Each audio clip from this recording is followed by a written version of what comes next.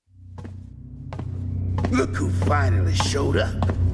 Unload your weapon and return the goods. And if you ask nicely, I just might let it go.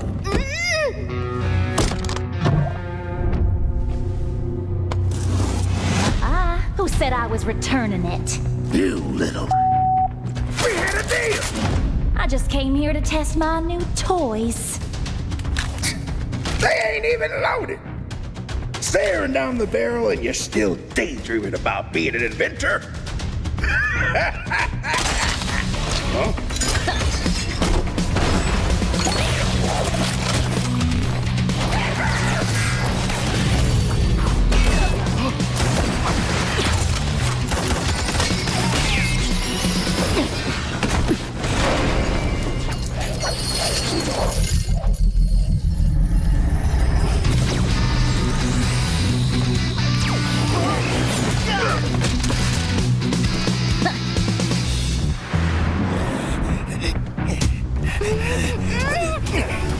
Stop, or she gets it! Then you'll have to answer to Erudicio. Erudicio. Well, isn't that perfect? I got a bone to pick with them. So how about I just blast you both? You're crazy! Leave me out of your squabbles!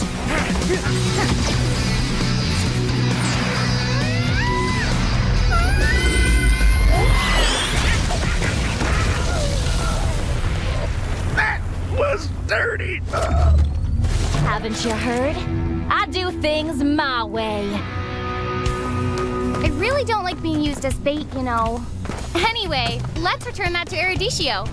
Oh, I have something special in store for them down the road. So I'll take this as payment.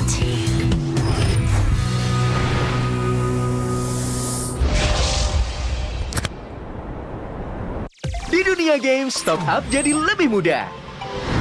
Pilih game, masukkan game ID. Pilih Diamond. Masukkan kode promo, dan pilih metode pembayaran. Masukkan kode OTP dan konfirmasi pembelian. Selamat, kamu dapat tambahan kuota. Kumpulkan DG Point setiap top up. Tukar dengan merchandise dan voucher game menarik. Nikmati juga promo setiap harinya. Upgrade gameplaymu sekarang.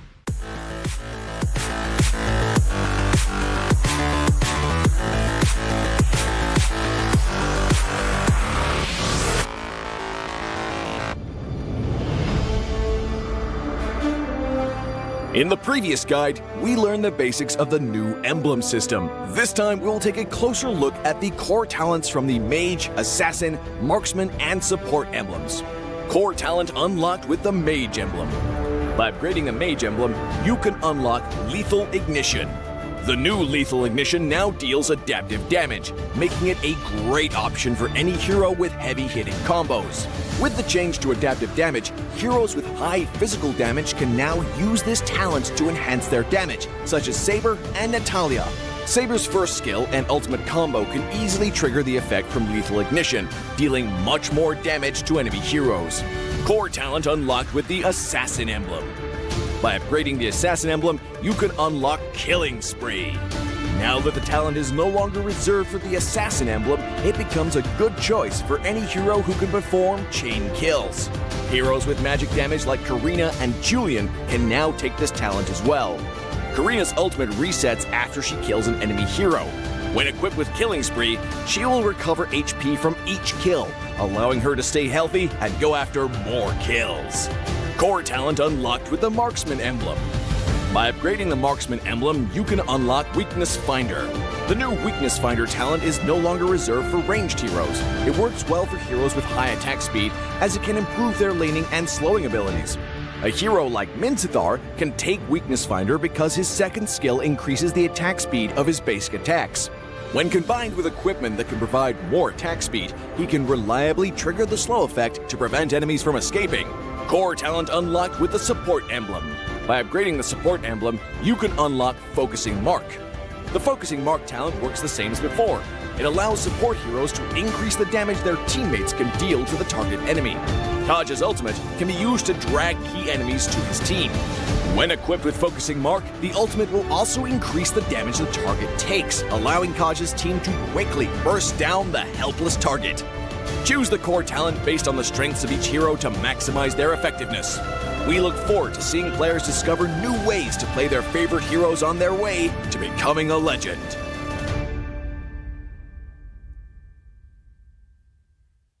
Tahu nggak, Awesome Generation itu punya rules sendiri, kayak aku.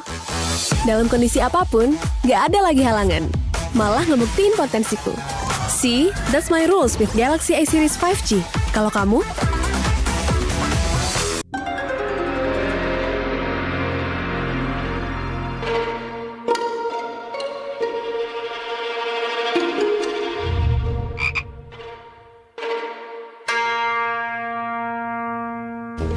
Pus. Kamu lagi ngapain? Ini nih lagi push rank pakai Akai. Ikut dong. Double kill. Triple kill.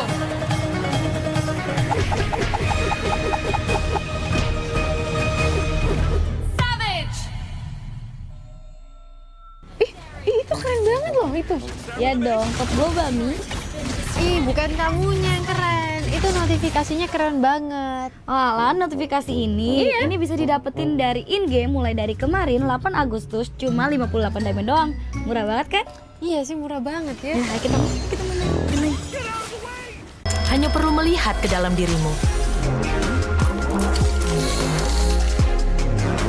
Dan kamu akan mengerti betapa berharganya nilaimu. Percaya pada dirimu.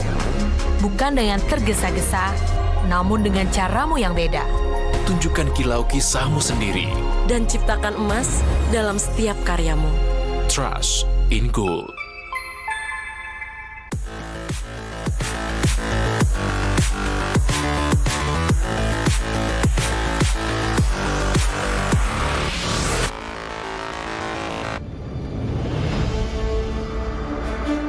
In the previous guide, we learned the basics of the new emblem system.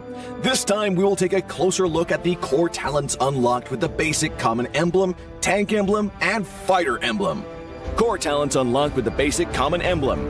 By upgrading the basic common emblem, you can unlock 2 core talents, Impure Rage and Quantum Charge. Both are suitable for most heroes. The new Impure Rage talent now deals adaptive damage, making it a good damage-enhancing talent for a variety of heroes, such as Eve, Nathan, and Diggy. Eve is a hero with great poke and control abilities. She can use the extra damage and mana regen from Impure Rage to constantly wear down enemies. The new Quantum Charge talent now restores HP based on the hero's level and not their physical attack bonus, making it viable on more heroes that want HP recovery and mobility, such as Edith, Leslie, Layla, etc.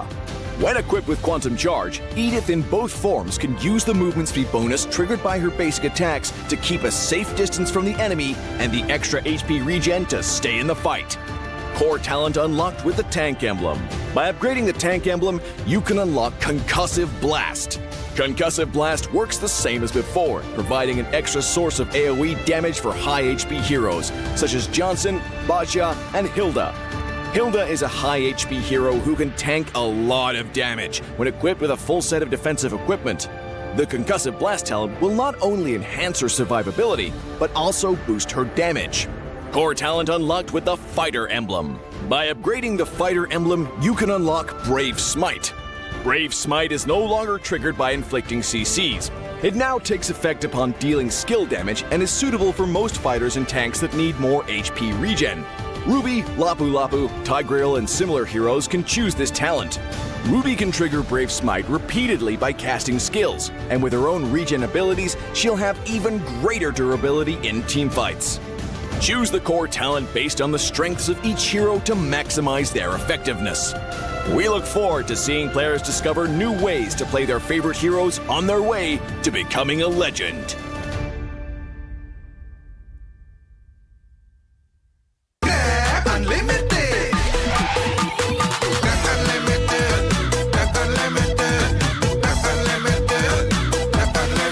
Modal gratis, untung berkali-kali.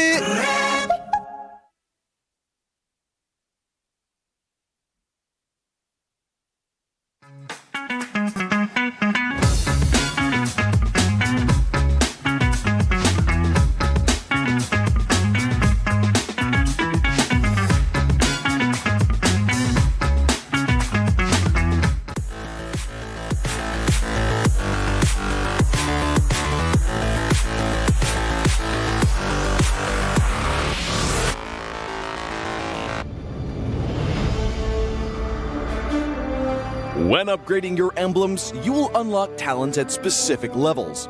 Different emblems will unlock different talents. You can choose an emblem by role and use the talents it unlocks directly as your default setup, or you can freely mix and match different emblems and talents to create a custom emblem setup. We're going to show you how to create your emblem setup for your heroes. Emblems. First, let's take a look at the revamped emblem system.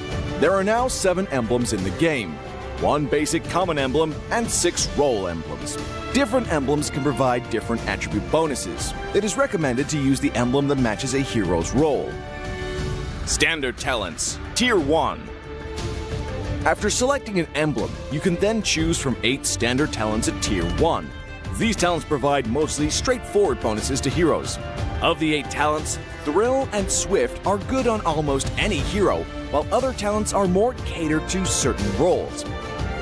Standard talents, Tier 2. At Tier 2, you will also have 8 standard talents to choose from. The Tier 2 talents trigger or work under different circumstances. We still recommend choosing one that matches the role of your hero. But if you're an advanced player, you are free to choose any of the talents to fit your playstyle. For example, if you're playing the core hero on your team and want to focus on gearing up fast, you can choose the Bargain Hunter talent regardless of how your hero deals damage. And heroes who rely on their skills for sustained damage, whether it be a mage or fighter, can use the Festival of Blood talent for more spell vamp. Core talents, Tier 3. Finally, let's talk about the most important talents, the core talents. There are 8 core talents available in the game, and each provides a unique and powerful effect. We recommend choosing the core talent to match your hero's role and only use core talents from other emblems for advanced or unconventional tactics. The revamped Weakness Finder talent is no longer reserved for ranged heroes. This talent is now a viable option for any hero that relies on basic attacks and wants better laning and the ability to slow enemies. The Lethal Ignition talent now deals adaptive damage, making it a prime choice for any hero that has heavy-hitting combos. While the revamped emblem system still uses the existing talents, we have removed the restrictions between emblems and talents, opening up new possibilities for many heroes.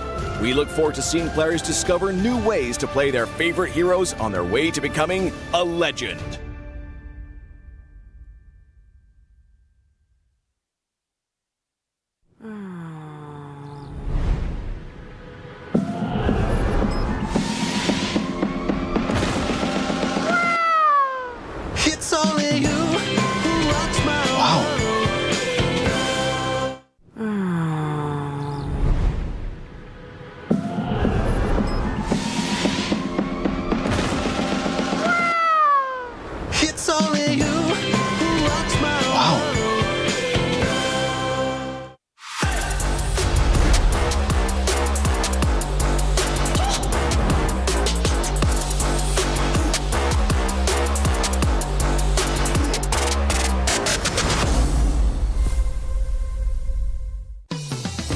Belanja di Indomaret makin banyak untungnya.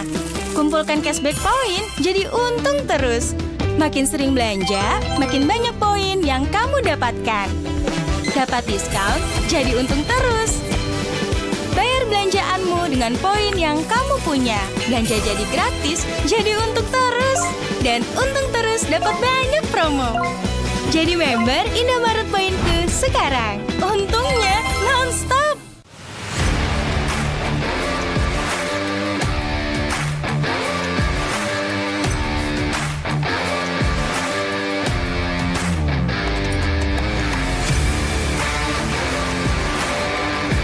Di dunia games, top up jadi lebih mudah.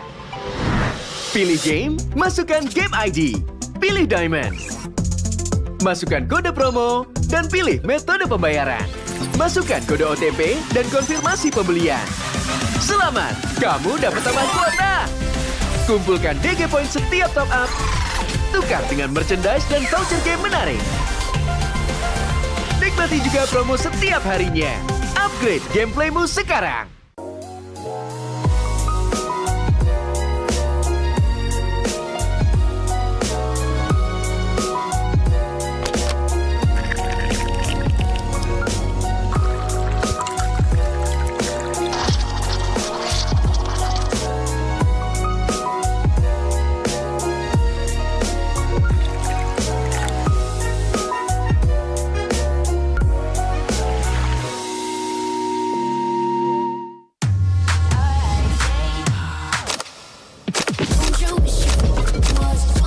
you wish your phone was fun like this? Don't you wish your phone looked more like this? Don't you wish your phone could flex like this? Don't you wish your phone could fit in here? Don't ya? Samsung Galaxy Z Fold 5 and Z Flip 5. Pre-order now.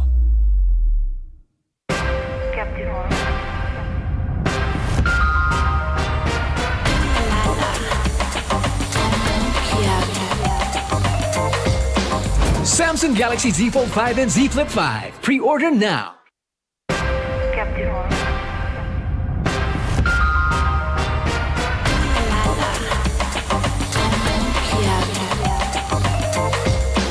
Samsung Galaxy Z Fold 5 and Z Flip 5. Pre-order now. Look who finally showed up. Unload your weapon and return the goods. And if you ask nicely, I just might let it go.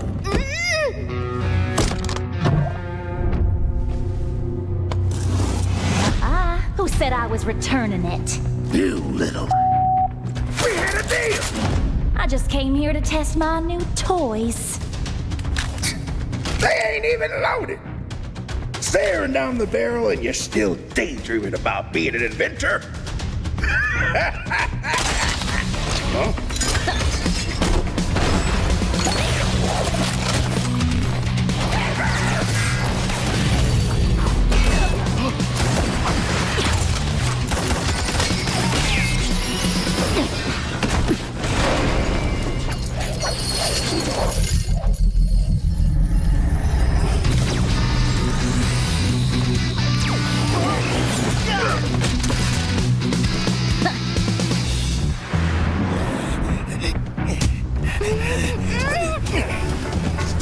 Once he gets it, then you'll have to answer to Eruditio. Eruditio? Well, isn't that perfect? I got a bone to pick with them. So how about I just blast you both? You're crazy! Leave me out of your squabbles!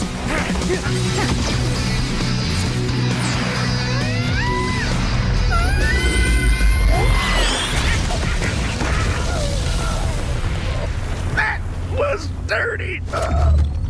Haven't you heard? I do things my way. I really don't like being used as bait, you know.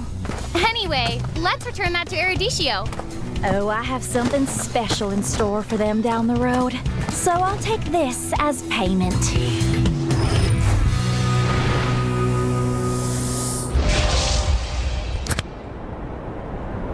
Di dunia game, top up jadi lebih mudah.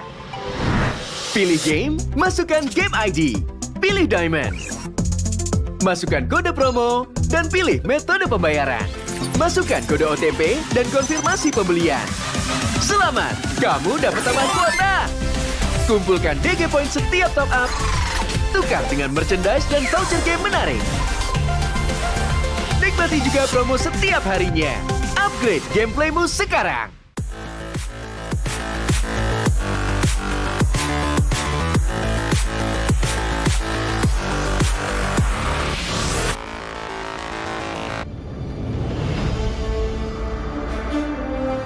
In the previous guide, we learned the basics of the new emblem system. This time, we'll take a closer look at the core talents from the Mage, Assassin, Marksman, and Support emblems. Core talent unlocked with the Mage emblem. By upgrading the Mage emblem, you can unlock Lethal Ignition.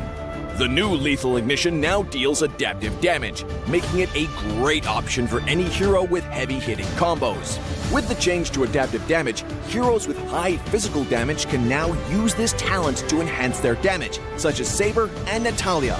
Saber's first skill and ultimate combo can easily trigger the effect from Lethal Ignition, dealing much more damage to enemy heroes. Core talent unlocked with the Assassin emblem. By upgrading the Assassin emblem, you can unlock Killing Spree. Now that the talent is no longer reserved for the Assassin emblem, it becomes a good choice for any hero who can perform chain kills. Heroes with magic damage like Karina and Julian can now take this talent as well. Karina's ultimate resets after she kills an enemy hero. When equipped with Killing Spree, she will recover HP from each kill, allowing her to stay healthy and go after more kills. Core talent unlocked with the Marksman emblem. By upgrading the Marksman emblem, you can unlock Weakness Finder. The new Weakness Finder talent is no longer reserved for ranged heroes. It works well for heroes with high attack speed, as it can improve their laning and slowing abilities. A hero like Minzathar can take Weakness Finder because his second skill increases the attack speed of his basic attacks. When combined with equipment that can provide more attack speed, he can reliably trigger the slow effect to prevent enemies from escaping. Core talent unlocked with the Support emblem. By upgrading the Support emblem, you can unlock Focusing Mark. The Focusing Mark talent works the same as before. It allows support heroes to increase the damage their teammates can deal to the target enemy. Kaj's ultimate can be used to drag key enemies to his team. When equipped with Focusing Mark, the ultimate will also increase the damage the target takes, allowing Kaj's team to quickly burst down the helpless target. Choose the core talent based on the strengths of each hero to maximize their effectiveness. We look forward to seeing players discover new ways to play their favorite heroes on their way to becoming a legend.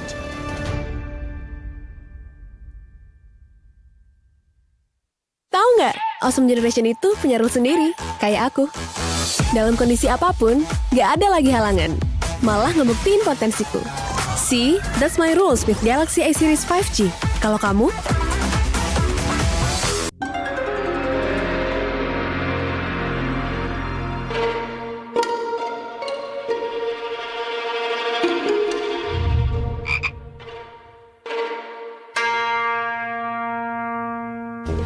Pus. Kamu lagi ngapain? Ini nih lagi push rank pakai Akai. Ikut dong. Double kill. Triple kill.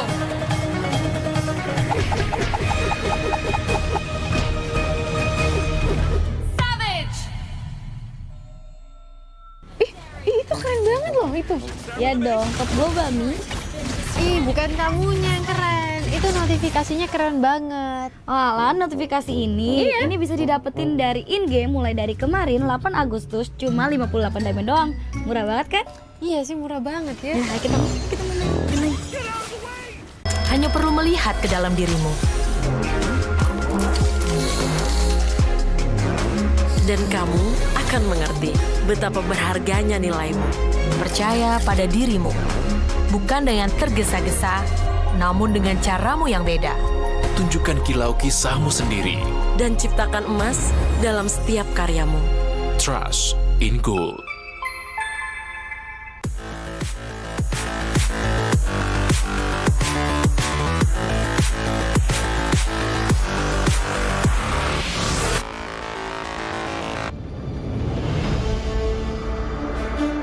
In the previous guide, we learned the basics of the new emblem system.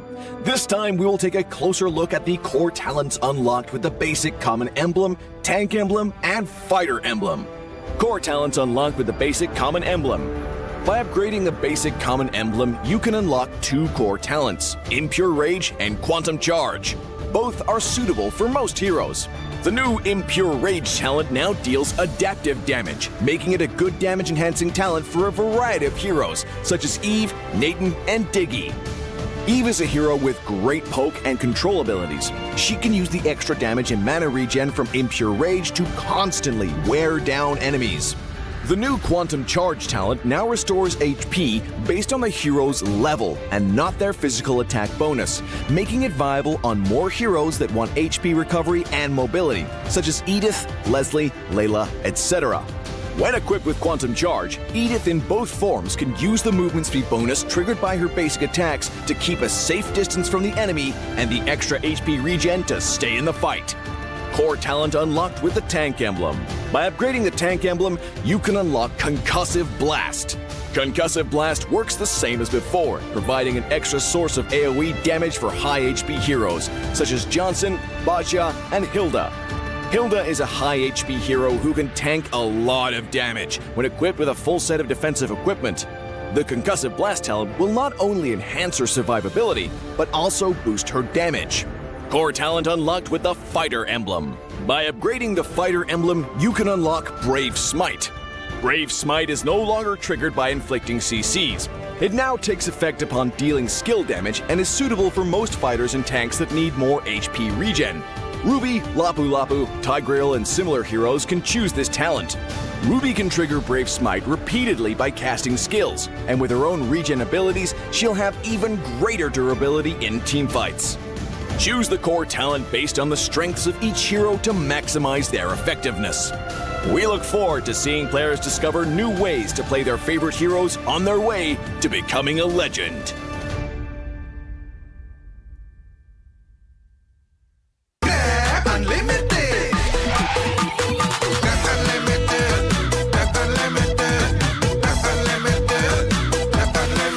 Modal gratis, untung berkali-kali.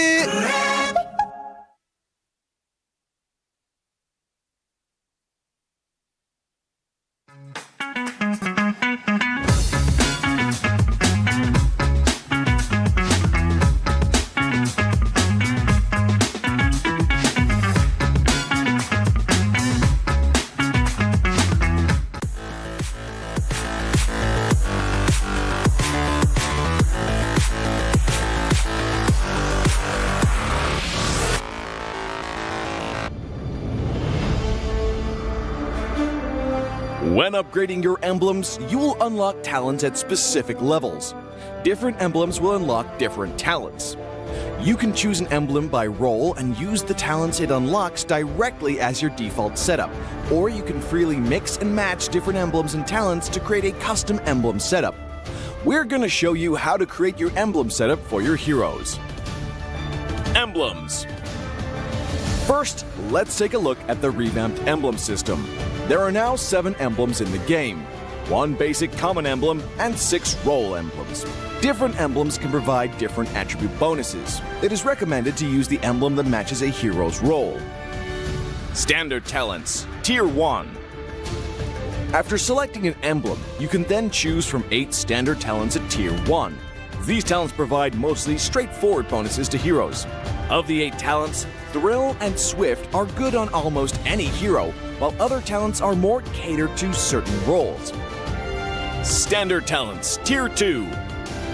At Tier 2, you will also have 8 standard talents to choose from.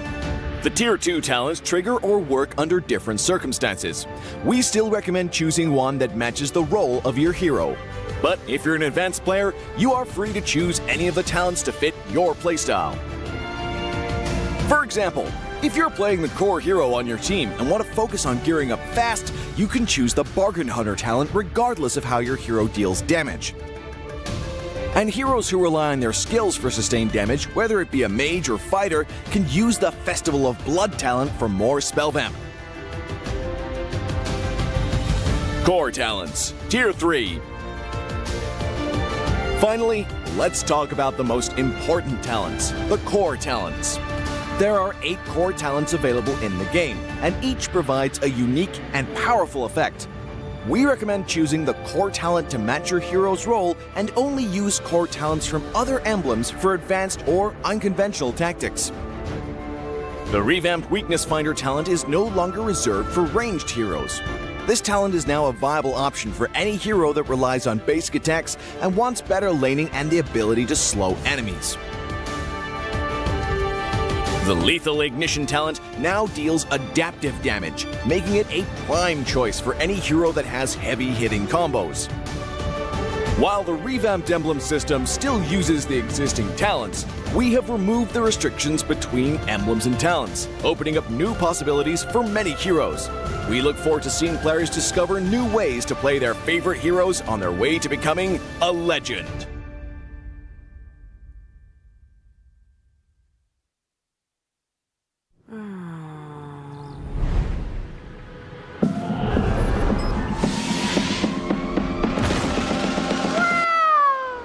It's only you who rocks my world.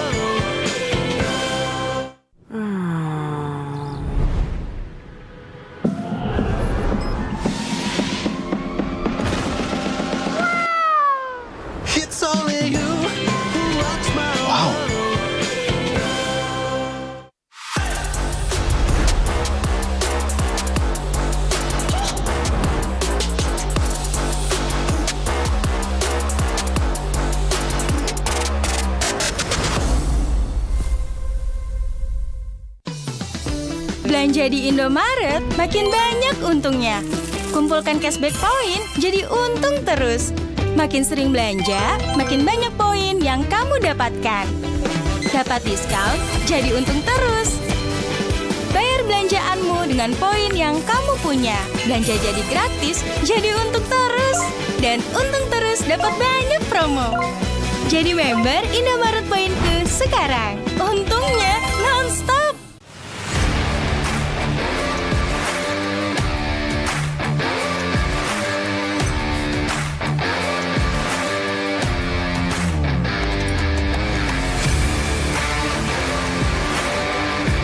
Di dunia games, top up jadi lebih mudah.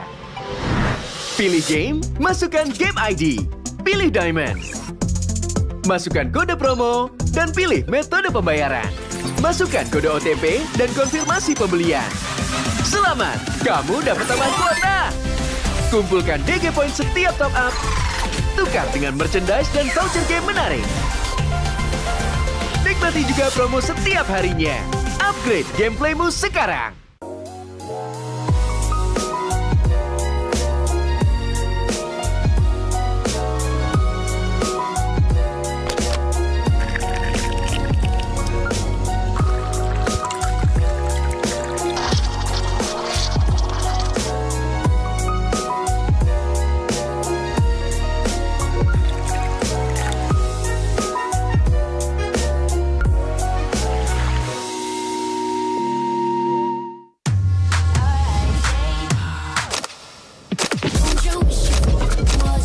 Don't you wish your phone was fun like this? Don't you wish your phone looked more like this? Don't you wish your phone could flex like this? Don't you wish your phone could fit in here? Don't you? Samsung Galaxy Z Fold 5 and Z Flip 5. Pre-order now.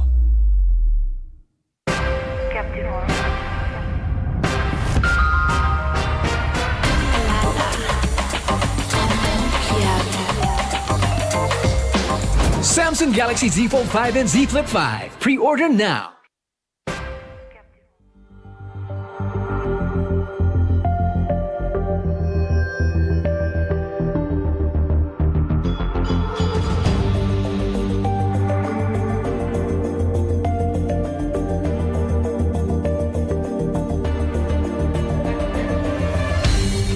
Aku kan berdiri dan terus berlari, terus ke arah puncak tertinggi. Ku takkan berhenti, hanya sampai di sini. Kemenangan abadi menanti. You know we won't miss if we unite our focus. And if you haven't noticed, we'll nyalakan apimu, hadapi semua tantangan, hadang semua serangan, jatuh bukan halangan, bakar semangatmu, janganlah engkau menyerah, kita akan buat sejarah.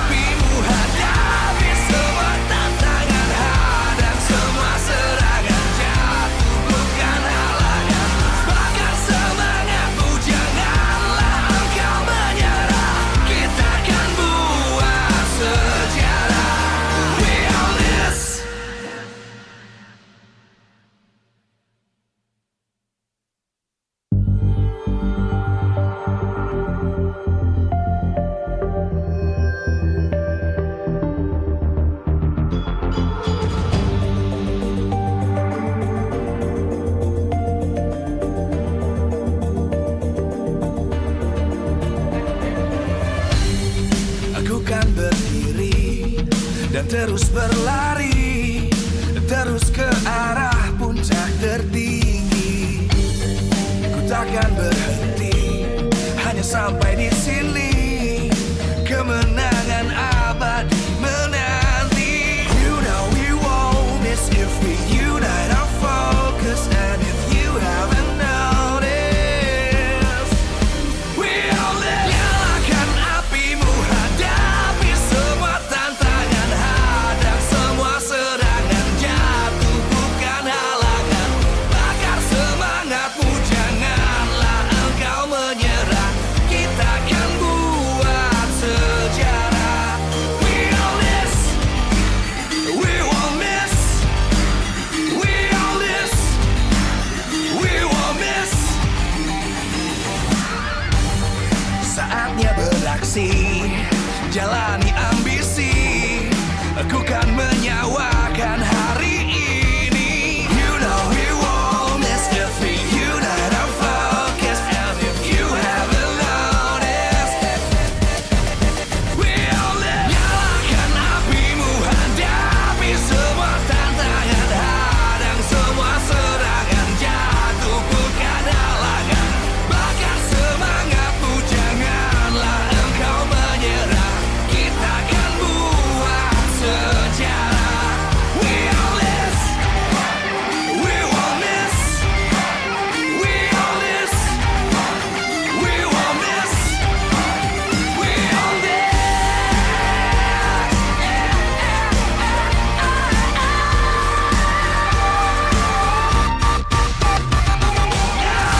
Nyalakan apimu, hadapi semua tantangan, hadang semua serangan, jatuh bukan halangan.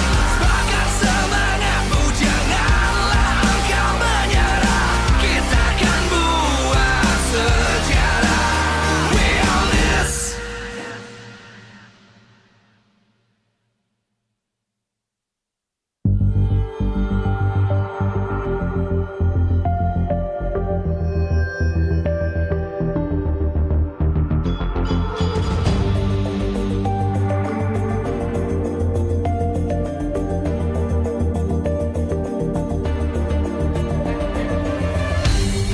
Aku kan berdiri dan terus berlari, terus ke arah puncak tertinggi.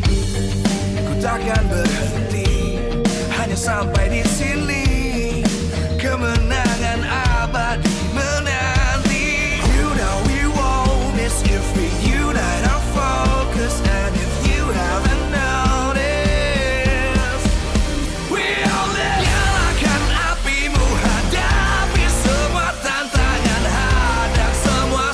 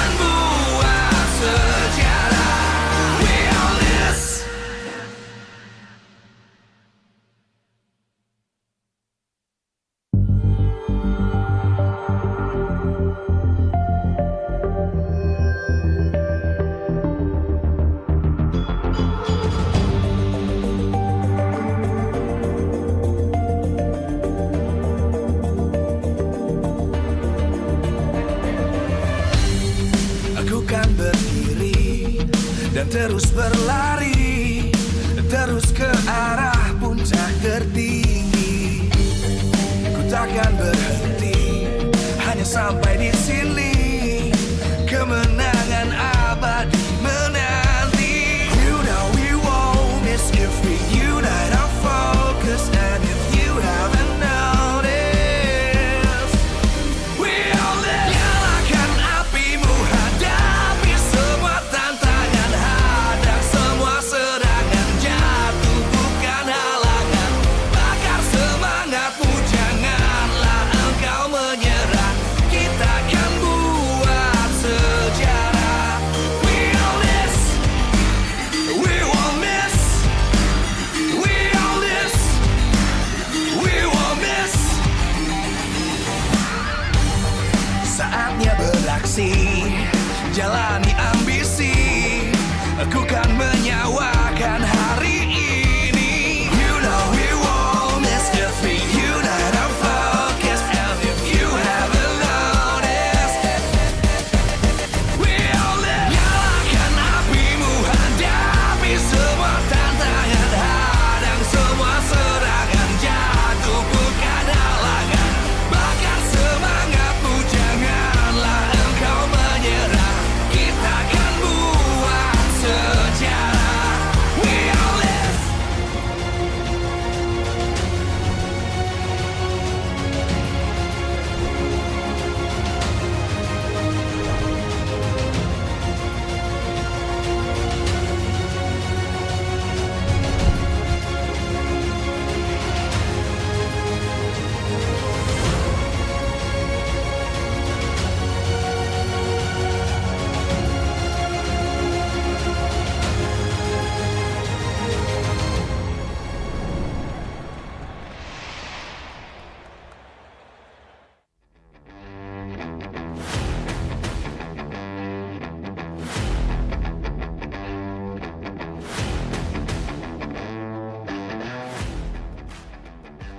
Live from MPL Arena Jakarta, MPL Season 12, powered by Moonton. Presented by Samsung Galaxy Official Gaming Phone. Official sponsor, Head and Shoulders. Official mobile internet partner, Telkomsel. Official gold partner, UBS Gold. We own this.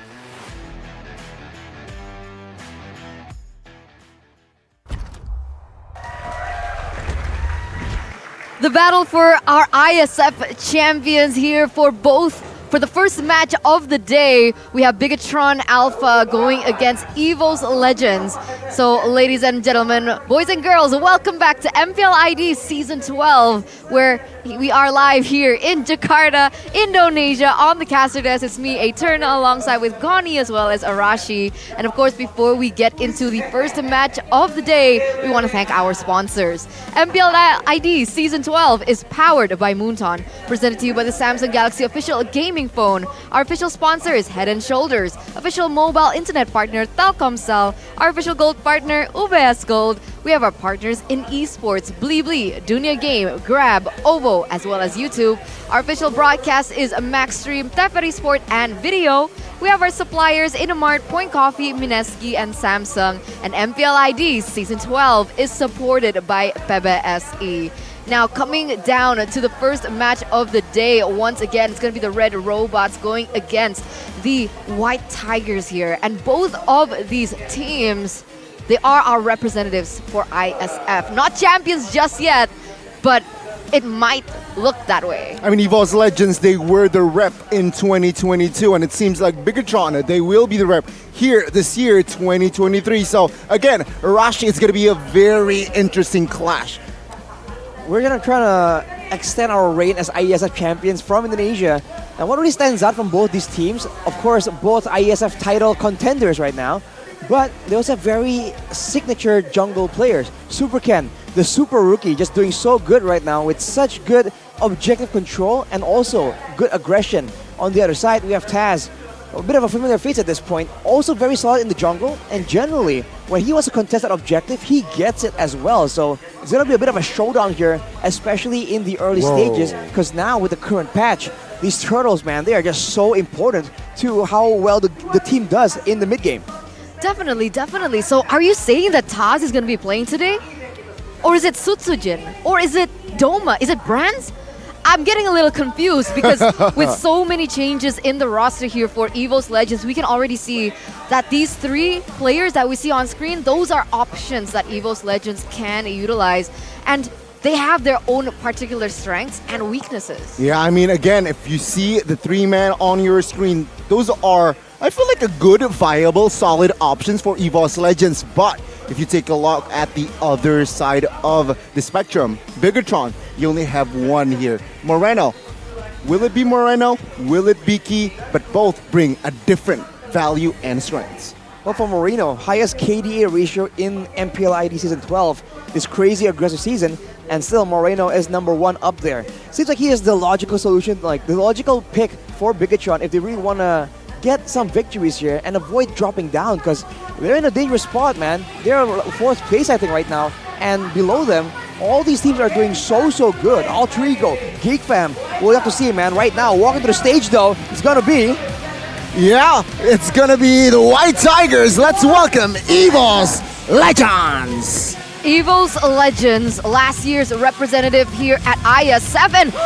Oh my god, you're right! It's Taz in the jungle. Whoa. So we no longer see Sutsujin, the trio from WCG, with this change in the trio mid. I hope and I wonder if it's gonna work out for them, especially they're going against Super Moreno in that mid lane. Oh my god, let's welcome the Terminators of Indonesia, the Red Robots, Bigatron Alpha.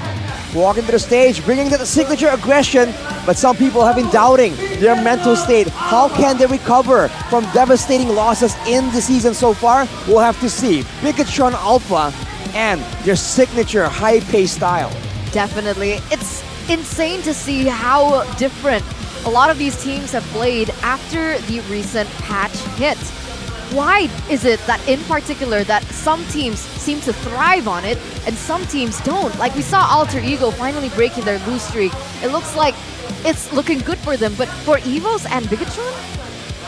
It's a bit difficult. It all comes down to the coaches right here, right? Initially, Coach Age, Coach Aldo, they're gonna have a bit of a showdown with Raceboy and Caleb and the sides as well. But they have to figure out a strategy that works for their team. Before, high pickup strategies, trading objectives, there are more flexible options available. And so cerebral, intelligent teams like Bigatron, like EVOs, the systematic playstyle really benefits from that because you have options to explore, even in the mid game. But with the meta being a bit more one-dimensional, more linear towards the early game objectives, with the turtle changes giving so much more EXP, it seems like the team that is more aggressive, the team that is willing to risk more, will come out on top. Well, looking at the keys to victory though by Samsung Galaxy Z Fold 5, Z Flip 5, looking at especially point number 3 here, Rashi, I think that is a very good point. The rotations, man, they set up the objective so well, and even when you do that, you need to make sure that your jungle is in tip-top shape as well. Provide a dominant jungler for objectives, that is definitely the case right here, which is probably why they brought in Taz, who is the more consistent player right here. Even though the combination is a bit foreign to us, there might be synergy issues as well, but I think Coach Age has everything under control. Along with that, stop the counter picks, focus on power picks, man. EVOs, they have a lot of signature heroes in their arsenal. But it seems like they're trying so hard to be more elusive, to be more reactive in their drafting phase. Maybe the exact opposite approach is required for them to finally find success. Let's go back to point number 2 here, Arashi as well as Gani, because this is what I find particularly peculiar, right? With Taz stepping in, there's a certain pattern that I usually see coming in from EVO's Legends. The fact that they usually let go of the first turtle. Taz, maybe, depending on situation, might come back to contest for Turtle 2 or 3, but for the most part, Turtle number 1 gets left open, and that's very different to what we see from Super Ken. So, from the keys to victory for Bigatron, does anything talk about that? I think it depends on... I think that there is more on keys to victory number 3 here. Positions determining the performance and execute more strategic rotations. For Bigatron, a lot of people have been saying they move in such a neat fashion that people have been getting a read on how they position and how they move around the map. So they have to try and be a bit more elusive in that department. But the other win conditions are also very important. winning the initiating matchup against Vance Chung, that will be key for Supervin to try and get the advantage on who actually gets to pick these big fights in the mid-game, and especially around those objectives.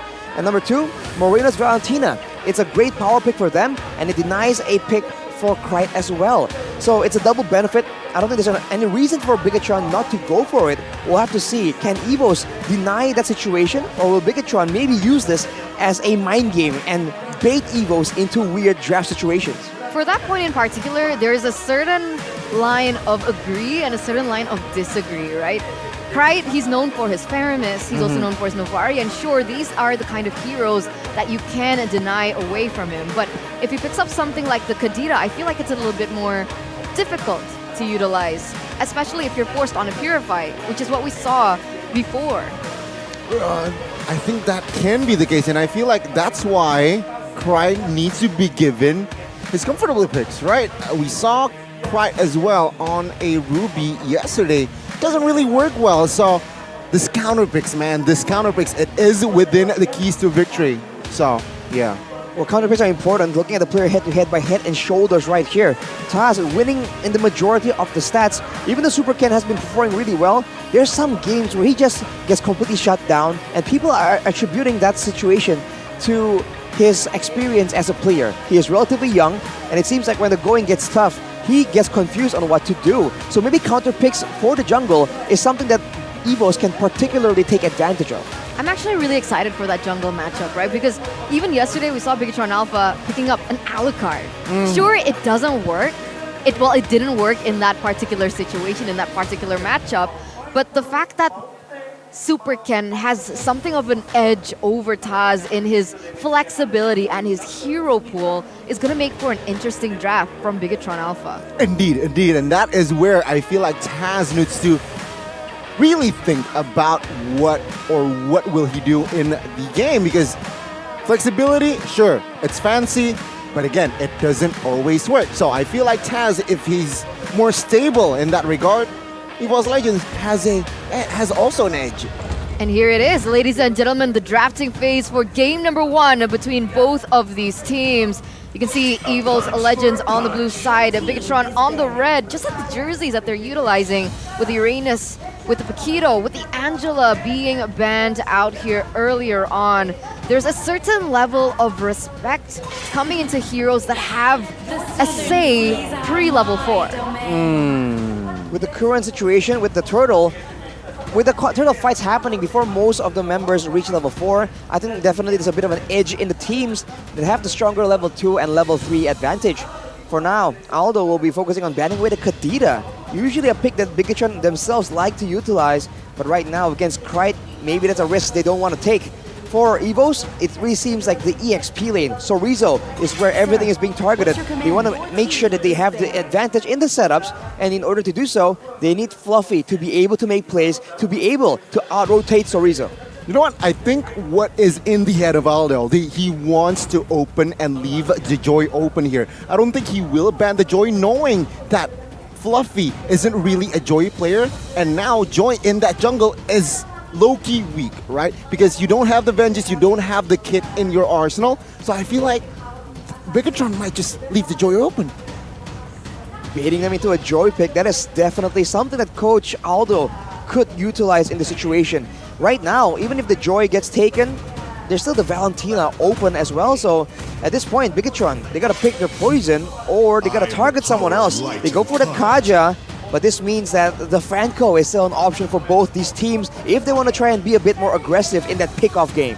Oh, we have a comment here from Makabe though. So far, Brands has been difficult to touch due to Van Strong as a roamer. For now, let's give Brands a try, but if his performance wavers in the middle, Doma can be tried.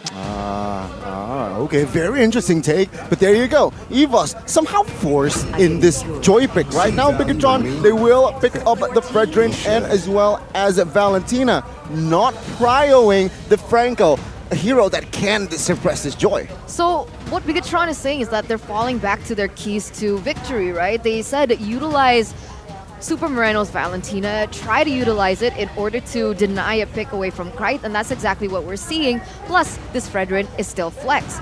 what I really wanted to go back to was your point about Joy in the jungle being weak. Do you agree with that? I think at this point in the current meta, it's very situational. The fact that there's a lot more messy team fights, a lot more crowd control heavy compositions means that the Joy and other assassins just become a lot more vulnerable. And the Joy usually relies more on the shielding and the crowd control reduction or cleansing with the ultimate to try and get an advantage there. But with so much damage being thrown around, it just seems weaker unless, right, they secure a team composition that can really supplement that kind of dive playstyle. And speaking of weak, speaking of sustain, they have gone for the Tarizda that's tanky already on its own with the passive, but also for the Faramis with the Cold Altar. This can give the Joy that second chance at life. This is such a good team fight, but this is very heavily reliant on level 4. So Evos, are they banking on maybe just leaving that turtle open in the first phase? Because clearly Faramis needs level 4 in order to have a little bit more of a say in these team fights. He needs the Cult Altar. Sure, he can utilize that pickoff earlier on, but Tarizla, he needs level 4 too for the penalty zone. Yeah, exactly. So asking a Bigatron a question here, what are you going for? Are you going for early, as in pre-level 4, to just cut the waves, cut the rotations of EVOS Legends and take advantage of that? Or they also too want to play it safe? With this Franco pick though, it seems like the answer is Bigatron, they want to play it safe. They also just want to sustain. Finding a good hero that can lock that Joy, it's a solid pick. I can also say that it's actually early, right? Because Franco level 1 already has that hook. The fact that they can actually capitalize on that and utilize that before they go for even the team fight on the turtle shows me that the value of Franco is a little bit higher than what we're seeing from EVOS Legends.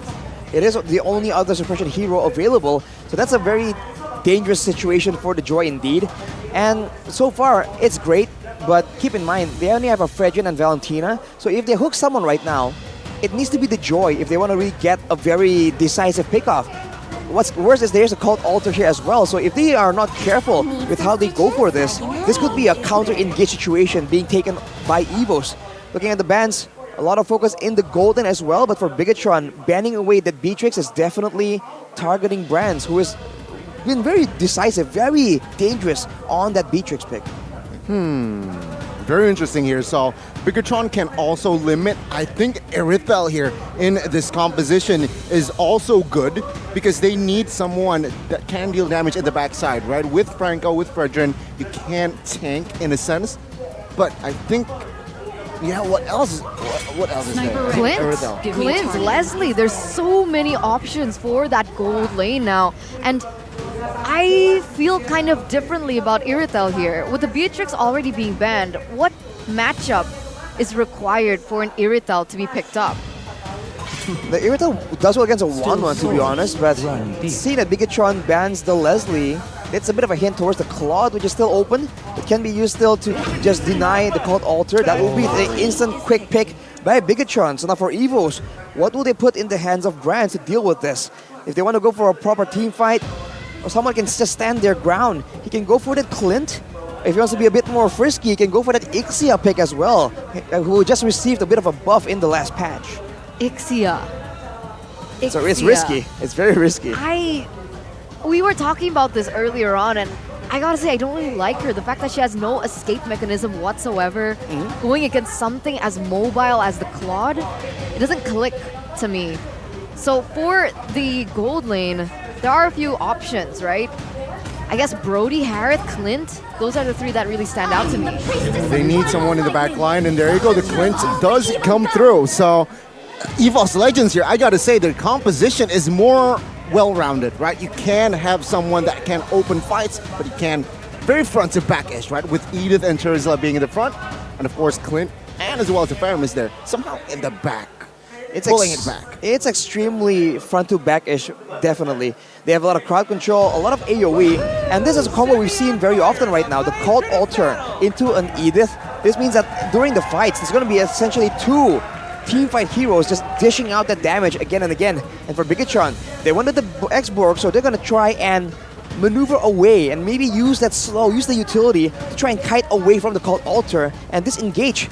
But the issue with EVOS is they can force Bigatron to fight, especially in those big objectives. So I think Bigatron, they're in a bit of a tougher situation here. Definitely. There's less tools for them to utilize compared to Evos, who can rely on many sources. They have Faramis, they have Clint, they have Edith even, they have the Terizla Faramis as well. There's just so many solutions to different problems, whereas Bigatron, there's a small window of opportunity, but I do like that last X-Borg pick for the Terizla in that lane.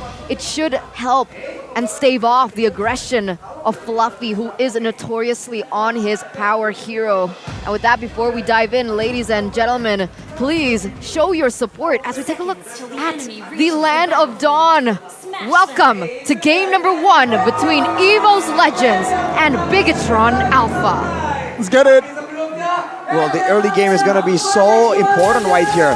Card control favoring Evo's, mobility essentially favoring the side of Bigatron. Their signature playstyle is the 3-man high-tempo roaming death squad, but with Super Ken on the Fredrin, with the priority more on the objectives now. This is just not the way Bigatron is used to maneuvering. With this composition, we'll have to see if they can try and outsmart Evo somehow to try and get a lead before the turtle fight comes around. Ooh, early solo kill already, Fluffy, man. This guy went in on a Terizla. Very nasty. Yeah, that's not the outcome that I was expecting at all. Under 1 minute kill onto Super Chorizo, which in my head, Super Chorizo had a little bit of an advantage in because of the fact that he does percent HP. It's confusing for me. Well, the Xbox also has a lot more poke damage, so I think what happened was that Fluffy went for a full all-in, and Chorizo just wasn't respecting it. He used his flicker as well right there, so that's quite unfortunate.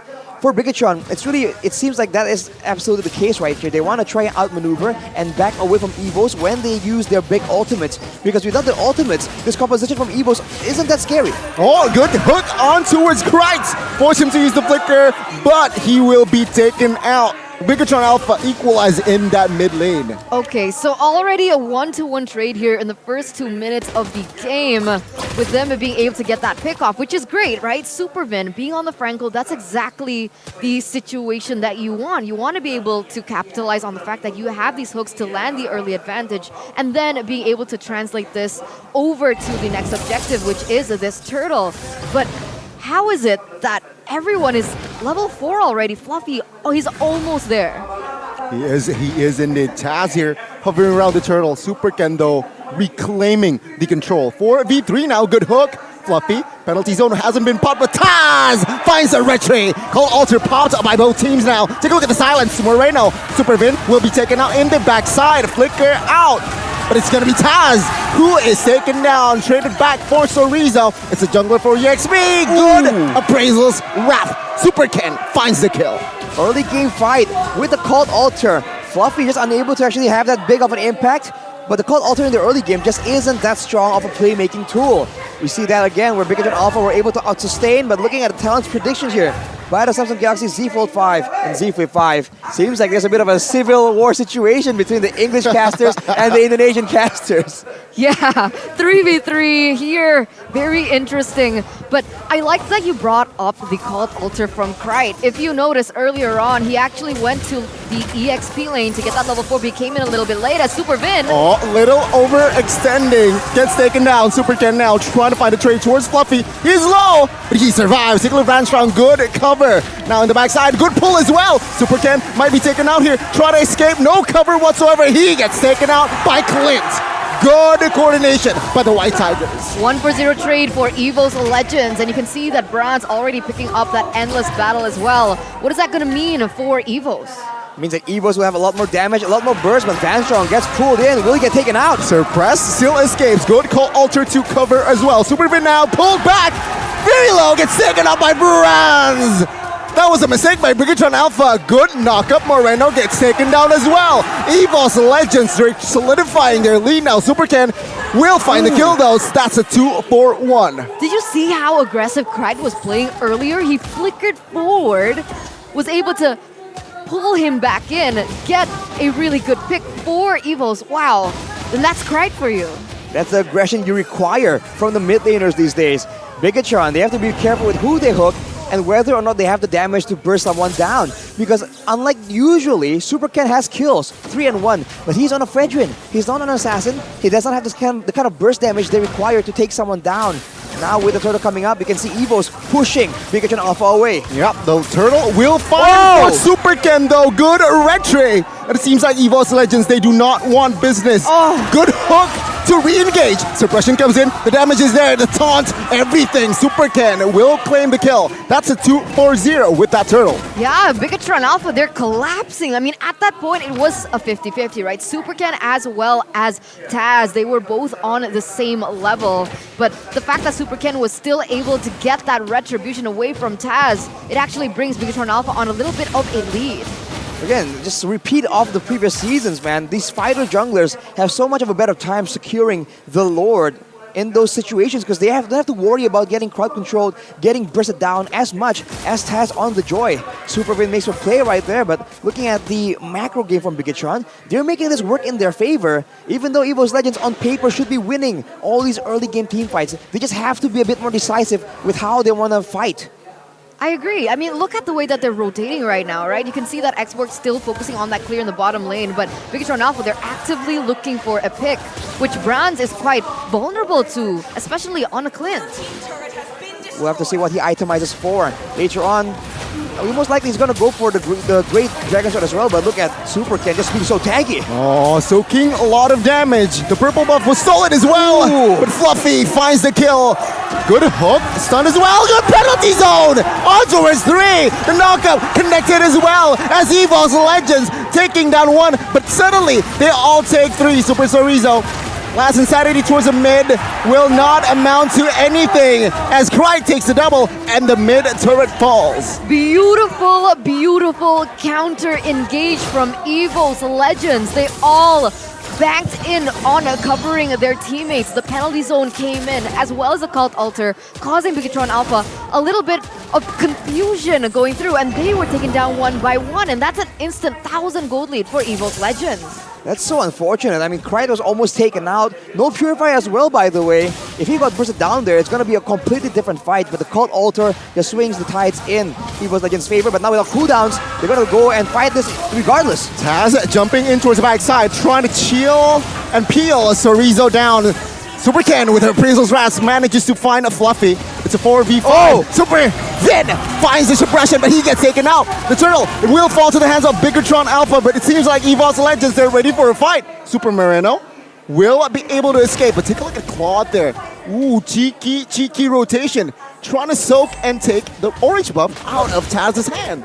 Look at Super Saken. He wasn't participating in that fight at all. Bigatron Alpha, he just tried to out-sustain, to just stand their ground in front of the turtle. And when EVOS Legends engaged on, you see Supervin made that amazing play, suppressing Taz of all people, allowing the guaranteed retribution steal. So a 4v5, they get the objective, they lose 1 member, but overall, look at the EXP lead they have. They are trying to, they're starting to actually pull away from EVOS Legends in levels. It's slowly working to their favor.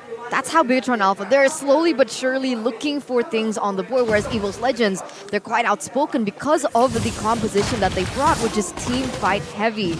If one of the members gets taken down when they go for an engage, they lose the team fight. We saw that. Fluffy goes in for a counter pick, but unfortunately, Kryt was unable to cover him with the Cult Altar, and so they kind of had to lose that team fight earlier on and give the objectives over to Bigatron Alpha. I think at this point, Bigatron, they have to try and use the Iron Hook as a bit of a suppression tool, but wait a minute, that's going to be a pickoff. Yeah, very bad rotation, good cut. Now it's a 5v4. Bigatron will mine and want to fight as well as Kryt. He was stuck there, isolated, gets taken out as well. Bigatron Alpha now building, solidifying their lead to a 1,500 gold lead. This is exactly what EVOS Legends doesn't want, right? Getting picked off 1 by 1. And Bigatron Alpha, they're forcing EVOS Legends to play to what they're made for. It's definitely what EVOS Legends composition is made for. No one can really take the brunt of the Iron Hook unless Fluffy or Vanstrong is in the area to counter-engage. So when it comes to mobility, Bigatron Alpha are playing their signature high-pace style, and you can see that EVOS Legends, they're struggling to keep up the pace, to follow the movement of Bigatron Alpha. And look at this, before anyone is even in the area, Super Ken already pressuring to take that Lord, And look at the top side. The wave management from Big Tron Alpha being showed yet again. It's like the basic scissors, paper, rock, shoe, but wait a minute. Oh, good knock-up. Good penalty zone. Supervin gets taken out. Call alter pop by both teams. Placing Dwayne will not be able to do anything as he gets taken out. Take a look at the backside to Arizo. Flickers out of the way. Super Marino, though, caught. Bagos Legends. They responded. It's a back and forth. Staza finds the triple. Maniac? My goodness. Super Ken will be able to space away, but EVOS will claim that mid lane tier 2. See, that's what they're banking on, right? It's okay for them to let go a little bit of damage in that top lane, just so EVOS Legends can clump up as 5 and force Bigatron Alpha into a team fight, and this is where they find their advantage. EVOS Legends now, with a 1,000 gold lead, they're going to be able to claim this Lord as well, because of the fact that they were able to pick off Bigatron Alpha 1 by 1 earlier on. Bigatron, they just have to respect EVOS Legends and the potential for them to go for that big engage. Edith can do it, Fluffy can do it, even Krite can engage for the team. They had the wave pushing on the top side. If they just bought some more time, they would have gotten a free turret and have everything swing in their favor. But on the back of that insane engage, EVOS Legends, they wrestle away the gold lead, and now with the Lord coming in, this is where they can force Bigatron Alpha to stick together and push with the Lord. Good knock-up on towards Ken. Let's see, the damage does come through! Wow, the burst damage was more than enough to Super Ken to handle. Yeah, that was huge. EVOS Legends, 2,500 gold lead. A Lord marching down in the mid side as they look for more turrets here in the top side. And Brands just picked up that BOD as well. And BOD is gonna be such a huge power spike. We have to see if he goes for the Great Dragon Spear, but look at that now. They're just pushing around, and they're gonna play around this Lord. With the Lord in play, this Bigatron Alpha, they can't go for these split pushes, man. If they don't defend, EVOS Legends can keep taking turrets, keep taking objectives, so they are forced into the 5v5, the exact situation that EVOS Legends want to happen. Yeah, seems like Bigatron, they will focus down on defending the space turrets. Lord will be taken down. Mind you, this is still the first Lord, so it is still relatively manageable. Seems like Claude, though. Okay, he will not risk and clear the bot side. He will sacrifice another tier 2. So only 3 base turrets left here for the red robots. And now the question is, with things going heavily in favor of EVOS Legends now, what is Bigatron Alpha waiting for? Is there a certain power spike that we should be looking for? I think just relying on Super Sorizo, getting tanky enough to withstand the initial aggression, and having all the items required, like the Ice Pins 1 to zone. But look at that, Supervin! Nasty knock-up. Supervin cannot even face check his own bush. Toss in the backside towards 2 members. 2 important members. Still surviving, though. That's a 1-4-0. What a deadly combo right there. Taz getting everyone low. If they are not careful, Brent will come in and just sweep clean everything that is set up for him. It's such a deadly strategy from EVOS Legends and Bigatron Alpha. They're trying to defend, but at this point, it's looking so dangerous, and they don't really particularly have good wave clear either. Yeah, seems like now the mid will be the focus. Still manage to be taken care of from the side of the red robots. 30 seconds towards the next Lord. EVOS Legends, they're eyeing for that neutral objective. Definitely. 29 seconds left, like you mentioned earlier on, Agani. And Bigatron Alpha, they have no choice but to try and go for a contest. But look at the positioning coming in from Fluffy, the way that he's opening up the map, giving information towards his team, letting them know that, hey, Bigatron Alpha, if you're looking for a contest, you're going to have to go through me. And the fact is, Bigatron Alpha, they might know this. And so what is the contradiction? What is the disadvantage of a team fight comp? It's split push and it's pick off. Bigatron Alpha, they're trying to look for that engage by going for these turrets in that top side. And EVOS Legends, now they're forcing Fluffy to deal with that. It has worked. Fluffy pulled away from the fight. That's a penalty zone not available for the big team fight. Even the base turret, they let it go for a bit too long, and now they can't even engage on the Lord fight properly unless Van Strong makes a play. Bigatron Alpha have found a play that gives them some sort of advantage. They still have eyes on Fluffy, but everyone else isn't converging on the Lord just yet. What are they waiting for? Look at Super Saiyan, right? They're banking on the fact that EVOS Legends will tunnel vision on a team fight, and then they can utilize Super Saiyan on the Claude to go for a split and just end the game. This is something we've seen so many times before. I'm hoping that EVOS Legends do have an idea, but looking at the rotations here for that mid trio, maybe they know. Maybe they're looking to go for a pick onto Super Saiyan here. This is a very intelligent move from EVO's Legends, man. They leave the jungler just in case a big 50-50 can happen, and they're sending members to try and punish the members split pushing on the top side of the map in case they go a bit too aggressive. But right now you can see that Bigotron Alpha are playing it very patiently as well. They're slowly but surely pulling members away, but I think EVO's Legends, they are the ones who have a bit of a chance to go for a trap here. Oh, there you go. Conceal. Supervin, health HP. Claude Super Saiyan doesn't really want to show his face on the map yet. Lord of 15,000, reset it though. It's another reset. It's neutralized. Oh, they want to fight though. Supervin caught. Brown with the burst damage is able to take him down. To present Appraisal's Wrath. Called Alter Pop though. Super Sorizo will not be able to do anything topside. Oh, it's cleared by Terizla. EVO's Legends, they have more control in the Lord. They just have a lot more frontliners, they have a lot more crowd control, and they have more DPS as well. If Brands gets zoned out, Brandstrong on the Edith can still output a very healthy amount of DPS. You are seeing that being taken into consideration right now, but look at Pride getting so low! Oh, terrified as well! He flickers away, survived! But the shutdown from Super Ken was huge! Good penalty zone! Let's see the damage. 6,000, Brandstrong gets taken out. Oh, the Lord will be taken by Bigotron Alpha! And he was Legends. One by one, they will be taken down. Fluffy will be next as Cryde and Brands is the only two remaining. That's a 1v3 trade for a Bigotron Alpha. How did they make that possible? What a disaster. They use the pick of potential. They find Taz in the midst of all the chaos. And look at that. They just go straight for all the turrets they've been losing so far. Supervin! Oh, good hook. Suppression comes through. Good night, Cryde. Brandstrong and Taz will join the fray as well. Fluffy, 10 seconds, Lord. Marching top side. It seems like Bigotron, they're taking it slow because the minions isn't in their favor yet. Not just yet. The top side, there's a lot of members available, but with the Cult Altar, they can definitely defend this. They have a lot of good, healthy DPS as well, so the Lord finally cleared out, but what a costly mistake for EVO's Legends. Right now, though, with the GDS, Brands will be a lot more elusive in this fight. They just have to make sure that whatever fight they take needs to be more decisive. They cannot use multiple ultimates only to pick up one or two members from Bigotron. What is that damage, though, from Brands? That's Clint for you. That's post-patch Clint for you. Late game Clint with the GDS, more crit damage, more cooldown as well. It's definitely dangerous, but what's more dangerous is your exposed topside lane for EVO's Legends. Bigotron Alpha are playing it so well, and for now, both teams are just on damage control. Man, what a back and forth game, ladies and gentlemen. Our opening game of today. Wow. Wow, indeed. It's insane how many brain cells are being utilized by both of these teams as they look to find just small opportunities, small windows that they can capitalize over on. Like even in that particular team fight for that Lord, you can see that it's like, okay, I know what you're doing. No, I know what you're doing. Here, I'm gonna counter you with this, but I'm gonna re-counter you with that.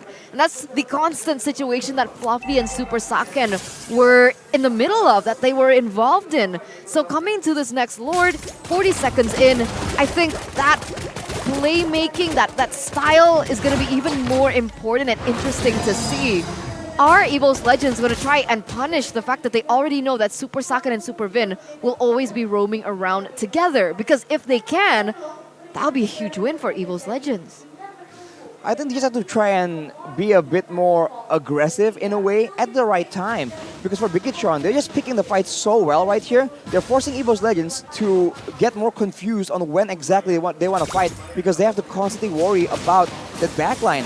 So with Taz having a glowing wand right now, he's going to be a lot more dangerous in these fights. If EVO's Legends want, they can send one member to the other side of the map from the Lord to try and have someone be a constant pressure because honestly, they have enough damage already in this late game with their picks. Look at Brand critting for almost 2k damage. That is way more than enough in the middle of a big fight. But who would they send is the question. You can't send Brands alone, clearly.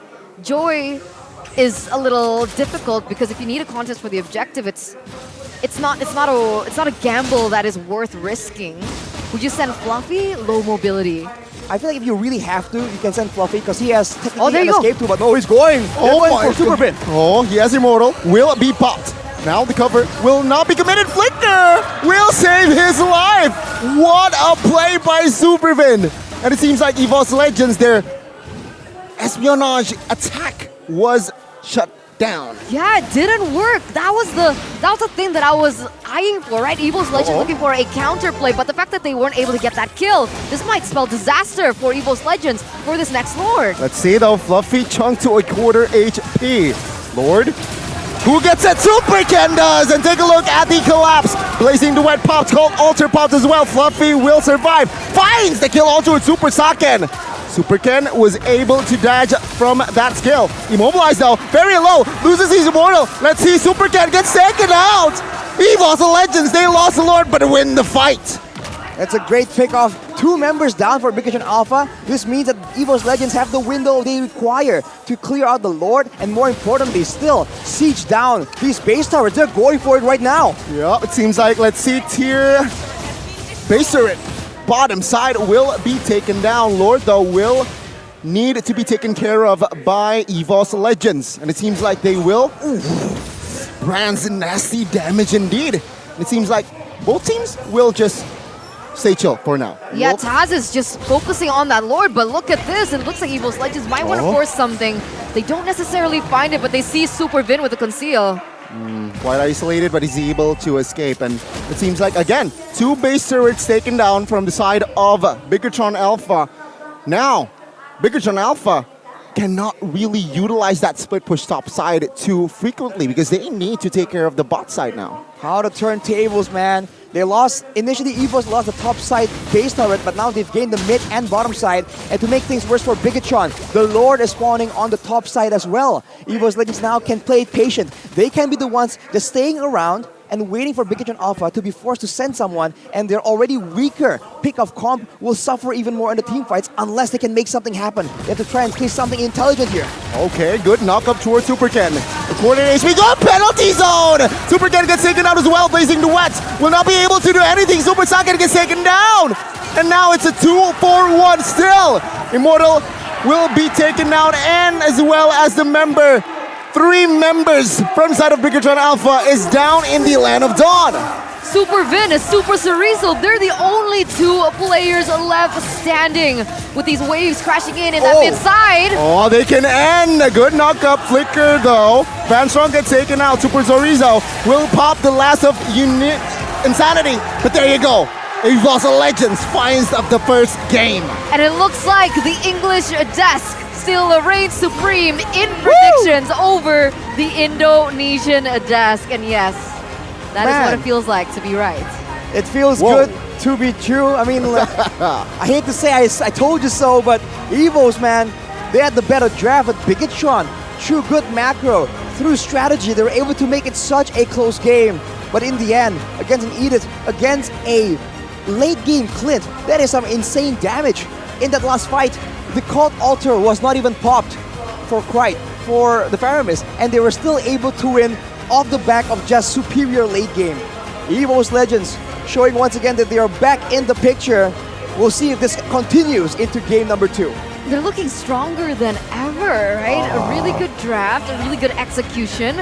I feel like Brands has regained his confidence as well.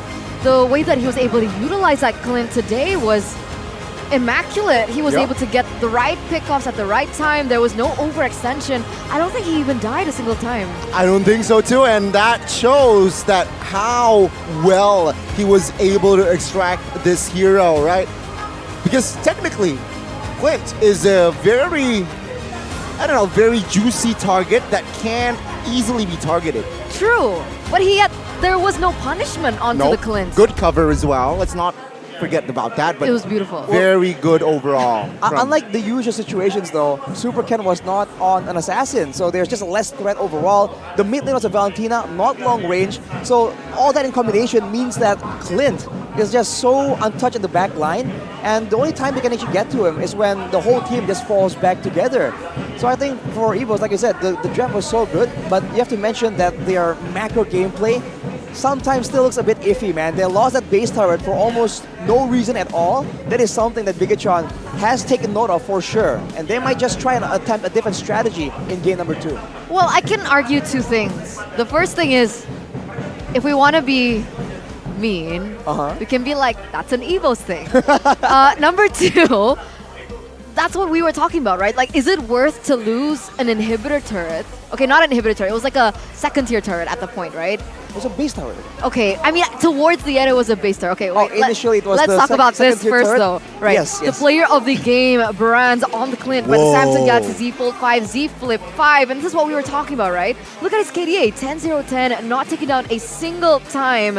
And he was very active. I think earlier on in the first, few minutes, the fact that he was already rotating to that mid side to join in that team fight and get a kill for EVO's Legends, I think that was a really huge rotation going against a hero, which is Claude, who has high mobility. It was peculiar to me. I mean, this burst physical hero, right? He has the endless battle as well. And in basketball, we call this stat a double-double.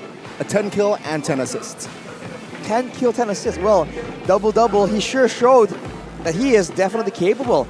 And then the late game, man, with the weapon mastery, right? With that emblem that also gives him a more critical chance, right? The fatal, that makes his damage just so insane in the end.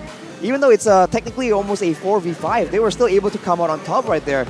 So I think something else that Bigatron needs to try and take advantage of, aside from the macro, right? Is also, I don't know, maybe the assassins ain't that bad, Connie. We were talking a bit about the joy in the jungle, right?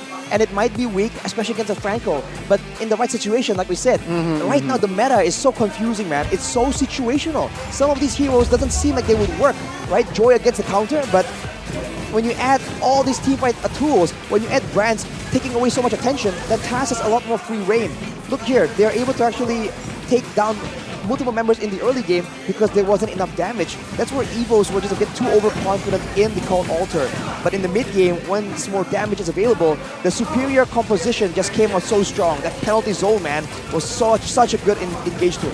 I feel like it's not so much that the Franco, that Joy peculiarly did well against the counter, which is the suppression from the Franco, but more so that EVO's Legends had a lot of tools to overwhelm a Bigatron Alpha with, because we saw, like, even if, like, a few times it worked, right? Super Venus suppression right before a neutral objective, and then the Retribution wasn't able to be popped off on time, but for the most part, the fact that they had so much counter engage against Bigatron Alpha's picks, I think that was like just the groundbreaking moment for EVO's Legends in this game. That's how you counter a pick-off comp, man. You take one of the guys out, like right there, Krite gets taken out, no Cold Altar. Pay attention to that. But Brands was just demolishing everyone. Super Moreno right here.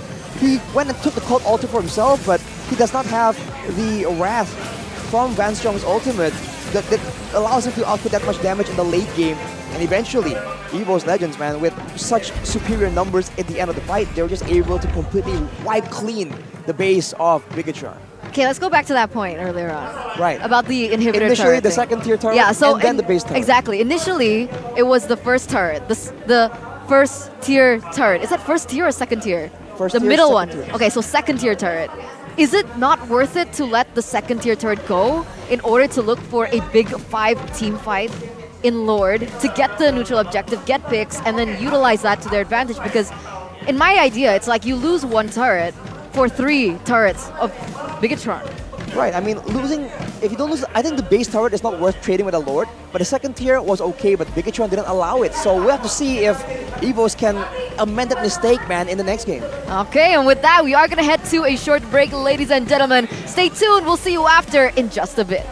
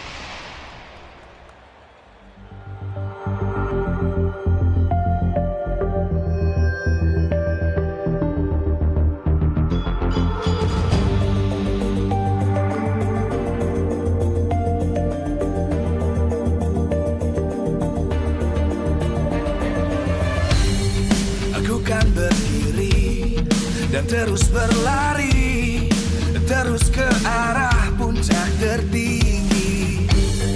Ku takkan berhenti, hanya sampai di sini. Kemenangan abadi menanti. You know we won't miss if we unite our focus. And if you haven't noticed, we all live. Nyalakan apimu, hadapi semua tantangan, hadang semua serangan, jatuh bukan halangan. Bakar semangatmu, janganlah engkau menyerah. Kita akan buat sejarah. We all this, we won't miss.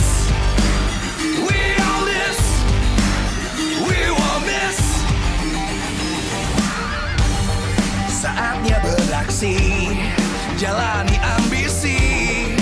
Aku kan menyawakan hari ini. You know we won't miss if we unite our focus. And if you haven't noticed, we all live. Nyalakan apimu, hadapi semua tantangan, hadang semua serangan, jatuh bukan halangan.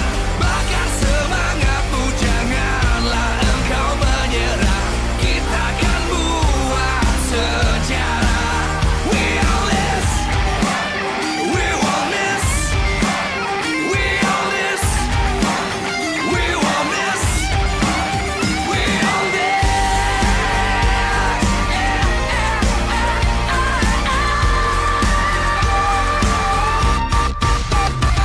Nyalakan apimu, hadapi semua tantangan, hadang semua serangan, jatuh bukan halangan. Bakar semangatmu, janganlah engkau menyerah. Kita akan buat sejarah. We all this.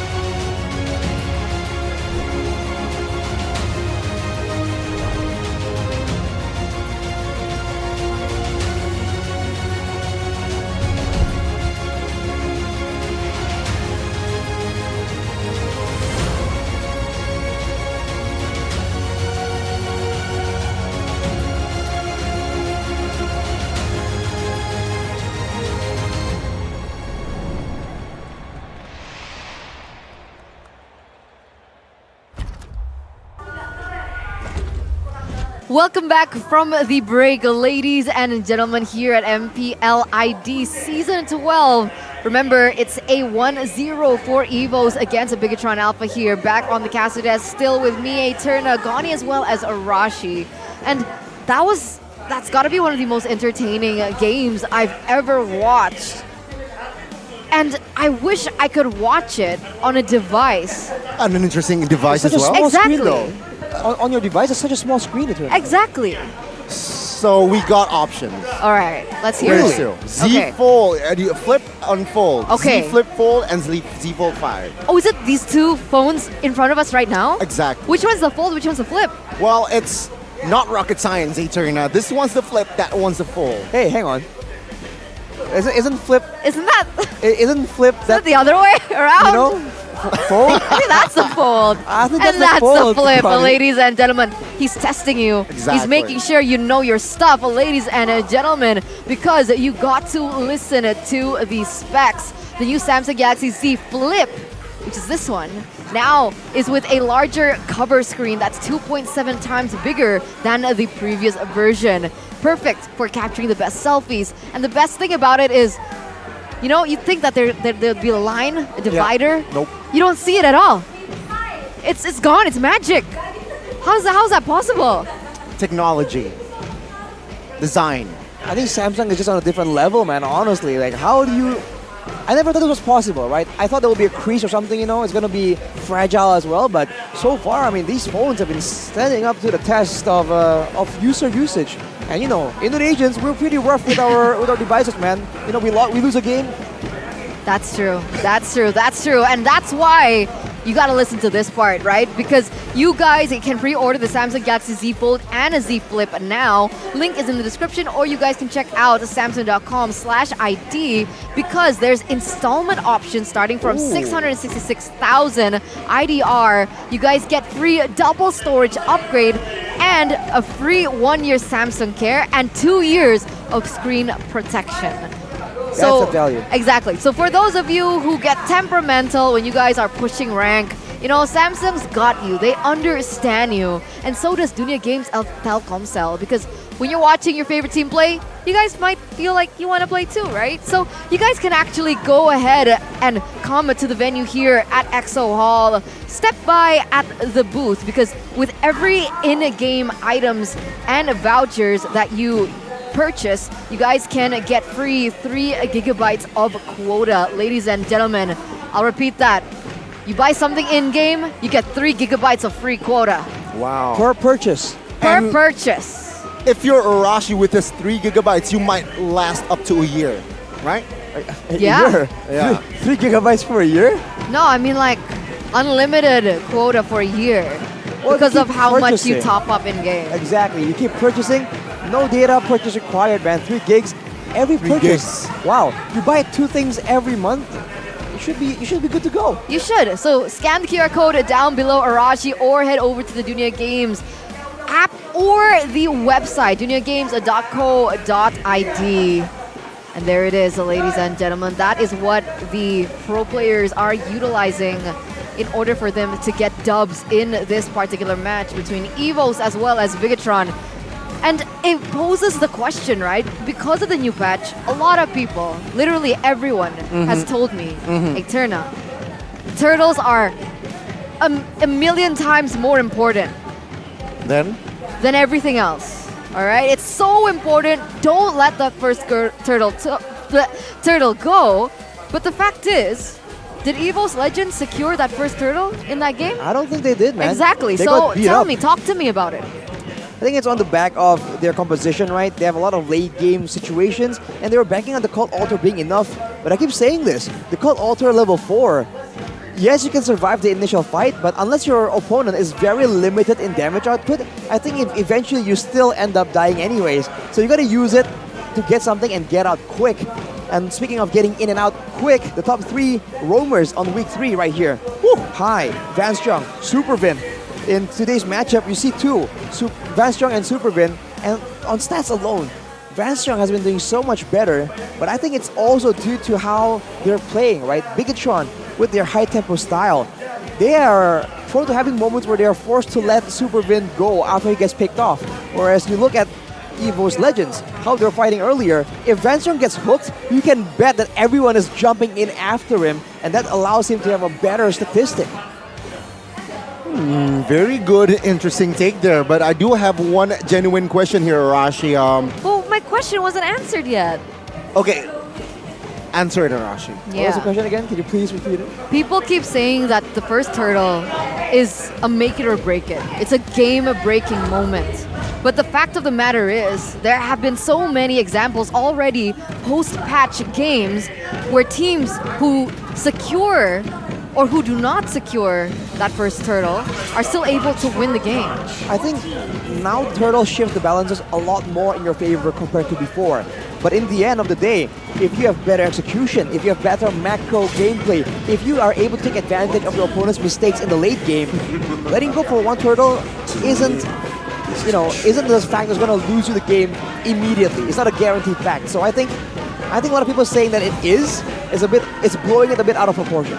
So basically, our conclusion today, up until this point, is it's okay to let first turtle go. It's preferable to get it, but if you absolutely cannot contest it, then why do it? All right, there you have it, ladies and gentlemen, the answer to that question. Because I've been wondering, right, post-patch, but now coming into the second drafting phase here between Evos and Bigatron, where both of them have stayed and opted to go for the same side. Uranus, Paquito, Fanny being banned out, all the same, but the switch in from Bigatron is taking away that Faramis. Faramis, I mean, it wasn't even that big of a problem, I feel like. In the previous game, there were moments where the Cold Altar did, made a big moment for Evos.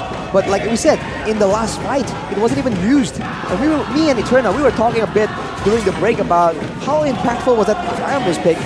And when it comes to damage, when it comes to utility, it did okay, but it's not like the factor that really changed the whole game.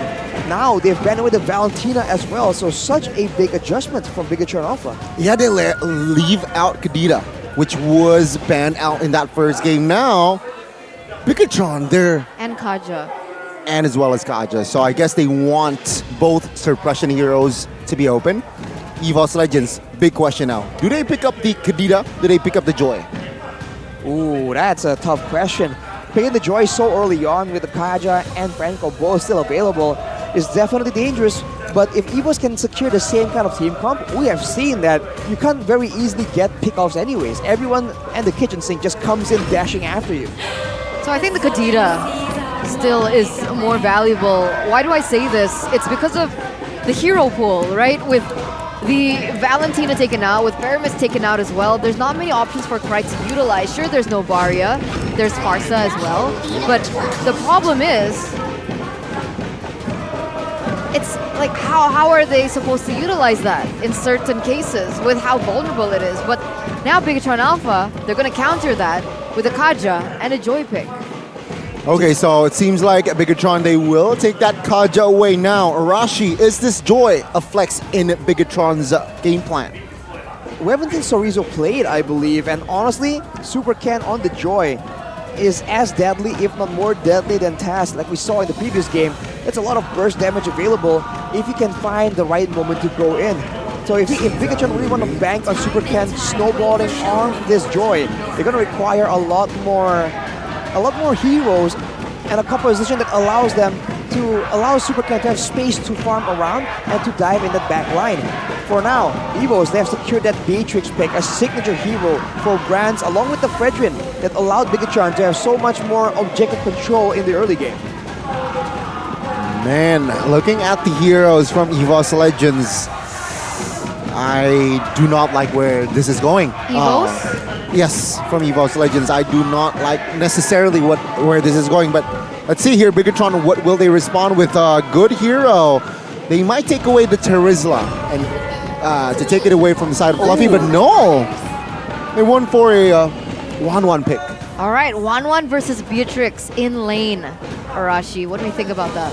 Bit of a skill matchup, of course. If there's an all-in, the 1-1 has a bit of an advantage, especially with the Inspire. If Brands is able to dodge away from that and land those runner shots, he can come out on top. I was about to say that, with a 1-1, the Aerithel can make an appearance, but with the Beatrix in play, that's almost impossible, I would say.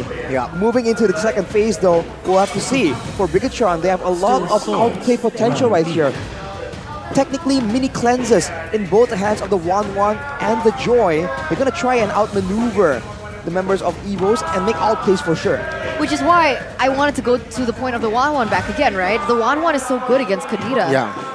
It's so difficult to catch her as well. And looking at all of the heroes, who is Kadita going to catch?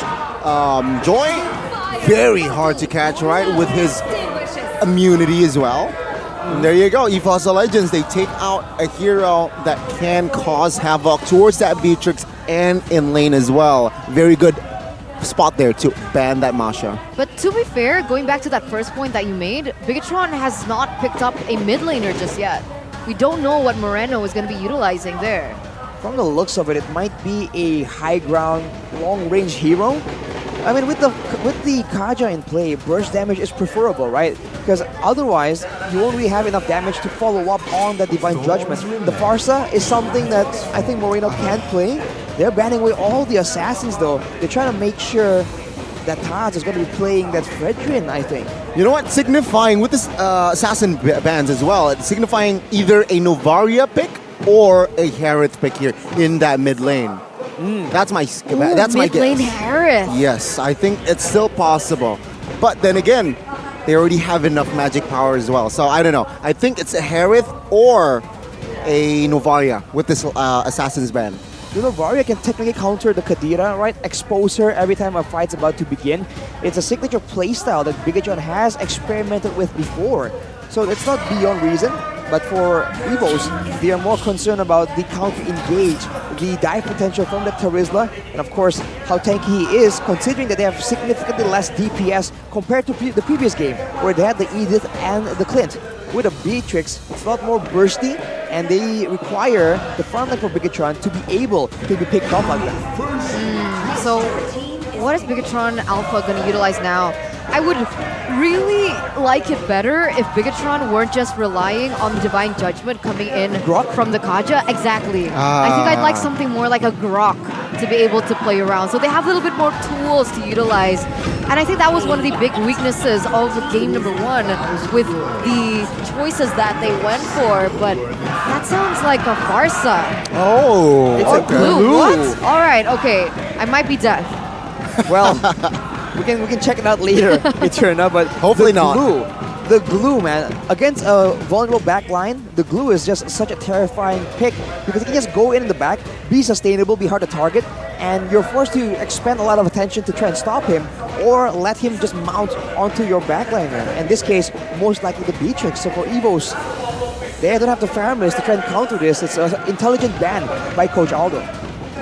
Here's the thing, with this glue, it adds also a value when contesting Lord, right? You can mount the Ferdinand to a very awkward spot, which you cannot retrieve, but there you go, the two heroes. See, I heard of Martis Farsa.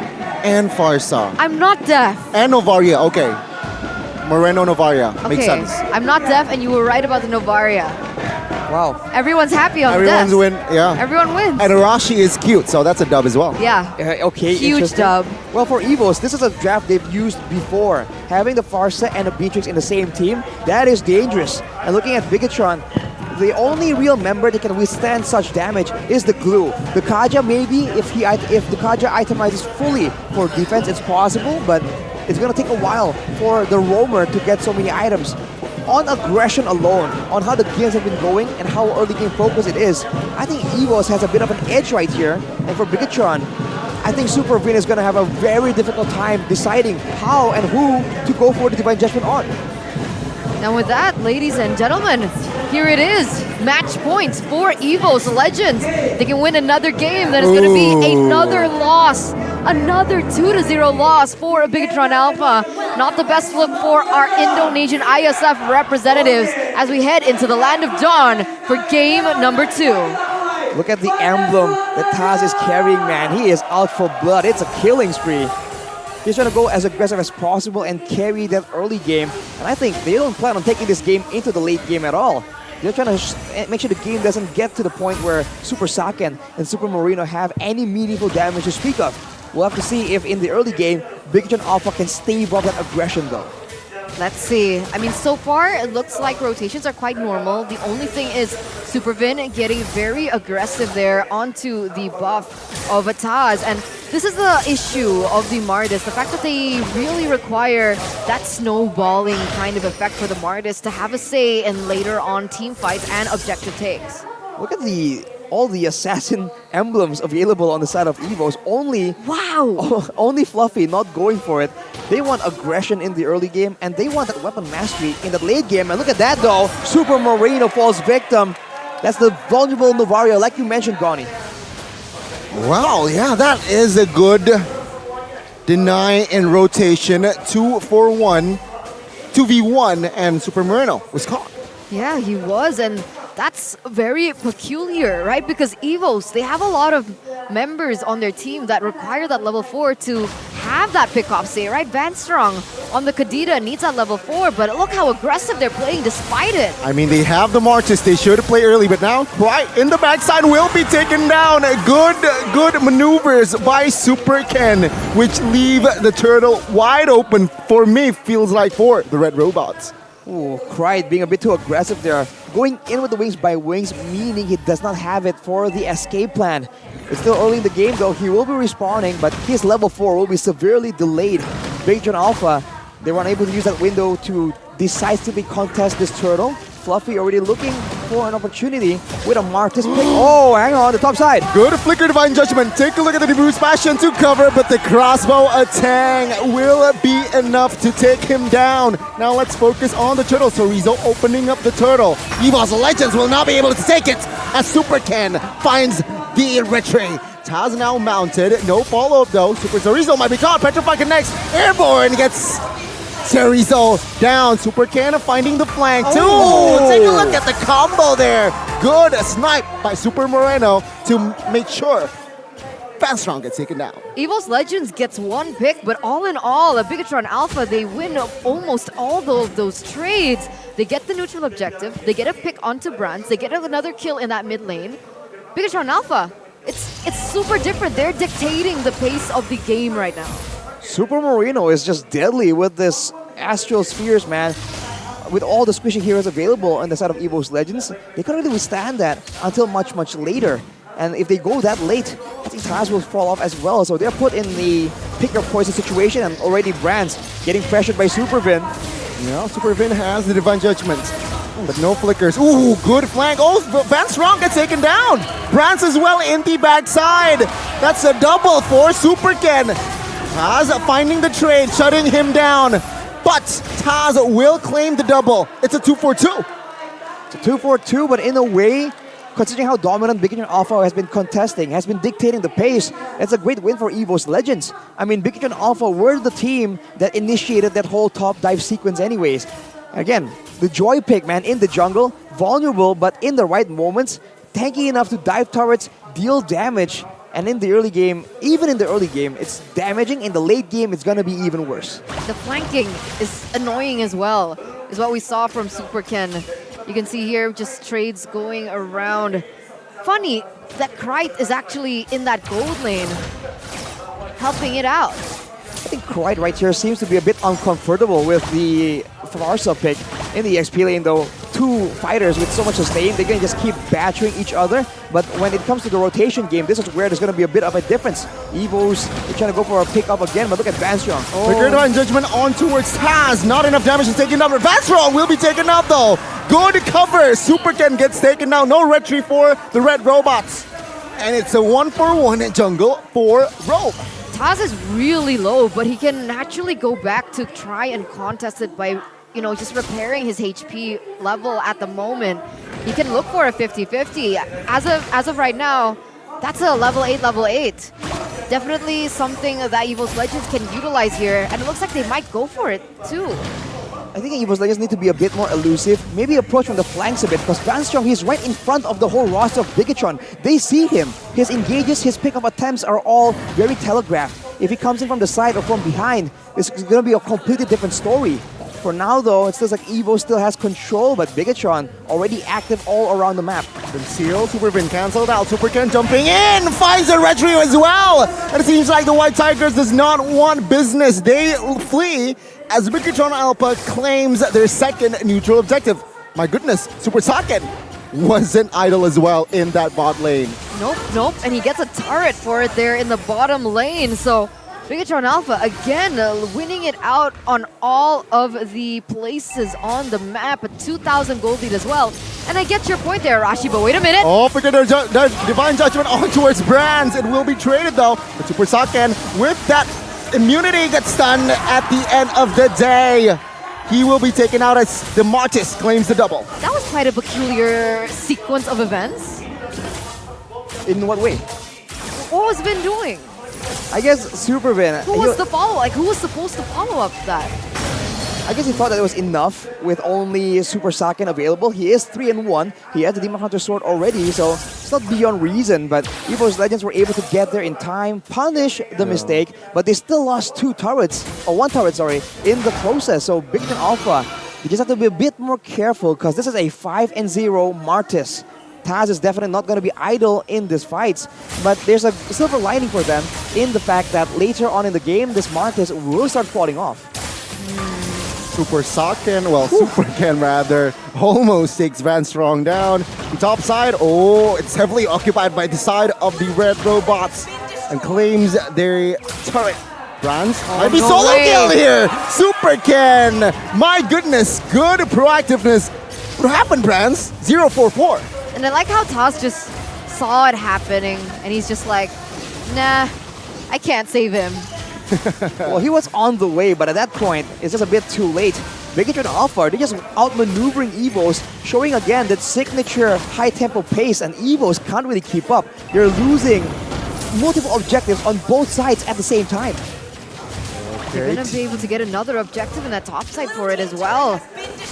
With the next turtle spawning, already spawned actually. Who does it look like it's favoring right now? The red robots here, 2,000, almost 3,000 gold. And let's see, it's a 5v5 in this turtle area. It's going to be massive. Let's see Super Ken now jumping in towards Van Strong. Gets the solo kill. What? Super Saiyan to the mid side will take Brands down as well. Fleeting time for Vin already. Appraisal's Wrath from Fluffy will not be able to do anything as he is going to be the next to fall. That's a nasty, nasty move and setup from the red robots. Wow, man, they're getting pickoffs. Super Ken is getting solo pickoffs so easily that Super Vin, he can just save his Divine Judgment for something else. He's snowballing out of control right now. It's a Joy versus a Martis, and the Joy is winning out big time right now. But it's funny, right? Because Taz isn't losing out on EXP either. 501 KDA, he's level 12. Super Ken just hit level 13. So you think that Super Ken is snowballing out of control, but Taz is doing a really good job at trying to close and just, you know, claw his way to close that gap as much as he can. I think the difference in the heroes, right? Late game Joy is still definitely a huge factor. The Martyrs, not so much. And it's also an assassin up against a fighter. For a fighter, snowballing is great, but for an assassin, snowballing is almost crucial to the playstyle. So for Super Saiyan, this is definitely, you know, a better situation to be in compared to being on a Martis. For Evos, they just have to start respecting the potential for Bigatron Alpha to just go for these pickoffs, man. Van Strong and Krite in particular, as well as Brands, need to stay far in the back and maybe try and spot out Super Vin before going for anything too crazy. Which is why I think Kadita for Evos Legends is a good pick. Yeah. But a good pick for Krite. I feel like Van Strong and Krite's playstyle on the Kadita is very different. And I like how you pointed it out earlier on, Arashi, the fact that it's not like a Keyboy Kadita. He's not looking for these really weird bushes to look for flanks or anything. He's literally just standing in front of his opponent and he's like, hey, I could definitely one-shot you at any point, but you have an advantage because you can see me. Great point. But remember the drafts, right? It was Kadita first picked on towards A, and then Joy picks up 1-1. So already they're like a very tough question for this Kadita to target. That, I feel like it's already a dub for Aldo. He sets and bait the Kadita pick, and then, you know what? Let's just counterpick it with the heroes that has a lot of immunes. It feels like, yeah, Van Strong is playing it to be more of a utility tool, but now, whoa, he gets pulled back! Oh, Flicker, Divine Judgment, Road Waves was popped for Super Ken. Will jump in though. Is this a mistake, right? Feather right side Flicker will be taken out. Bigatron again showing that they are a force to be reckoned with. Fluffy mounted, Fluff, ooh, Super Reno with the snipe. 3 bodies now in the Land of Dawn. Oh, good trade on towards Bavaria, but now Taz is a sitting duck, isolated. 3 members is on him. He will not be able to find another kill. He will be taken out. 4 members now taken down. Bigatron Alpha, again, solidifying their lead. You asked if it was a mistake earlier on to dive in that deep, and the answer is, if it's Super Ken, it's not. Because it's Super Ken, not Super Cannot. I see. Well, man, Evos Legends, look at how panicked they get once Super Ken makes a move. Everyone uses their ultimates, but none of them were landing. There's not enough crowd control to keep it in place. You saw the Bandit's Rage being used by Brands. You saw the Feather Airstrike being used by Krite, but none of it is good enough. And the fact that they have no Purifies doesn't make the game any easier for them.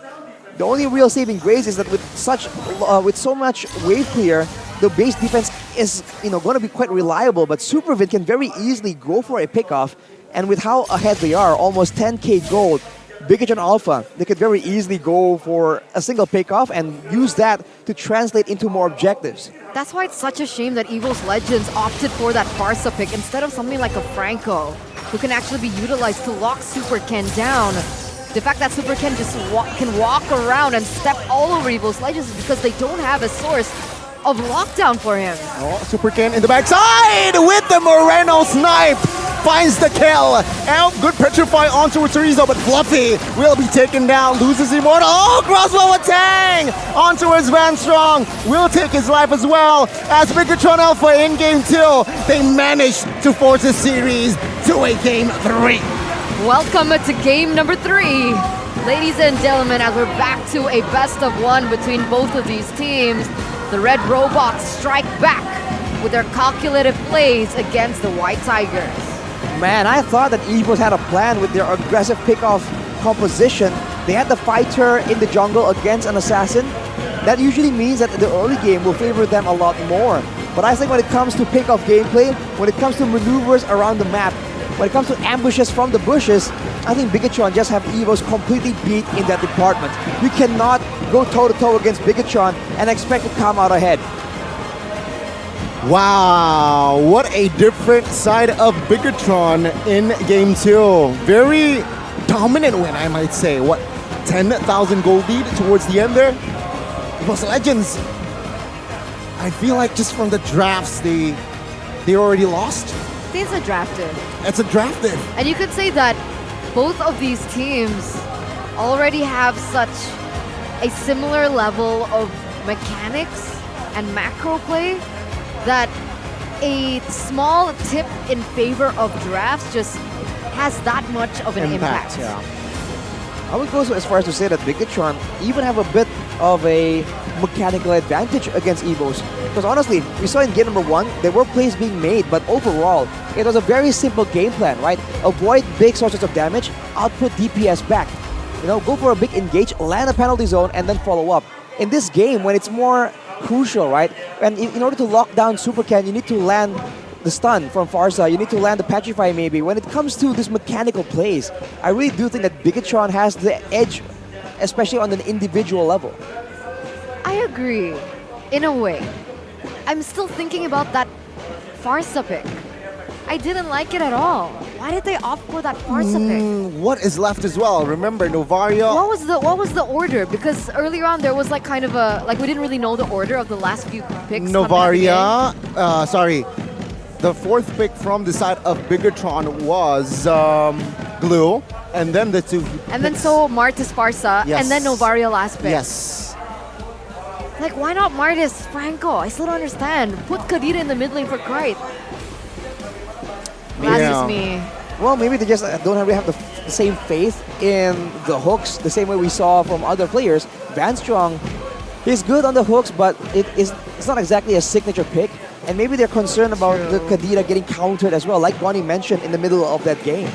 And okay, but we'll reward our player of the game first here by the Samsung Galaxy Z Fold 5, Z Flip 5. It's Super Ken on the joy, bringing everyone just so much joy. Only taken down twice. I think in terms of mechanics, Super Ken on the joy, it's something to be feared. Yeah, indeed. And there was no lockdown from EVOs. That still tilts me up until this point. Yeah, there was no clear suppression or even lockdown from the side of EVOS Legends, which, you know what, somehow breaks my statement earlier. Joy 100% in this series. Joy on jungle. Exactly, on the jungle position, which I somehow am impressed. I think it depends on pilot. Right? Well, Kyrie Joy. It depends on the situation Super as well. Ken Joy. Exactly. Right. Against Because a team with no lockdown. Exactly. With so many more targets, like the Beatrix, like the Farsa. Yeah. Oof, man. Because like Taz didn't have as good of a time as Super Ken did. Because we saw in a lot of moments when in game number 1, Taz goes in for a neutral objective contest, he always gets suppressed by Vin on Franco. There's also a lot more tanky heroes, a lot more mobility and escape in the heroes that Bigatron had in the first game. There was a Valentina, there was the Claude as well that can really gain distance against the Joy. And honestly, the Beatrix just can't do the same thing. Early on, I thought that this was going to be the pattern, right? They get more burst damage, they get more pickoffs. But every time they were trying to make something happen, right? They trade maybe the turtle. You can see here, Bigatron, they can get the turtle and still get a pickoff at the top side. And even when they lose a member, it's always only one guy and it gets immediately traded back, punished by the rest of the team. So EVOS Legends, essentially, they just get mechanically outmaneuvered here. So much value for every rotation they make. It's so different to Evos. Very different indeed, and you can see here at this, I think this is where the point was where Bigatron really solidifies their lead. Even though they made a mistake here, but still the lead that Bigatron built was untouchable. EVOS Legends couldn't really do much, as Vanstrong was just a target, was a punching bag for Super Ken. Also, can we talk about Super Moreno? The snipes, man. Holy moly! The amount of times he was able to land that snipe, get a good pick for Bigatron Alpha onto EVOS Legends, man. Boom. Super Ken is insane. Well, Super Marino also had nobody diving towards him, so he had a free time in the back line, just sniping down members of EVOS Legends, which is why, again, the fact that Bigatron hit that pick till the last moment was so smart from Coach Aldo. There was really no solution from EVOS at all. Unlike game number 1, even if they want to try and counter by engaging on a full-on team fight, how are they supposed to do so? Maybe the Kadira, but even then, there's just so many cleanses, purifies coming in from Bigatron Alpha. If you look at the items, even Martis, like the Taz on the Martis, he has the Hunter Strike because he was snowballing quite a bit. But even then, he's forced to itemize 4 defensive items. And he went for the Athena Shield, which is great against the Novaria, against the Joy. But it's just not enough when your team gets blown up instead. So tough. Because initially I was like, Kadira without items already hurts. But look at the amount of anti-magic that Bigatron Alpha has. Magic resist items, right? 2 Athenas, even 1 on Super Saiyan. Exactly. That's just for good measure to ensure that Vanstrong can't burst him down and Krite can't zone him with the Feathered Airstrike. So that 1 item alone is so sufficient for him. Usually you would see a win of nature right here, but it wasn't necessary. Grant wasn't doing so good. Martis can get kited, which is why the Martis pick into the 1-1 also was quite iffy. For EVOS, this is definitely not the best draft we've seen from them, so we'll see if some changes are made, for sure. I always notice something about Krite though. He always opts for these emblems. It's very interesting choice. Inspire. And Weapon Master. Yeah, but then he goes for the Assassin base emblem. For a bit more penetration. He just wants to be a bit more active on the map. What's more interesting actually but is why the life Inspire? drain. Cooldown. More 5%. cooldown, especially here without any card control. But that's for active skills, right? Right. For Feather Airstrike now. Oh, for the Airstrike. And for his first skill, right? The stun. He was one of the only stuns available for EVOS Legends. So having more stuns, in theory, is so important. Super Moreno, though, we saw earlier, he had that life drain emblem, man. We don't see that very often. Gives you, it recovers some of your HP and your mana when you clear minions. It got buffed. That's why. Very interesting pick. We haven't seen it too often, but on a vulnerable mage like the Novaria, it became quite a good pick. Looking at the stats, man, that's so completely one-sided. That's zero. That's 0 objective takes for EVOS. No Lord, no Turtle, no turrets. I think Super Ken even stole it at one of those times where EVOS were letting go objectives on the top side, focusing on the neutral objective. Super Ken just went like, yoink. La la la la la. I'll take that. And the turrets were like, where are the enemies? The tier 1s were like, where's EVOS, dude? It was such a tough game for EVOS Legends, and hopefully they can, come back to the drafts, really think about it. And it goes to show how big of an impact Fluffy has when he's given heroes like Terizla, who actually has that option to make plays on. Vanstrong as well, man. I don't think that he is quote-unquote suited to play in the Kadira because how he's all the way since the beginning. Remember the first turtle fight, he was inside the turtle pit. Like, bro, everyone is looking at that exact point. You're in the spotlight, and you can't do that as a Kadira, man. How are you gonna surprise your enemies? And then Moreno's like on the Novaria. Well, that makes my job easier. Hey, it's a free target. He's in the pit. He can't move around too much. Exactly. It wasn't value the way that he was playing. But you know what it is, value? gold? Yes, UBS Gold. So, ladies and gentlemen, don't forget to invest in UBS Gold X MPL ID Season 12 with prices starting from 500,000 rupiah, and you guys can get a free MLBB skin with it. If you guys are interested, don't forget to check it out at ubslifestyle.com, UBS Lifestyle e-commerce, as well as Blibli UBS Lifestyle. But back to that, no value. No value. I mean, they just have to get more valuable picks. We talked about having, when they're in condition, is to actually go for their own signature picks instead of the reactive picks. And I think game number 2, they definitely reacted sort of. Yeah. Tried to change it a bit too much, and as a result, it just didn't work out. It didn't synergize well either. Yeah. So back to game 1, man. Even though it looks like it's countered, even though it's a joy against a Franco, go with what works for you. So, Evos, look at your keys to victory, stick with it, because we'll see what you're able to pull out in game number 3 after this short break. Ladies and gentlemen, stay tuned, don't go anywhere, we'll be right back.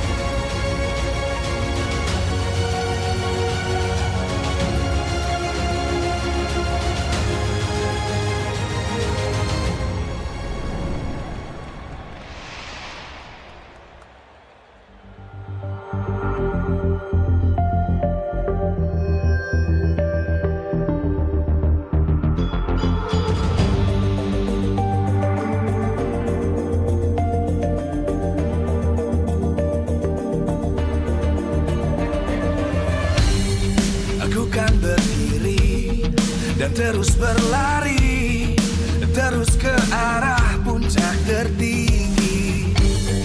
Ku takkan berhenti, hanya sampai di sini.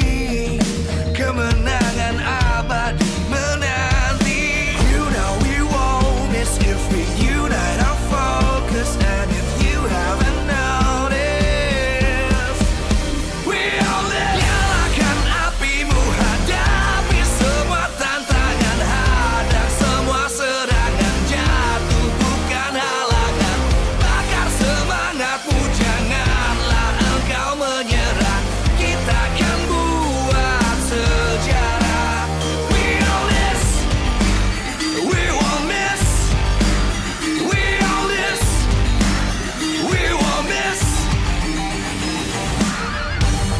Saatnya beraksi, jalani ambisi.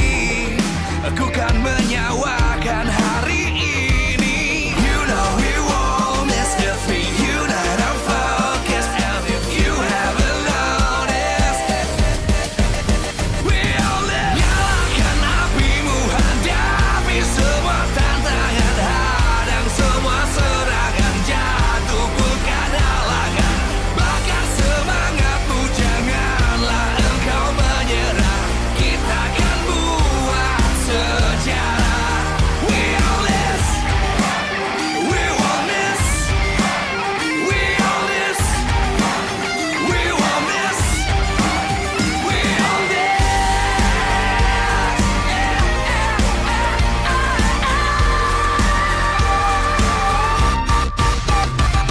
Nyalakan apimu, hadapi semua tantangan, hadang semua serangan, jatuh bukan halangan. Bakar semangatmu, janganlah engkau menyerah. Kita akan buat sejarah. We all this.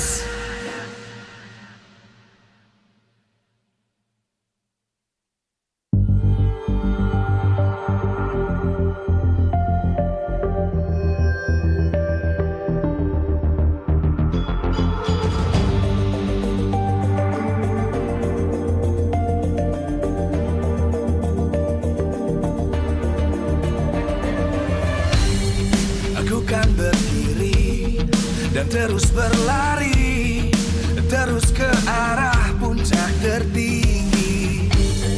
Ku takkan berhenti, hanya sampai di sini. Kemenangan abadi menanti.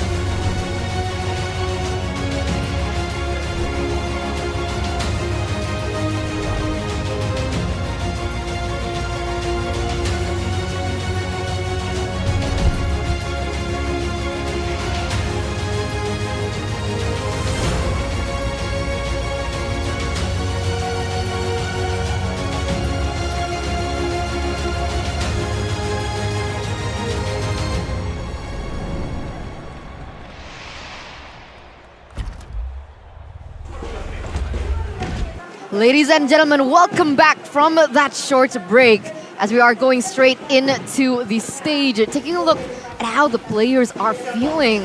And it looks like your Super Ken, he's feeling the pressure. Already a 1-1 here. All he needs is that one more point to go for a reverse sweep against the White Tigers. What a curious sight.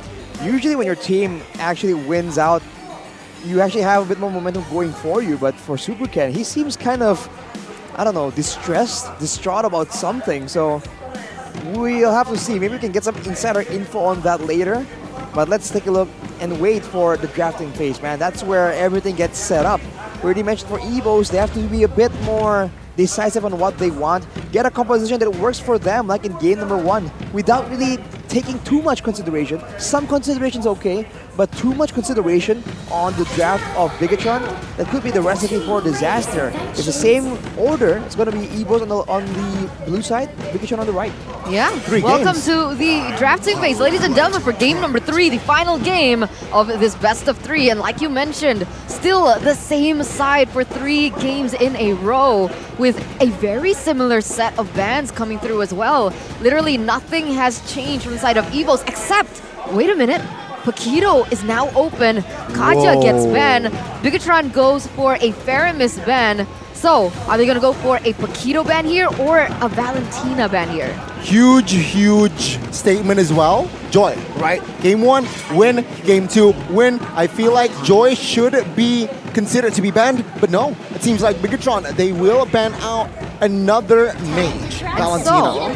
So, Joy or Paquito was the question. That was answered. They're going to go for a Joy here.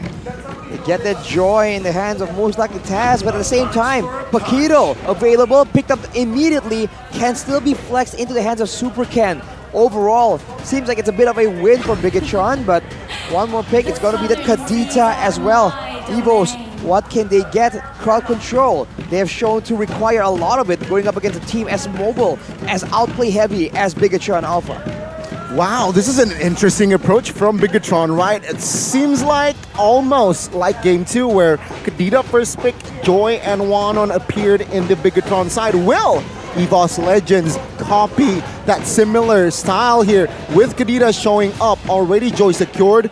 Will Brands go for the 1-1? I wonder if he's picked it up this season. I don't think this season. Exactly, because according to my book, he Okay. hasn't, but I might be wrong, Your right? Bible. Human error. My Bible, my MLBB Bible. But so, no, he doesn't go for that same route. He answers that with a Claude. And finally, that secure pick for Fluffy on the Terizla. That is such a huge game changer for Evos. This also means that they're going to go all in into that team fight composition, though. Against a Kadita, against a Paquito, so much mobility. You start to wonder, can Fluffy maintain the same kind of pressure that Sorizo can on this pick if he's going to try and roam around? And on the Claude, can you outrun Sorizo with the usual setup, the sprint and the quantum charge? We've seen that Claudes, despite all the movement speed you can try and get, you still cannot outrun a hero like a Paquito. Especially going up against a Kadita, which somehow forces his Claude on towards a Purify. But there you go, another hero that can overwhelm that Purify. A very good pick, right? Franco, Suppressed, which somehow also neutralizes, in a sense, that Joy pick. Exactly. There's a certain layer of respect from Coach Aldo in comparison to Coach Age. With Joy being picked up, there was no solution towards it. But here, Aldo drafts a solution, and Bigatron, they're going to start to take away that playmaking tool that Evos are usually accustomed to, which is what we saw from game number 1. Edith gets banned out. I was about to say that they are definitely going to ban the Edith, because previously, good frontline, good DPS. Edith brings both those things into the composition, and not a lot of heroes can really fill in those shoes. Now, without an extra frontline and damage dealer at the same time for Evos, they don't have nearly the same kind of late-game teamfight presence. Without the Edith as well, it's going to limit the hero pool for ban. They will ban away the 1-1, but at this point, there's still so many more options available in the current meta. So what do Bigatron want to... What do they want to limit now? With the Edith being taken out, do they perhaps want to go for a Leslie? No, they want to take a Leslie, so they go for the Atlas. Again, another playmaker taken away from EVO's Legends. They know how much EVO's Legends finds success when there's a lot of tools available for them to utilize. Oh, it's going to be nasty AoE setup as well if Atlas was available, right? You got the penalty zone, Atlas Fatalings, and that blazing the way. A lot of AoEs, a lot of team fight heavy composition that potentially EVO's Legends could bring. So a good spot to ban it out. But it seems like EVO's Legends, they will commit to another marksman ban. With this Leslie though, it's straightforward. You pick up a Claude, you ban the counter. Now you can pick up the Clint. Ooh. What do you think about that? You can pick up the Clint, you can pick up the Brody. Options are available, but for Bigatron, it's very straightforward. We want to go aggressive, we want to get damage. Before, with the Franco, there wasn't a lot of follow-up, a lot of burst damage. With the Paquito and Kadira, a good mix of both. I think it's good if they get some more and try and take away more engages. The less that EVOs can engage on Bigatron, the more Bigatron can play that macro-heavy game and take advantage of the lack of a map for EVO's Legends. But I mean, technically, EVOs can still utilize something like the Franco. Oh, what? No, not the Franco. Kufra, I mean. Right? Does Van Strong play Kufra? Yes. It's possible, but this carry pick, this is dangerous, man. Against a full teamfight comp like this, against a Joy in particular, there's a lot of ways that this carry will be forced to just stay in the back and get completely zoned out of a fight. Mid lane still isn't the reveal for EVOs. Long range maybe, but security is something they have to take into consideration with a Paquito and Franco and Kadira in the Land of Dawn. Yeah, back to the Kufra pick. I feel like this is the perfect time to draft Van Strong or Kufra. Why? It forces more Saken onto a Purify, which makes him a juicier target for that Joy. So a very good, solid pick if they pick up the Kufra. And, they're going for another Garak, though. Yves, post-patch, is it still good, Arash? Yeah, let's talk about that. It's definitely still effective, but it's no longer as oppressive. In a way, you still have the same kind of flexibility, defensive tools that allow you to be a bit more slippery, a bit more survivable, which is great against this composition from Bigatron Alpha. But you don't have the same kind of slows that can stop this Paquito and Kadira and Carry technically from moving into your team. To make things worse, Bigatron, they have taken up that Baxia. There's not a lot of units available, not a lot of heroes that can counter how tanky this Baxia can get. This is a dangerous spot for EVOs to be in. And it's very fast-paced, right, for Bigatron. They're saying that they want to win and out those in rotations. They want to try and go for that early game oppression with the Kadira, with the Paquito, who gets that mid-power spike as well to out-rotate, which is exactly what a Paquito can do, going 1v1 in lane against the Terizla. It's a cheeky pick, right? They picked up the carry, the counter for Baksha as well. Well, there's only Claude, but a very good pick up here, Baksha. I want to see how he bowed in post-patch. Yeah, it's going to be interesting. And the fact is, without Super Ken on those heroes that he can utilize to outplay, will it, be a good pick for him? Baxia. Baxia, man. I think the speed is what he's going to rely on, but we're going to go straight into the Land of Dawn. And here it is, ladies and gentlemen. Welcome to game number 3. EVOs and Bigatron both standing at a 1-1. Who is going to be able to pick up the next point? Who's going to come out on top? And who is the better ISF team?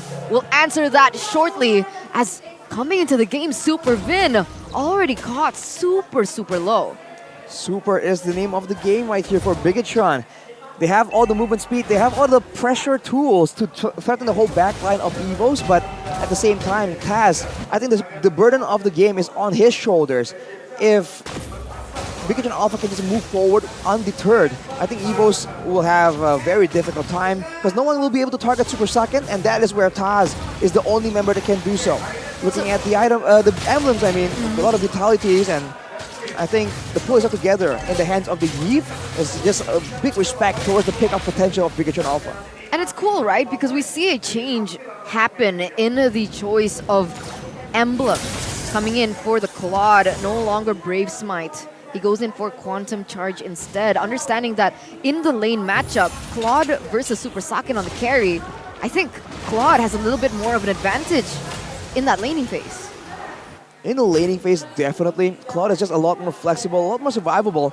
In an all-in, maybe the carry can get an advantage. But until then, until he can force that, we'll have to see. Fluffy, though, gets ganked out. Oh, luckily the shield unity wasn't connected, but Taz might commit to this? No, he wasn't sure as the turtle will spawn. So now the fight will be more focused on towards the turtle. Almost stolen there. Rounds though chunked. So it's a 1v1, typical 1v1 now. Let's focus on the turtle. Super Ken already in the vicinity, as well as Taz. Chorizo looking for another angle. See, Vin isn't level 4 though, so there's no hunt. Super Ken focuses down on turtle. Penalty zone to cancel it out. Super Ken still finds the retry. The backside, Krite was caught by Chorizo and Moreno. Good knockup as Fluffy will be the next casualty.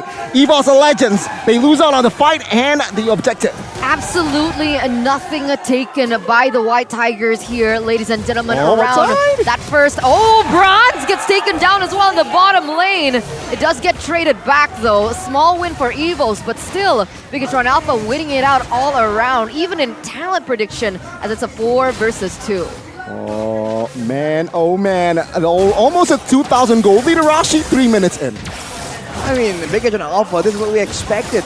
Big early game plays, and the backline from EVOS Legends, they're just way too vulnerable. There are no cover tools at all this time. Maybe a DPZ, right? A defensive penalty zone could be used, but look at the hunt. Oh, good night, Taz. Bloody Hunt will lock him down. Now Van Strong and Krite rotating towards the mid, trying to provide cover for Brands potentially. As of course, the supers will rotate towards that gold lane, but no commitments for the engage just yet. It's so unfortunate for EVOS Legends having a Claude in the same lane as a carry, and yet your Claude is the one that falls behind with so much impact coming in from all the other players from Bigatron Alpha rotating towards that bottom line and aiding a Super Saken. EVOS Legends, that one winning lane that they had, they don't have it anymore. Take a look at the burst there from Chorizo. My goodness. Now it's a 2v1. Fluffy will soak the damage. Penalty zone forced to somehow survive. He still is okay, but man, that was another good setup by the Red Robots. Signature play from Bigatron, taking place in both lanes, both sides of the map at the same time. Pressuring the EXP lane, but still making sure that Super Saken has all the space in the world to get dominant in that gold lane. With the turret going down, with the turtle spawning, Super Chorizo once again just takes so much attention away. He might fall though. A charge on towards Chorizo. Chorizo gets taken out. That's a good trade for EVOS Legends, punishing a mistake by the EXP laner. It's one kill for a turtle though. For Bigatron Alpha, it's definitely worth it, and that is the impact we were talking about when Super Chorizo is given heroes he can use to roam around, to be a constant pressure on the opposing team. You can see the lane swap already coming in for Bigatron Alpha, and looking at the items. Still leg states for Supervin, but look at that. Van Strong zoned away, only with a mix of items, not enough gold income to do anything. Level 5. Not just yet, exactly. They're all falling quite far behind. There's a significance in goal difference as well as Fluffy though. Quicker penalty zone, good hunt. Saken will be taken out still by Taz. Stun by Super Ken on towards a member. But it seems like no engages more from the Red Robots. It's a 1-for-0. Yeah, it looked like Bigatron Alpha, they utilized that bloody hunt to utilize it onto Fluffy instead of Taz. So Super Saken, he was very vulnerable in the backline to the damage from the Joy. I think like earlier, like Super Vin used the Bloody Hunt to try and peel, right? Save Saken from the situation, but it didn't land on the right person. Look at Super Moreno though. Good slow. Super Moreno will be taken down by Fluffy. Super Saken joining the fray. 4v2 now. If they really want to commit, the time is now. But it seems like they do not have enough resources. Van Strong going in. Super Saken showing. Is this a mistake? Oh, the re-engage. Concealed play from the backside. Van Strong soaking damage. Fluffy now caught. No penalty zone popped just yet. Good wall charge to the front side. Dealing damage on towards Chorizo, but in the backside, Super Vin survives. Fluffy, though, will be the only casualty for now. Super Ken soaking damage. Good engage by Taz as he was able to take Saken down. This is the danger for Bigatron Alpha. You win in the pickoffs, you win in the mobility, but in a big team fight with a Grok, with a Yin, with a Joy, and a Quad, they have to find ways constantly to try and save Super Saken in the late game. Because even if they trade 1 or 2 members, as long as Brand stays alive, I think Super Saken, he just needs to stay alive as long as possible in those big fights. But look at the damage though. Whoa. That's a lot of damage. Doesn't... Oh, wait a minute. Super Vin already being very, very annoying towards Taz's rotations and giving pressure on towards his buff. He might have to actually let that go for now. The Lord hasn't yet to spawn. You can see Evils putting some pressure here in the top lane. They want to go for it. Yeah, it seems like they know that Chorizo is isolated. They will take him down. No compensations for side of Bigatron Alpha, though the bot side is quite exposed, so they might find compensation with that. It's pushing.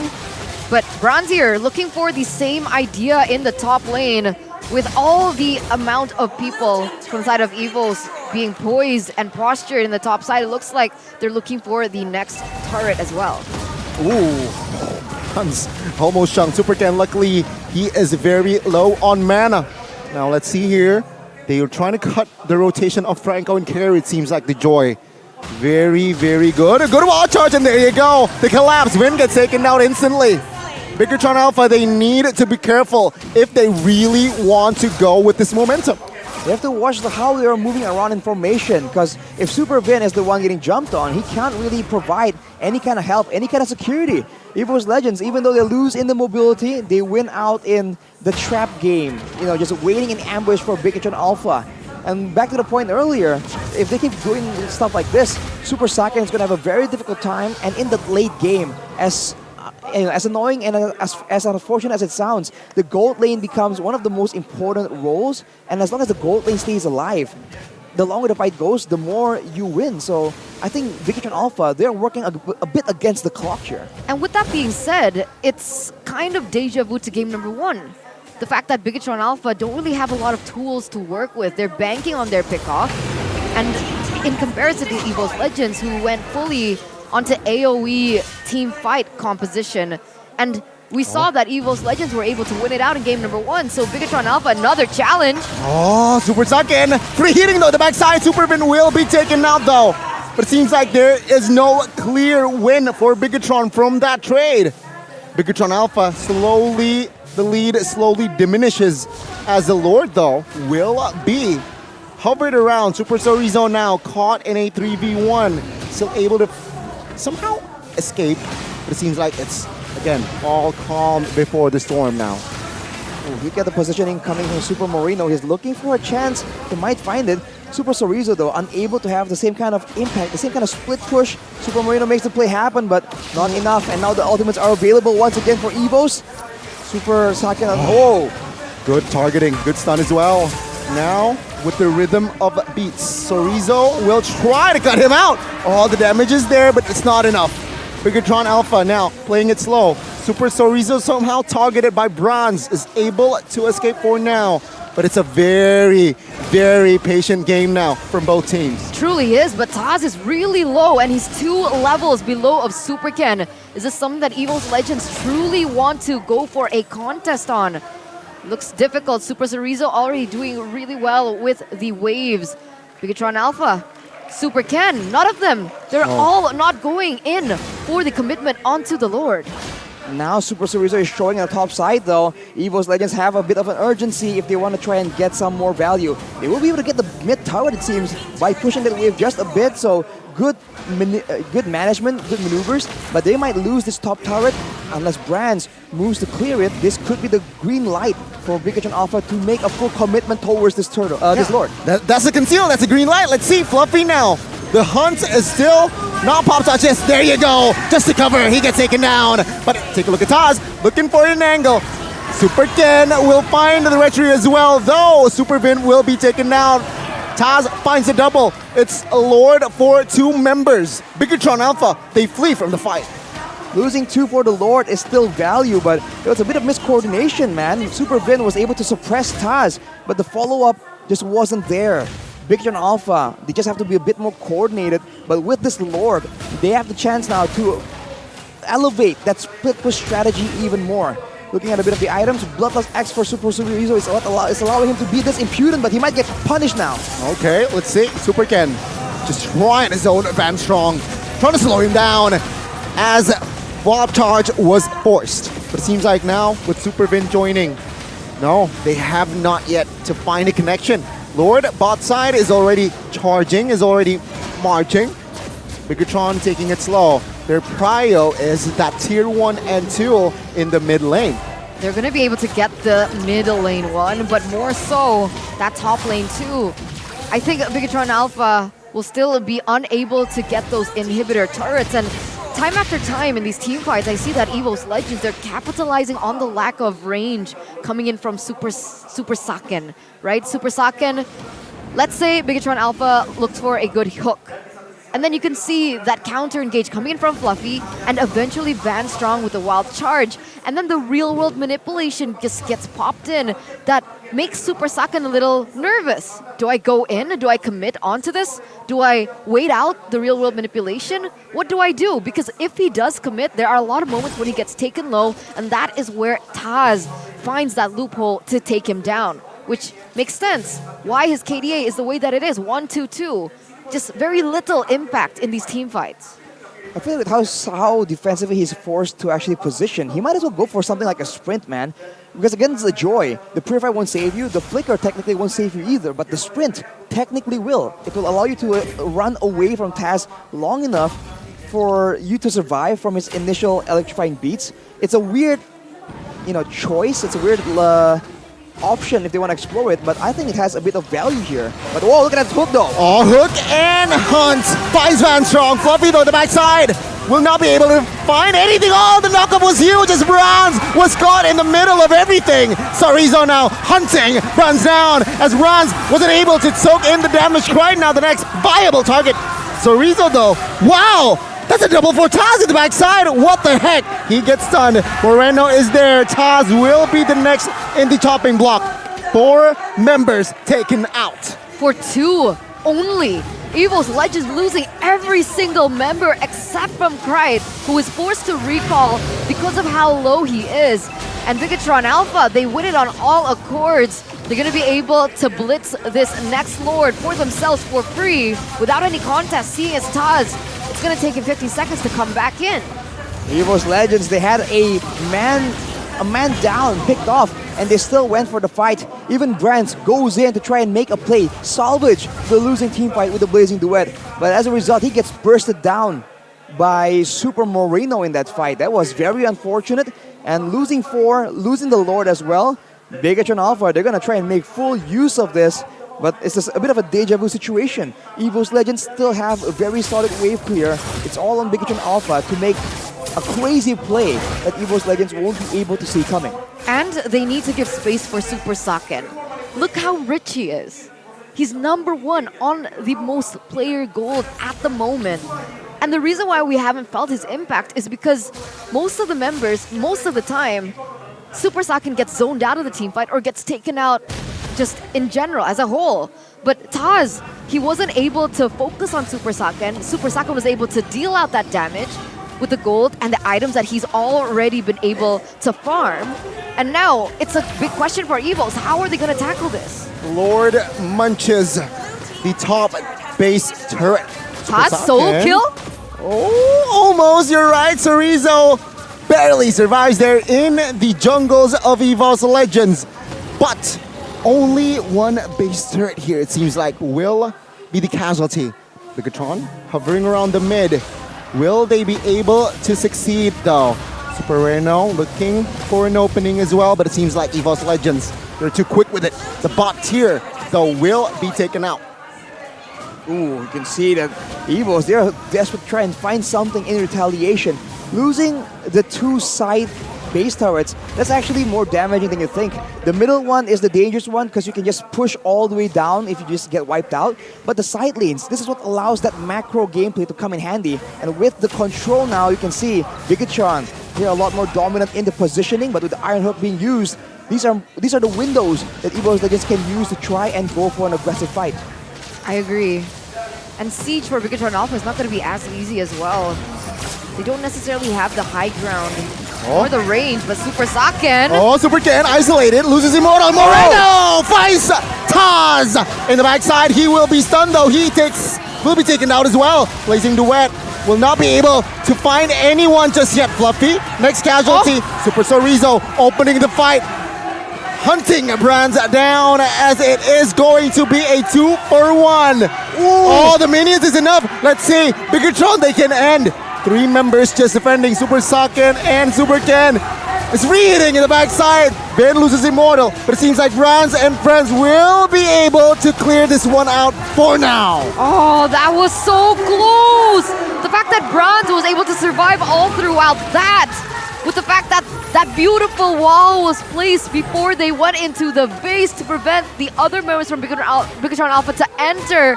All these things, all these small decisions that EVO's Legends made allows them to still stay relevant in this game and even gain earlier control onto the Lord compared to Bigatron Alpha. EVOs, they are desperate for this. They're trying to burst it down, but there's not enough damage. Bigatron has arrived. Let's see. Oh, Van Strong gets taken out instantly. Right to the backside. Oh, good play by Sarita. Taz, though, will find the retribution. But what is it for as 3 members will be taken out? Sorizo finds the double. What in the world? Threading the needle so beautifully. Taz still able to get that retribution. However, Kreitz, Bronze, the cores are gone for EVO's Legends. Can they defend? Can Fluffy and Taz defend? Let's see. 1810 will be the spawn for the Lord. Oh, it's no enough time. Bigatron Alpha will end at the base first. Bigatron Alpha finds a reverse. Sweet. 2-1.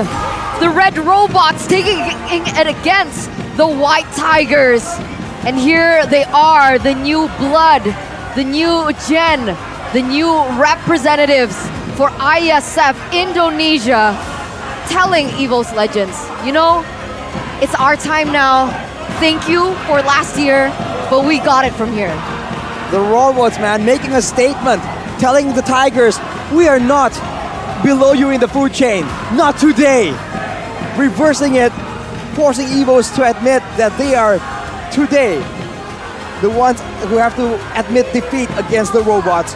What a performance, man, and what an exciting game with the back and forth from both teams. Wow is a word indeed, and EVO's Legends, unfortunately, they will suffer another loss after putting Dreams and Hijume down to the MDO. I mean, there were a lot of speculations as to Taz stepping in, replacing Sutsujin in a trio mid that has been a trio for quite some time. There's certainly going to be moments and needs for time to adjust, and I don't blame them. They're on the way, and it makes sense that maybe for now, it's not necessarily the best of performances from EVO's Legends, but it could work in the future.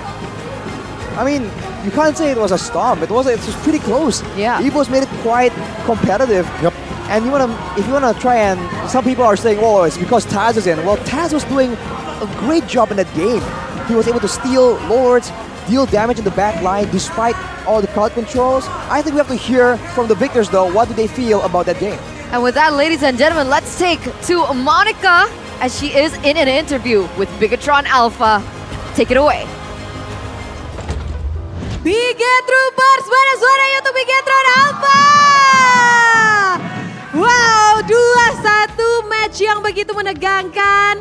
Kalah di game yang pertama, tapi berhasil membalikan arah, akhirnya menang.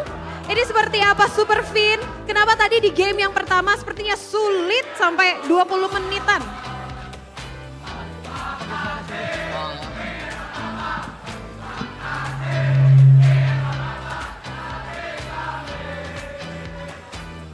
Ya, kenapa game 1 sulit ya karena emang EVOS tim yang kuat juga lah. Jadi ya emang hari ini seru lah. Seru sekali, apalagi ini kalian adalah wakil Indonesia di ISF World Championship 2023 dan ketemu dengan EVOS Legend yang adalah juga ISF Champion ISF 2022. Gimana Moreno ketemu champion ISF 2022? Kenapa? Gimana rasanya ketemu EVOS Legend yang jadi champion, yang sekarang juga champion ISF 2022? Apa rasanya? Iya, ngalahin lagi ya. Ya biasa aja, maksudnya ya semangat aja. Maksudnya nggak kepikiran kayak pengen ngalahin juara bertahan ISF gitu-gitu, nggak. Cuma kayak fokus pengen menang aja. Fokus pengen menang aja dan menang ya. Ya, Tapi gitu. sulit nggak sih? Ada pelajaran-pelajaran yang diambilkah di Land of Dawn ini setelah ketemu champion ISF 2022? Berisik banget. Itu lagi ngedukung kamu. Apa tadi pertanyaannya? Ada pelajaran-pelajaran yang didapetin di Land of Dawn gak sih? Dari champion ISF EVOS? Ya pasti banyak lah pelajaran. Soalnya kan mereka juara ISF, terus rosternya juga juara WCG gitu kan. Kayak mereka kan juara semua. Jadi kita mungkin banyak pelajaran yang bisa kita ambil dari mereka. Bangga dong ngalahin World Champion. Ya lumayan, ya bangga lah, bangga. Bangga. Dan ada juga yang tadi katanya sebelum match takut mau ketemu EVOS Legend. Gimana Super Ken? Udah ketemu dan ternyata menang? Masih takut? Masih sih. Kok masih takut? Kenapa menang? Kembali lagi dia udah juara kan, juara dunia lagi, jadi agak-agak takut. Agak-agak takut, apalagi juara dunia. Tapi tadi Super Ken membuktikan selalu menang retri nih. Gimana? Mungkin hoki kali ya. Hoki, beneran hoki. Kayaknya sih hoki. Tapi masih ada takut sedikit. Nantinya kedepannya bakalan gimana dong biar mentalnya kuat nih? Kenapa? Kedepannya gimana dong biar nggak takut lagi? Mungkin mainnya lebih enjoy aja kali ya biar gak takut lawan dia kan. Oke, kita lihat nanti ya. Tapi Super Saken, kamu gimana head to headnya dengan Brans? Apalagi Brans ini juga sama-sama adalah gold laner di ISF. Seru sih. Seru aja? Seru. Terus apa lagi selain seru? Nggak tahu, seru. Seru laning sama dia. Seru ya? Ada yang dipelajarin nggak biar nanti menjadi bekal untuk ISF 2023? Mungkin dari game 1 yang aku lihat mungkin dari cara farming dia kali ya, so positioning dia main clean. Ya mungkin itu kali. Oke, jadi banyak yang diambil ya pelajaran-pelajaran dari EVOS Legend hari ini menjadi bekal untuk ISF 2023 ya. Tapi kan kalian ini, Bigetron Alpha, ini kita udah di half season dan kalian udah ketemu dengan semua tim. Nah, ada tim yang menurut kalian paling menantang selama half season ini? Sorry Zo?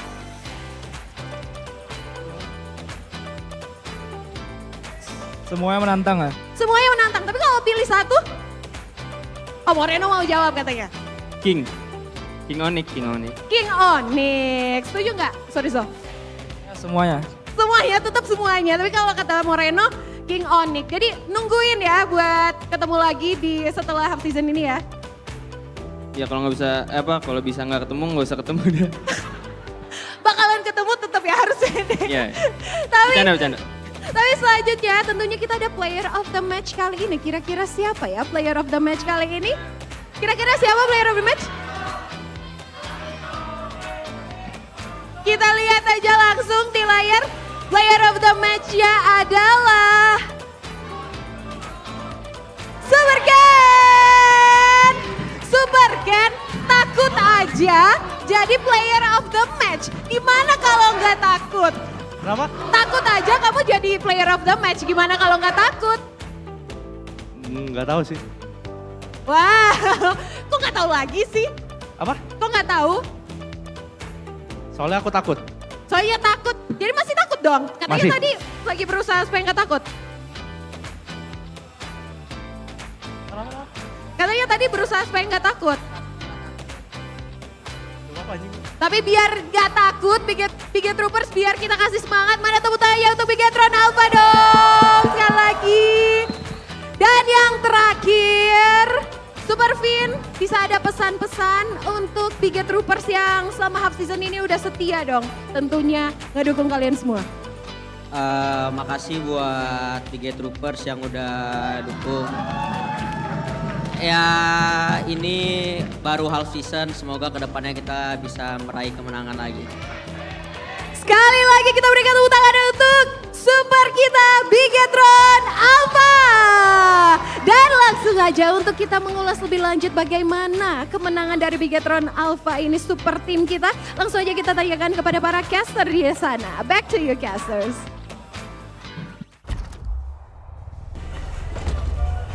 And there you go. Congratulations once again to the Red Robots, Bigetron Alpha. Hopefully after the loss that they had to suffer yesterday, this win will, give them new confidence to step up and brighten up their day before they represent us at ISF. Ooh. It's going to be very, very intriguing. Okay, I thought you were going to say interesting. And also with that win, hopefully it makes Bigetron, to get back in form because they were a little bit shaky, especially entering towards the end of week 3 and entering week 4. Yeah, and especially for him, right? Super Ken, the player of the match here with the Samsung Galaxy Z Fold 5, Z Flip 5. Hopefully his presence is always consistent.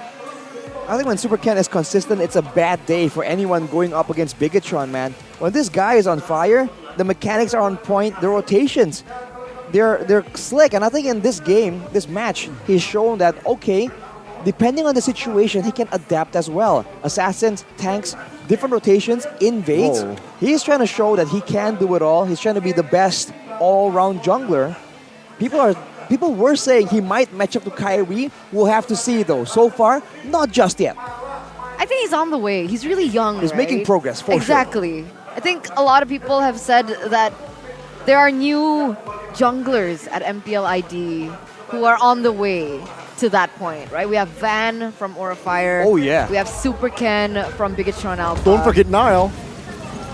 Or Vincent. Anyway, if we take a look at this game here, it was significantly different. And I feel like that's what makes Bigetron Alpha so scary because in terms of composition, it felt a little bit similar to game number 1, but Bigetron Alpha, they were able to adapt so well and finally, at the end of it all, figure it out and win it.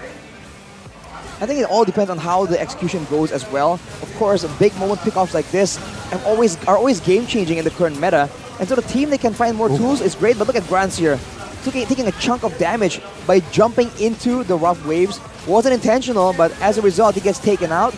The longer the fight goes, the more those gold laners become important. But look at Taz. This Joy is just so devastating. It's burst, but it's also kind of DPS. But against Abaxia, no chance, man. But afterwards, Super Ken gets caught out, so you can still see plays being made by Evos. It's just that Bigetron right now, due to the composition, have a bit more chances of making the plays happen. You know what? After seeing Game 3, it's, Taz on that Joy wasn't able to keep the 100% Joy win rate in the series. And there you go. Bigetron, they found their solution here also in the fight, right? Very scattered, very messy, very not coordinated by the White Tigers. And this was the final push. The Lord just spawned, but there was enough minions for Bigetron to chunk and wipe out the base. It feels like Bigetron Alpha kind of forced it to happen, right? They forced the scatter. It was so different because in game number 1, they were looking for pickoff, but the composition I felt wasn't really right. They had Valentina for Moreno in comparison to game number 3 with Moreno on the Kadita, so there's more burst to follow up on that initial pick coming in from that Franco, but this is the key to success for Bigetron Alpha throughout that entirety. Well, the man of the match is Super Ken, but Super Vin getting suppression heroes is always a good thing for Bigetron. Augments their pickoff even more. Afterwards, Super Saken in that last game was able to just keep farming, be relatively untouched, and even the dive, right? The penalty zones, a lot of them weren't really reaching Saken, and even if they did, the follow-up just was taking so long to come because of the Paquito, because of the Kadita pressure, which is very different from what we were seeing from the side of Evos earlier. And of course, that Lord play, how they're a bit more decisive, how they're able to just plan out how the fight is going to go, right? Just put on whoever's going to try and save Saken, who's going to try and zone Brands and Kite away. I think that's just great planning and great execution from Bigetron. And if they keep doing this, they're definitely a team to be wary of in MPL ID. Good decision making. And that's an improvement that I see from Bigatron Alpha finally, right? That decision making in that later stage of the game. Because usually Bigatron Alpha, early game, they are so good at the decision making. And I can't make a decision about what shampoo to use. What? It's so simple. Is it? You use Head and Shoulders. Do you have an example? Because I don't know what it smells like. I don't know what it feels like. You got the Eudora, Thai Grill, or Gatot Kacha, Okay. but this is Arashi's version. Oh. There you go. Which With one the are you? Cool menthol. Oh. You gotta keep your head cool, keep it in the game, man. Exactly. You cannot win games, especially the late game, with a hot head. That's just not the way to go. All right, so with that, if you guys want to play your ranked games with a level head, with a cold head, with 100% confidence, go ahead and check out Head and Shoulders because it is the shampoo for you, MLBB lovers all around the world. Exactly. Check it out, ladies and gentlemen. It just wipes out your dandruff. So, why not? Why not? Until you get 100% confident, man. Dandruff is awful. Dandruff is awful. You know, I used to have dandruff, and it's just a huge self-esteem problem, man. But where do you thanks buy to it? Head and Shoulders, honestly, you can use Blee, man. If you use Blee, you can probably get up to 10% cashback if you get skins, man. Oh, okay. So if I want to buy that new Kadita skin that I saw earlier on that Moreno used and I was really jealous of the entire match, exactly. I just top up on Blee and I get a 10% cashback. And you guys can use that as well. I want that new Kadita skin. It looks so pretty. It reminds me of Novaria.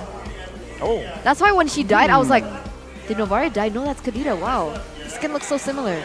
Oh, I don't Is see it the not? resemblance. I don't It see feels the like, it's like resemblance. silvery and stuff. It's like a skin diff, so, skins can get wins, you're saying, Eterna. Yes. Skins don't miss out. Can get wins. Buy skins, buy vouchers, and buy other products as well on Blee, man. They have Check it everything out there. Check it out again. You can get a 10% cashback with Blee. Use Head and Shoulders. That was match one. Use UBS Gold to invest. Use the Samsung phone. Buy food with Grab. Go to the venue with Grab. Because we are going on a short break, ladies and gentlemen. So you do still have time to come here with Grab. And with that, me, Eterna, Connie, as well as Arashi, we'll see you in 5. Bye-bye.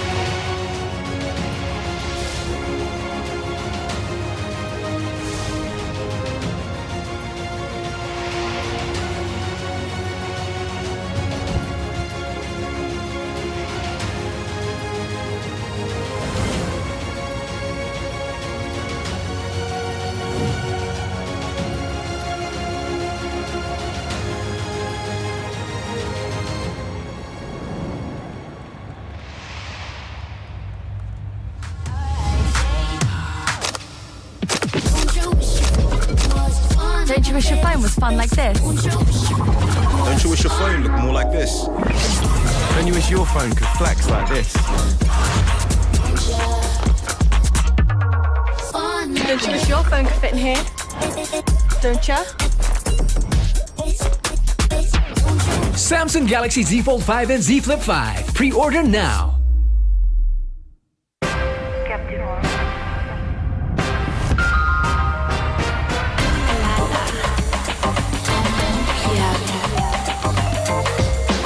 Samsung Galaxy Z Fold 5 and Z Flip 5. Pre-order now.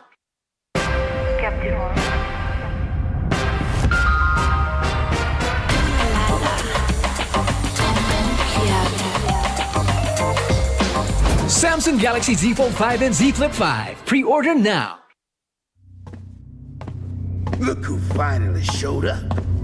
Unload your weapon and return the goods. And if you ask nicely, I just might let it go.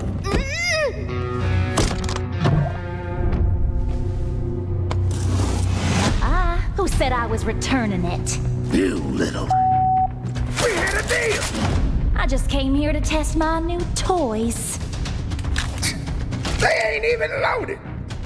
Staring down the barrel and you're still daydreaming about being an inventor? Huh?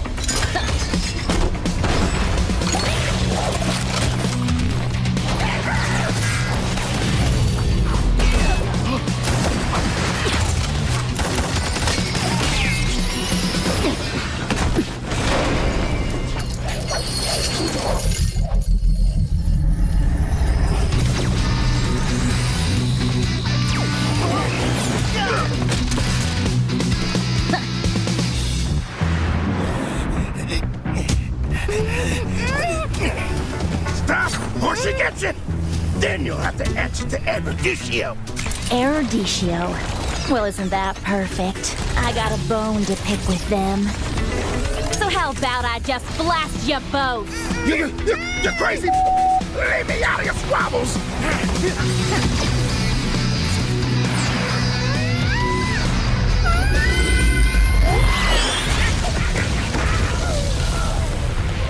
That was dirty. Haven't you heard? I do things my way. I really don't like being used as bait, you know. Anyway, let's return that to Eruditio. Oh, I have something special in store for them down the road. So I'll take this as payment.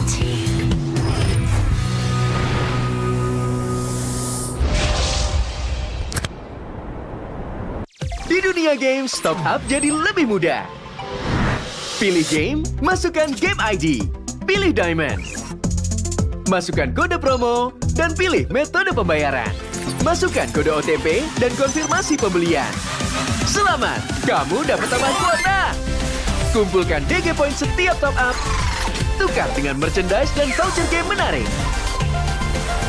Nikmati juga promo setiap harinya.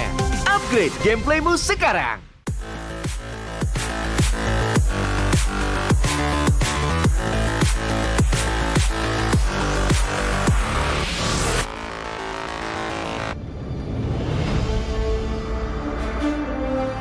In the previous guide, we learned the basics of the new emblem system. This time, we'll take a closer look at the core talents from the Mage, Assassin, Marksman, and Support emblems. Core talent unlocked with the Mage emblem. By upgrading the Mage emblem, you can unlock Lethal Ignition. The new Lethal Ignition now deals adaptive damage, making it a great option for any hero with heavy-hitting combos.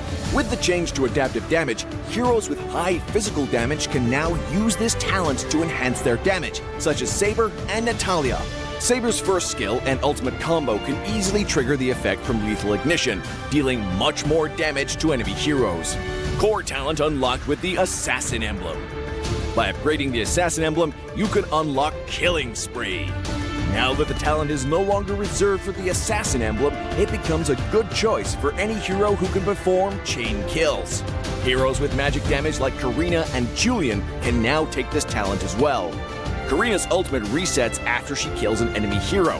When equipped with Killing Spree, she will recover HP from each kill, allowing her to stay healthy and go after more kills. Core talent unlocked with the Marksman emblem. By upgrading the Marksman emblem, you can unlock Weakness Finder.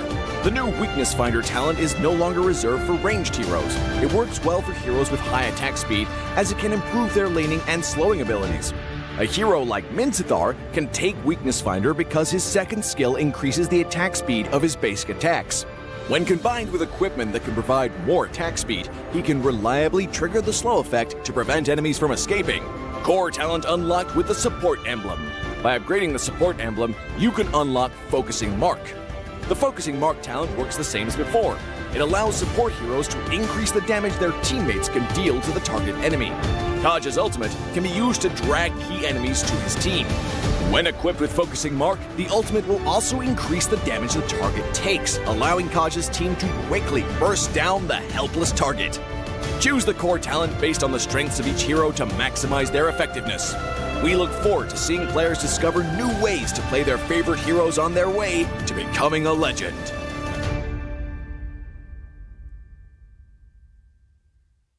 Tahu nggak, Awesome Generation itu punya rules sendiri, kayak aku. Dalam kondisi apapun, gak ada lagi halangan. Malah ngebuktiin potensiku. See, that's my rules with Galaxy A Series 5G. Kalau kamu?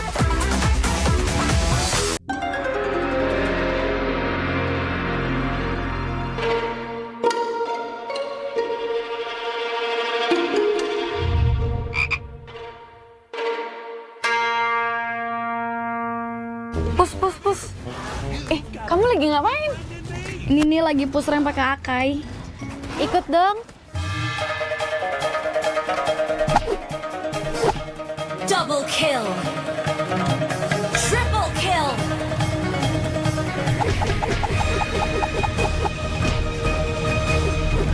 Savage. Itu keren banget loh itu. Ya dong, top global Mi. Bukan kamunya yang keren. Itu notifikasinya keren banget. Alah, notifikasi ini bisa didapetin dari in-game mulai dari kemarin 8 Agustus cuma 58 diamond doang. Murah banget kan? Iya sih, murah banget ya. Nah, kita main. Hanya perlu melihat ke dalam dirimu. Dan kamu akan mengerti betapa berharganya nilaimu. Percaya pada dirimu. Bukan dengan tergesa-gesa, namun dengan caramu yang beda. Tunjukkan kilau kisahmu sendiri. Dan ciptakan emas dalam setiap karyamu. Trust in Gold.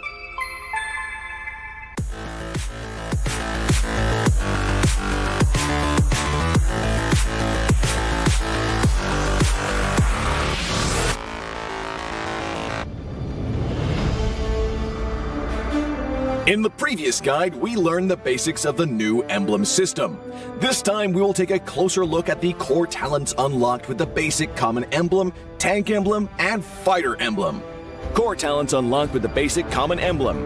By upgrading the basic common emblem, you can unlock 2 core talents, Impure Rage and Quantum Charge. Both are suitable for most heroes.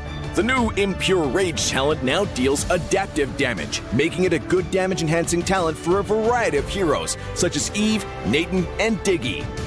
Eve is a hero with great poke and control abilities. She can use the extra damage and mana regen from Impure Rage to constantly wear down enemies. The new Quantum Charge talent now restores HP based on the hero's level and not their physical attack bonus, making it viable on more heroes that want HP recovery and mobility, such as Edith, Leslie, Layla, etc. When equipped with Quantum Charge, Edith in both forms can use the movement speed bonus triggered by her basic attacks to keep a safe distance from the enemy and the extra HP regen to stay in the fight. Core talent unlocked with the tank emblem. By upgrading the tank emblem, you can unlock Concussive Blast. Concussive Blast works the same as before, providing an extra source of AoE damage for high HP heroes, such as Johnson, Baja, and Hilda. Hilda is a high HP hero who can tank a lot of damage when equipped with a full set of defensive equipment. The Concussive Blast talent will not only enhance her survivability, but also boost her damage. Core talent unlocked with the Fighter Emblem. By upgrading the Fighter Emblem, you can unlock Brave Smite. Brave Smite is no longer triggered by inflicting CCs. It now takes effect upon dealing skill damage and is suitable for most fighters and tanks that need more HP regen. Ruby, Lapu Lapu, Tigreal, and similar heroes can choose this talent. Ruby can trigger Brave Smite repeatedly by casting skills, and with her own regen abilities, she'll have even greater durability in teamfights. Choose the core talent based on the strengths of each hero to maximize their effectiveness. We look forward to seeing players discover new ways to play their favorite heroes on their way to becoming a legend.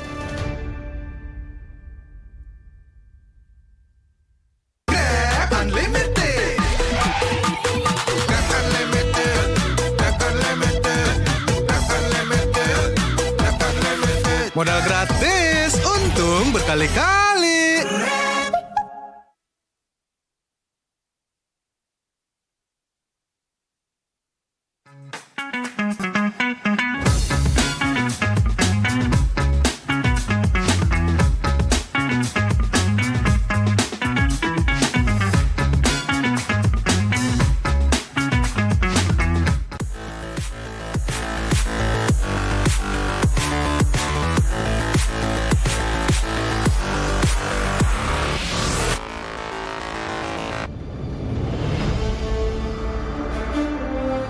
When upgrading your emblems, you will unlock talents at specific levels. Different emblems will unlock different talents. You can choose an emblem by role and use the talents it unlocks directly as your default setup, or you can freely mix and match different emblems and talents to create a custom emblem setup. We're going to show you how to create your emblem setup for your heroes. Emblems. First, let's take a look at the revamped emblem system. There are now 7 emblems in the game, 1 basic common emblem and 6 role emblems. Different emblems can provide different attribute bonuses. It is recommended to use the emblem that matches a hero's role. Standard talents, Tier 1. After selecting an emblem, you can then choose from 8 standard talents at Tier 1. These talents provide mostly straightforward bonuses to heroes. Of the 8 talents, Thrill and Swift are good on almost any hero, while other talents are more catered to certain roles. Standard talents, Tier 2. At Tier 2, you will also have 8 standard talents to choose from. The Tier 2 talents trigger or work under different circumstances. We still recommend choosing one that matches the role of your hero. But if you're an advanced player, you are free to choose any of the talents to fit your playstyle. For example, if you're playing the core hero on your team and want to focus on gearing up fast, you can choose the Bargain Hunter talent regardless of how your hero deals damage. And heroes who rely on their skills for sustained damage, whether it be a mage or fighter, can use the Festival of Blood talent for more spell vamp. Core talents, Tier 3. Finally, let's talk about the most important talents, the core talents. There are 8 core talents available in the game, and each provides a unique and powerful effect. We recommend choosing the core talent to match your hero's role and only use core talents from other emblems for advanced or unconventional tactics. The revamped Weakness Finder talent is no longer reserved for ranged heroes. This talent is now a viable option for any hero that relies on basic attacks and wants better laning and the ability to slow enemies. The Lethal Ignition talent now deals adaptive damage, making it a prime choice for any hero that has heavy-hitting combos. While the revamped emblem system still uses the existing talents, we have removed the restrictions between emblems and talents, opening up new possibilities for many heroes. We look forward to seeing players discover new ways to play their favorite heroes on their way to becoming a legend.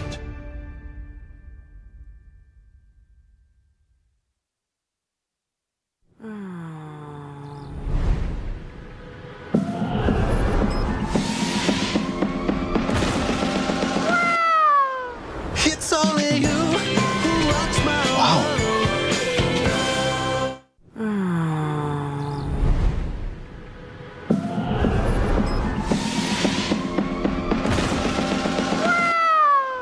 It's only you who rocks my world.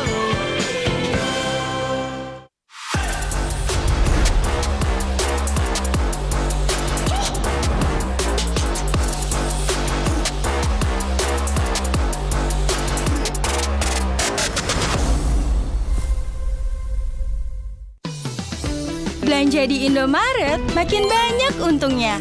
Kumpulkan cashback poin jadi untung terus. Makin sering belanja, makin banyak poin yang kamu dapatkan. Dapat diskon, jadi untung terus. Bayar belanjaanmu dengan poin yang kamu punya. Belanja jadi gratis, jadi untung terus.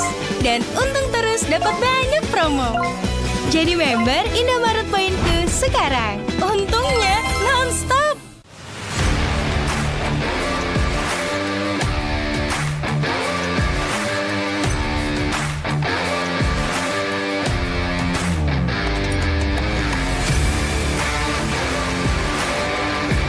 Di dunia games, top up jadi lebih mudah.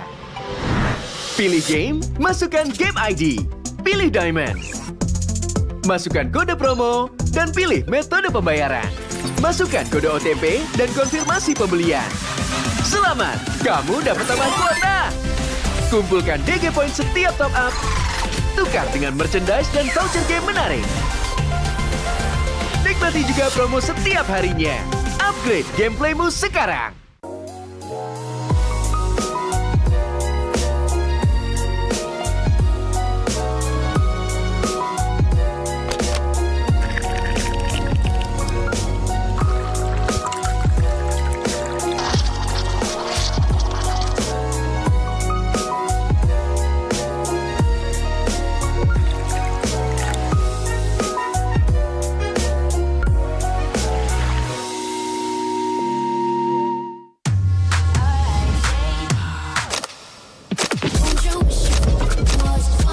wish your phone was fun like this? Don't you wish your phone looked more like this?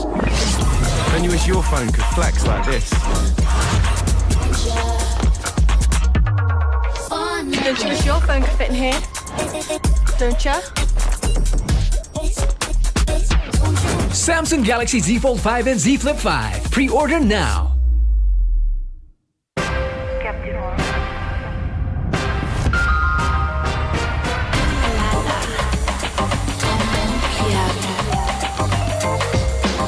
Samsung Galaxy Z Fold 5 and Z Flip 5. Pre-order now.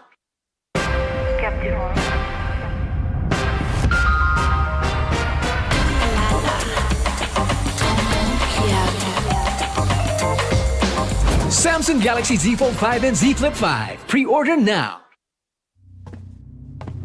Look who finally showed up.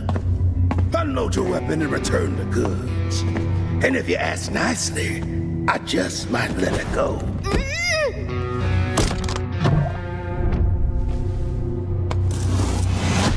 Who said I was returning it? You little... We had a deal! I just came here to test my new toys. They ain't even loaded. Staring down the barrel and you're still daydreaming about being an inventor? Huh?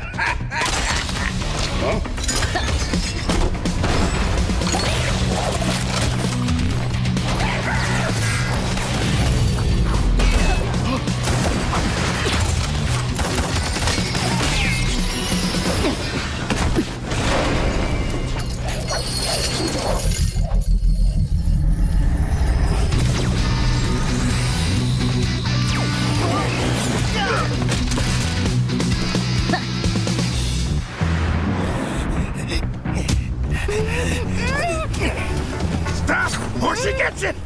Then you'll have to answer to Eruditio. Eruditio? Well, isn't that perfect? I got a bone to pick with them. So how about I just blast you both? You're crazy! Leave me out of your squabbles!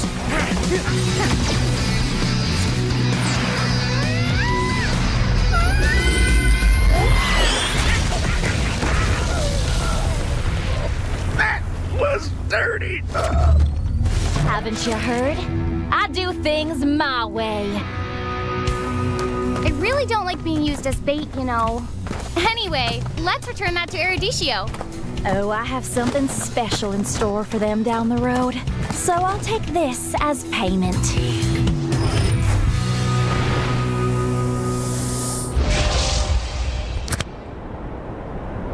Di dunia games, top up jadi lebih mudah. Pilih game, masukkan game ID. Pilih Diamond. Masukkan kode promo, dan pilih metode pembayaran. Masukkan kode OTP dan konfirmasi pembelian. Selamat, kamu dapat tambahan kuota. Kumpulkan DG Point setiap top up. Tukar dengan merchandise dan voucher game menarik. Nikmati juga promo setiap harinya. Upgrade gameplaymu sekarang.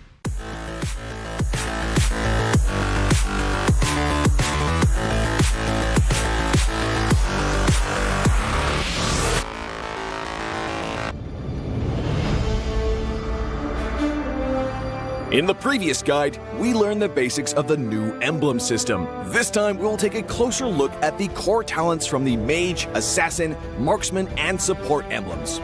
Core talent unlocked with the Mage emblem. By upgrading the Mage emblem, you can unlock Lethal Ignition. The new Lethal Ignition now deals adaptive damage, making it a great option for any hero with heavy-hitting combos. With the change to adaptive damage, heroes with high physical damage can now use this talent to enhance their damage, such as Saber and Natalia. Saber's first skill and ultimate combo can easily trigger the effect from Lethal Ignition, dealing much more damage to enemy heroes. Core talent unlocked with the Assassin emblem. By upgrading the Assassin emblem, you can unlock Killing Spree. Now that the talent is no longer reserved for the Assassin emblem, it becomes a good choice for any hero who can perform chain kills. Heroes with magic damage like Karina and Julian can now take this talent as well. Karina's ultimate resets after she kills an enemy hero. When equipped with Killing Spree, she will recover HP from each kill, allowing her to stay healthy and go after more kills. Core talent unlocked with the Marksman emblem. By upgrading the Marksman emblem, you can unlock Weakness Finder. The new Weakness Finder talent is no longer reserved for ranged heroes. It works well for heroes with high attack speed, as it can improve their laning and slowing abilities. A hero like Minzathar can take Weakness Finder because his second skill increases the attack speed of his basic attacks. When combined with equipment that can provide more attack speed, he can reliably trigger the slow effect to prevent enemies from escaping. Core talent unlocked with the Support emblem. By upgrading the Support emblem, you can unlock Focusing Mark. The Focusing Mark talent works the same as before. It allows support heroes to increase the damage their teammates can deal to the target enemy. Kaj's ultimate can be used to drag key enemies to his team. When equipped with Focusing Mark, the ultimate will also increase the damage the target takes, allowing Kaj's team to quickly burst down the helpless target. Choose the core talent based on the strengths of each hero to maximize their effectiveness.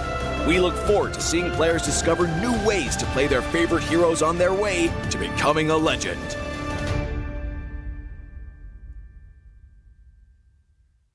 Tahu nggak, Awesome Generation itu punya rule sendiri, kayak aku. Dalam kondisi apapun, nggak ada lagi halangan. Malah ngebuktiin potensiku. See, that's my rules with Galaxy A Series 5G. Kalau kamu?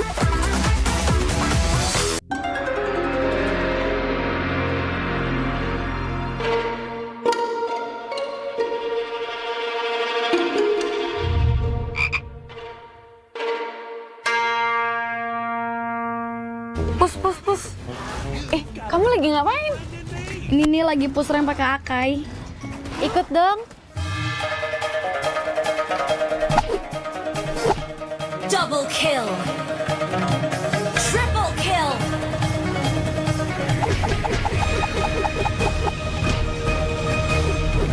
Savage. Itu keren banget loh itu. Ya dong, top gue Bami. Bukan kamunya yang keren. Itu notifikasinya keren banget. Alah, notifikasi ini bisa didapetin dari in-game mulai dari kemarin 8 Agustus cuma 58 diamond doang. Murah banget kan? Iya sih, murah banget ya. Nah, kita main. Hanya perlu melihat ke dalam dirimu. Dan kamu akan mengerti betapa berharganya nilaimu. Percaya pada dirimu. Bukan dengan tergesa-gesa, namun dengan caramu yang beda. Tunjukkan kilau kisahmu sendiri. Dan ciptakan emas dalam setiap karyamu. Trust in Gold.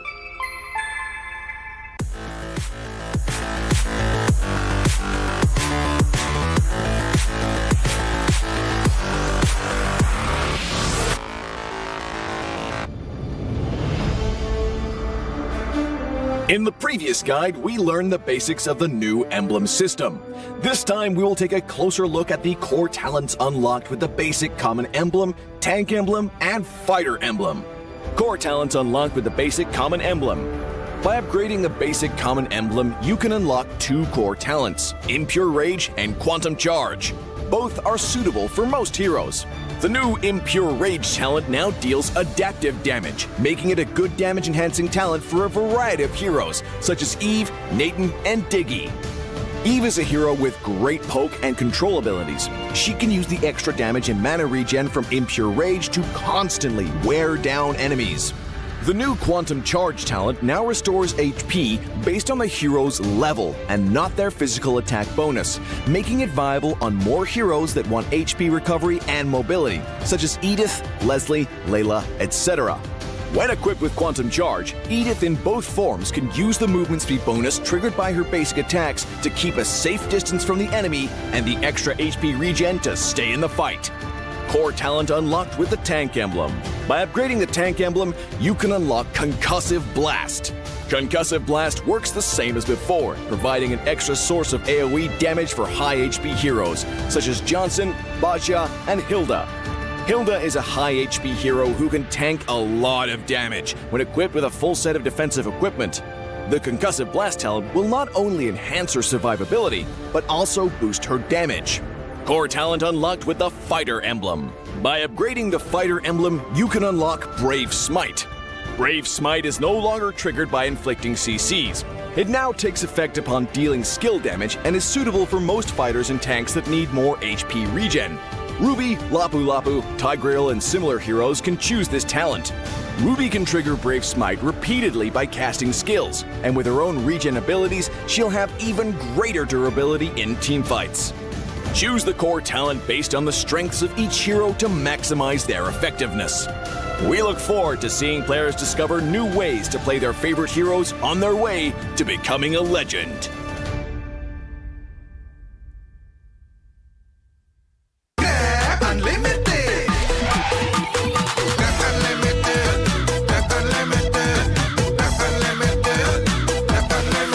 Modal gratis, untung berkali-kali.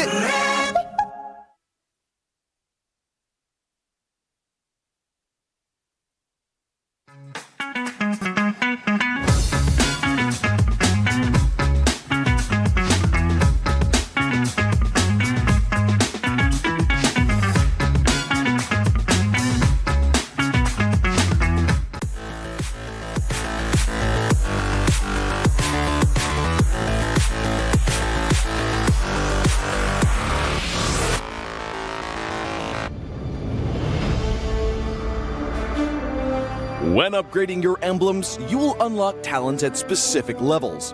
Different emblems will unlock different talents. You can choose an emblem by role and use the talents it unlocks directly as your default setup, or you can freely mix and match different emblems and talents to create a custom emblem setup.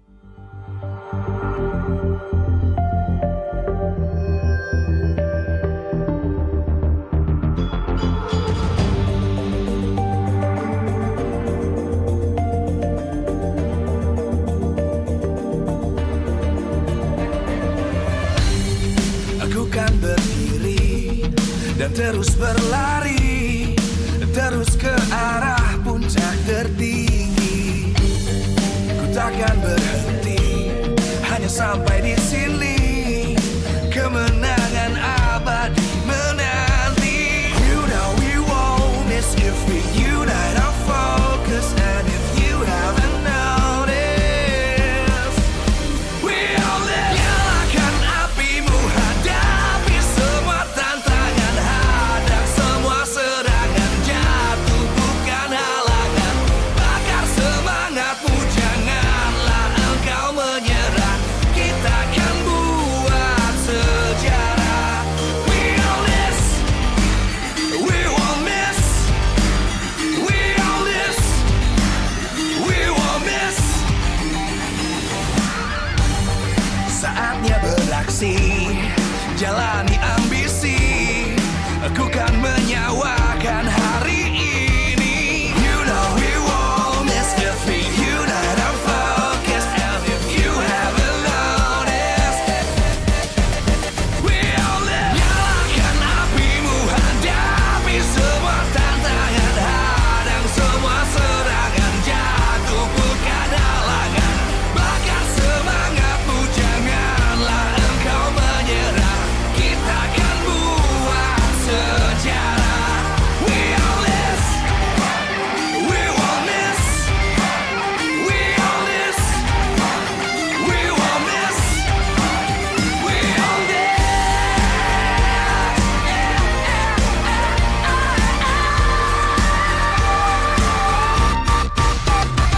Nyalakan apimu, hadapi semua tantangan, hadang semua serangan, jatuh bukan halangan. Bakar semangatmu, janganlah engkau menyerah. Kita akan buat sejarah. We all this.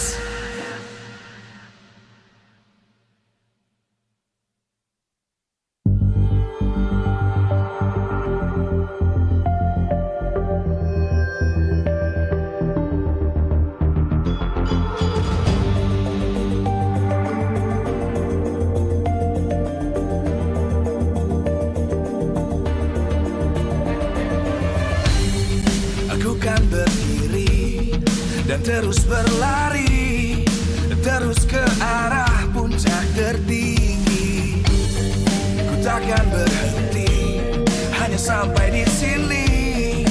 Kemenangan abadi menanti. You know we won't miss if we unite our focus, and if you haven't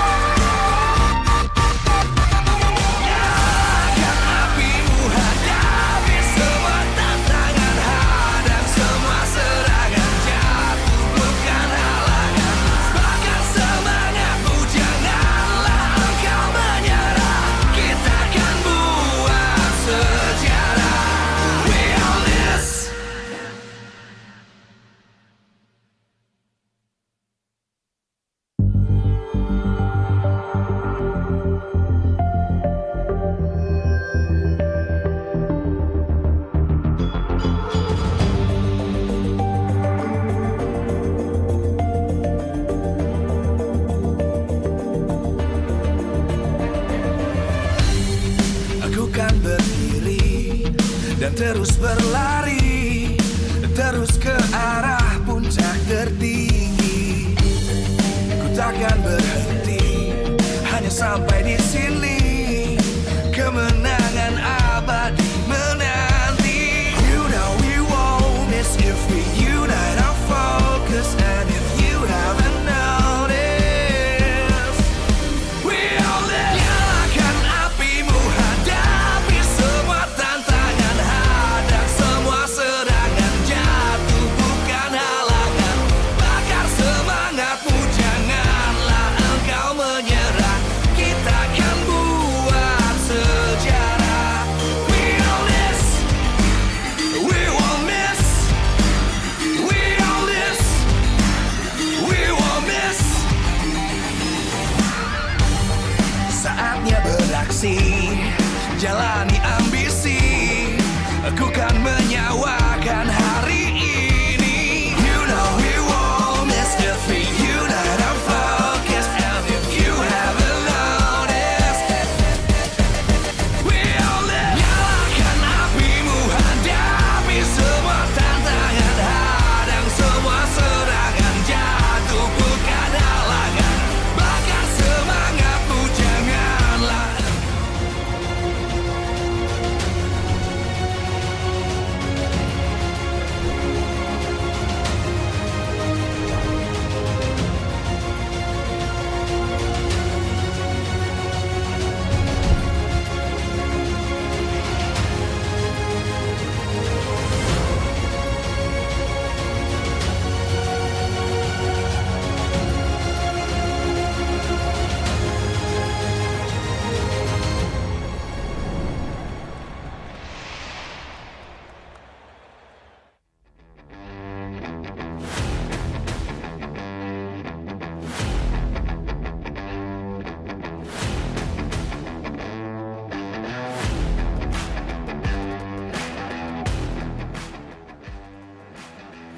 Live from MPL Arena Jakarta, MPL Season 12, powered by Moonton. Presented by Samsung Galaxy Official Gaming Phone. Official sponsor, Head and Shoulders. Official mobile internet partner, Telkomsel. Official gold partner, UBS Gold. We own this.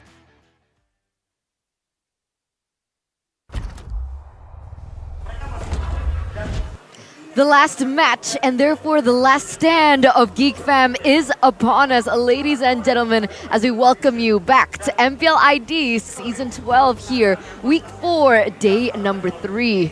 In this next upcoming match, they need to find a victory against Rebellion Zion in order for them to stay in their playoff run. And with that being said, here on the caster desk, it's me, Eterna, alongside with Gani and Arashi once again. And what in the world can we expect between both of these teams? As coming into this, Rebellion Zion, they have a jungler with such an amazing objective gameplay. In week 4 of MPL Season 12, Vincent, 4 turtles and 4 lords. Unreal, man. I mean, this team, we know that they have strong aggression, but we didn't think it's going to be this high, even above Kyrie and Van. The junglers in MPL ID notorious for getting objectives. A close fourth is going to be Selly Boy, who has been improving so much. And out of nowhere, there's Nino. With the 2 lords secured as well. Where'd he come from? Which I feel like Rebellion has an edge, right? Because no Geek Fam players is in this data. Nile, if we're talking about the jungler, there's no competition. So I feel like with this stat, Vincent has already gained that confidence, which grabbing turtles and lords, very important in the game. Exactly, and I feel like that was detrimental to their success against EVO's Legends yesterday when they were able to win it 2-0 against them because of the fact that he's so reliable in that position. But what will that do as we welcome their opponents? Let's welcome Beloy and friends as well onto the stage. It's Geek Fam! The Geeks coming in to try and tame the Raging Bull. Let's see if they can pull it off with the main roster, with the new strats and newfound confidence in their performance. Can they outsmart the Beasts? That's definitely the question here. And in this particular matchup, it is going to be Chidera, as it seems like Geek Fam have finally found their main five, and they look stronger because of it. What kind of surprise picks? What kind of cheese picks? What kind of cheese strats will we expect from Geek Fam today, as they were the ones to bring a Saber Roam onto the professional MPL ID stage? And it worked as well in that particular game. Well, what we can expect here, Kadera, very good on the Irrital. Post-match, Irrital is a beast. It definitely is. There's a lot of ways to utilize that pick as well. And Kadera, we have seen him play it before in the previous seasons, not in Season 12 though. We have to see if that actually makes an appearance. It will all depend on these guys, their opponents, with the main roster as well. Vincent, the man who will try and wrestle control over the neutral objectives. It will be Rebellion with Sway Low, so let's welcome the Blue Bulls. Rebellion, Zion.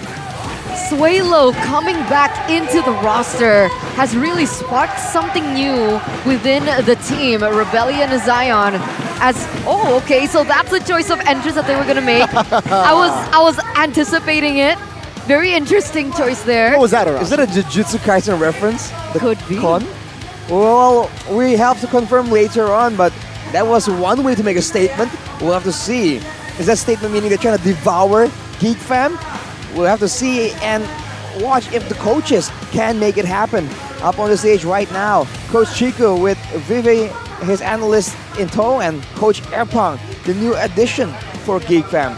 What can this new coach bring to the table? We'll have a different formation, different strategy for the Geeks. I'm definitely hoping that we see something crazy and outrageous, unorthodox.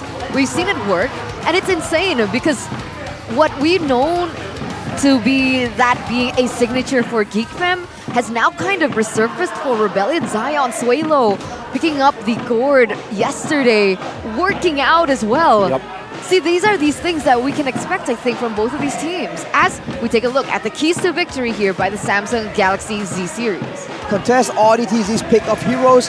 He is an absolute menace on that Franco, on the Edith. Any kind of playmaking hero, Audi will be on the case. And sure, Beloyski's presence remains hidden. When he is not on the map, when you have no idea where he is, even if you get a pick off, you're always having the thought behind in the back of your head, just going, where's Beloy? Is he trying to re-engage? Is he trying to pick someone off?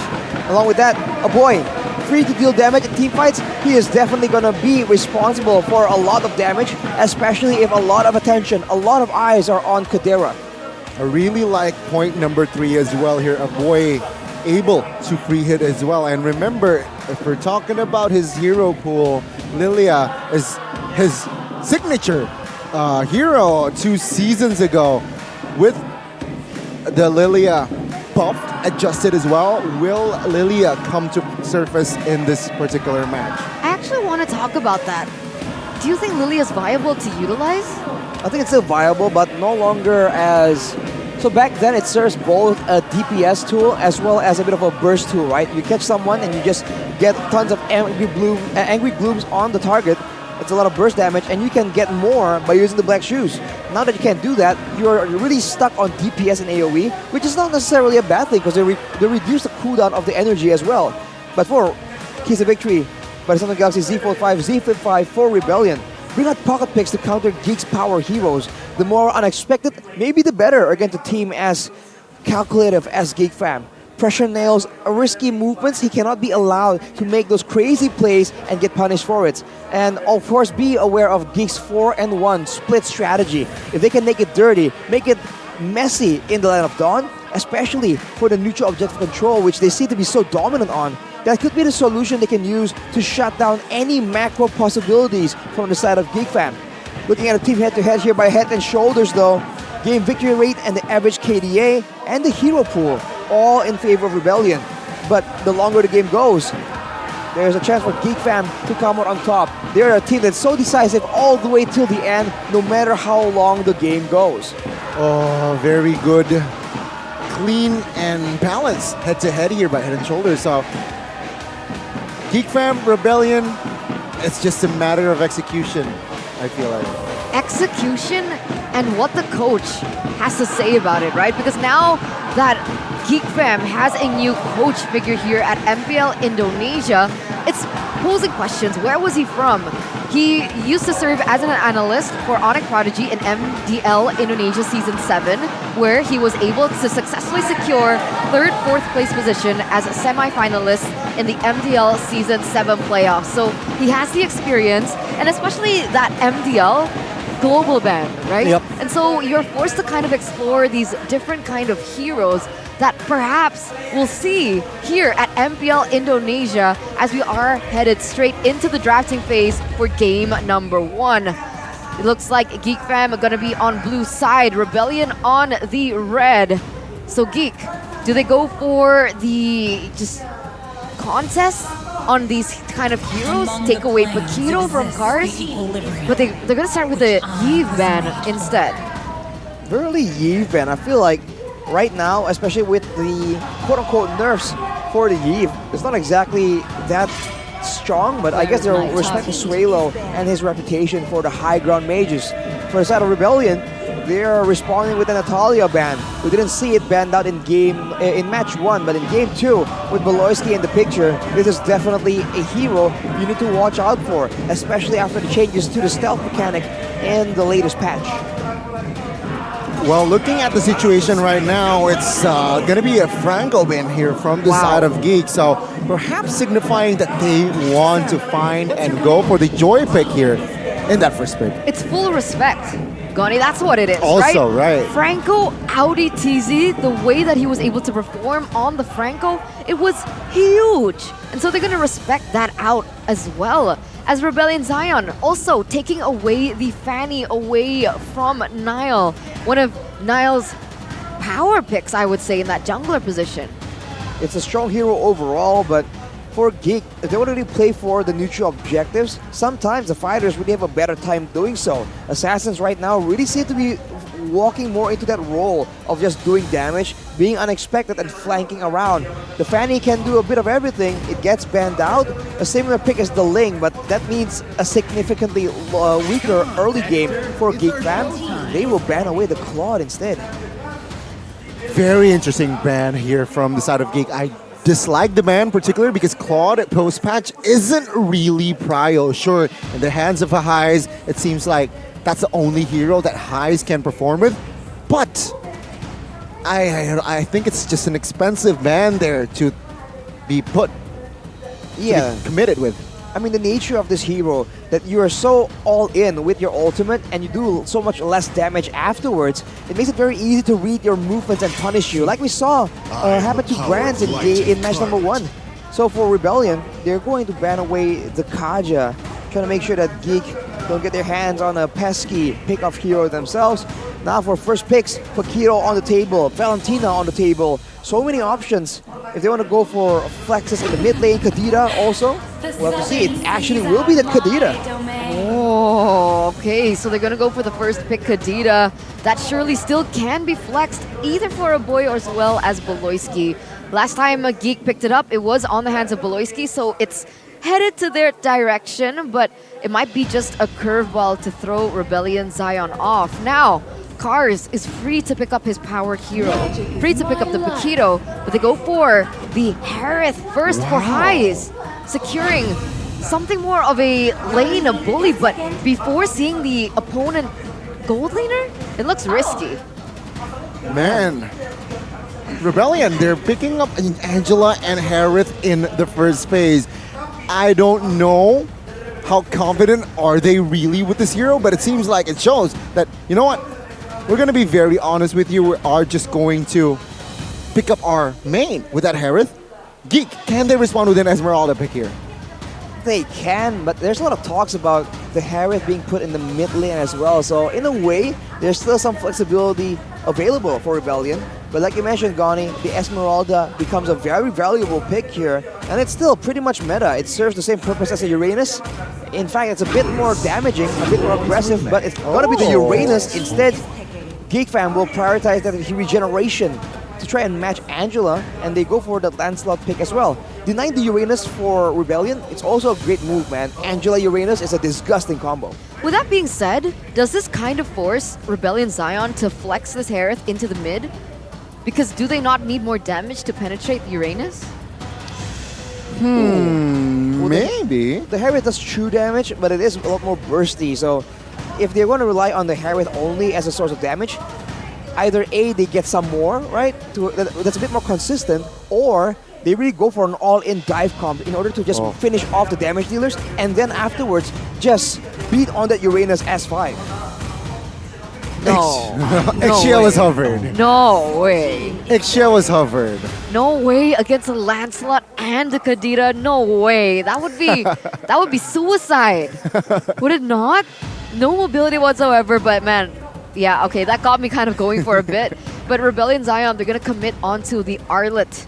So who's picked up the Arlet? Cars? Can they flex it? Oh, Audi TC's picked up the Arlet before, so still flex. It's still flex. They're playing around with it with this flex as well. Second phase, it will be the Brody ban out here. Will they commit to another marksman ban here, Rashi? Seeing that Claude is off the board, Brody's off the board, do you think just, eliminate all MMs? Well, a lot of marksmen are still available, like the Beatrix, like the Leslie, for example. Leslie. I was going to get to the Irithel because if this is indeed a golden Harith, then the Irithel will be such an annoying pick because she's so mobile. She's never really in the same spot for long. So with the Harith, it's a bit more skill shot reliant. It's going to be quite difficult.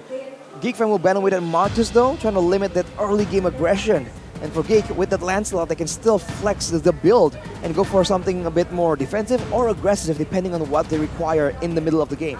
Let's take a look at a comment here from Coach Chico though. We chose Gord in the match against Evos because Yves was not available. Suelo needs to be given a new hero pool, and it seemed like the hero that's blue as well, which is Gord. So, no way that's the reason he picked it. He's lying. Chico is an honest person. Is he?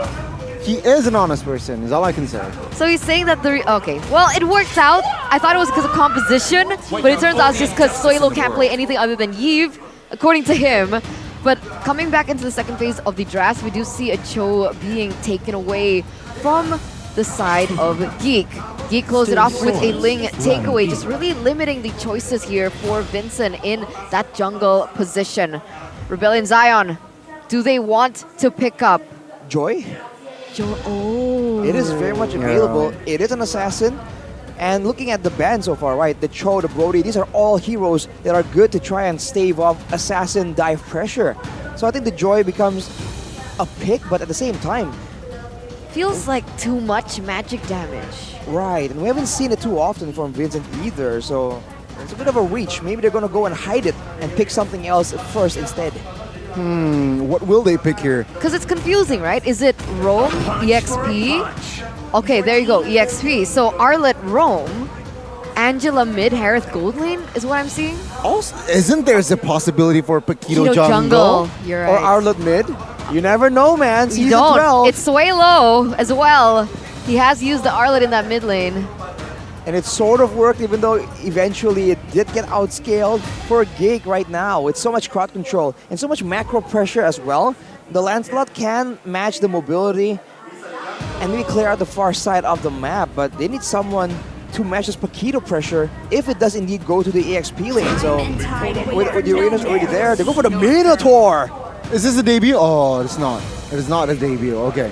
Minotaur Baloyski. Wow. This is a debut for him, though. With the Beatrix, man, that's a lot of counter-engage potential. You're jumping in to try and get on the Beatrix, you get knocked out, but the Leo Mord! Oh, Lord. This is dangerous. Angela Leo Mord combo. It's so crazy because we were talking about it backstage, talking about the keys to victory for Rebellion Zion to utilize that flex potential, that creativity that they have. And a lot of them weren't even talking about Suelo's creativity, but to use something like a Leomord. Literally, Leomord was, oh man, Kabe and Owl, they have foresight into the future. But with that being said, ladies and gentlemen, both compositions have been set in stone. Finally, we see a Leomord coming back onto MPL ID. When was the last time we saw him? A long time ago, with the changes, with the buffs in the patch, with the new items available to augment his potential. this Leomord. We've been hearing rumors about it.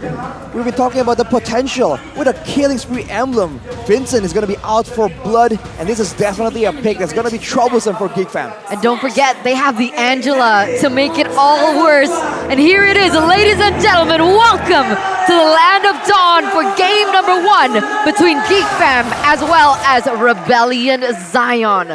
Let's see if Rebellion Zion can utilize this Leomord pick properly and look for a snowball from that early game.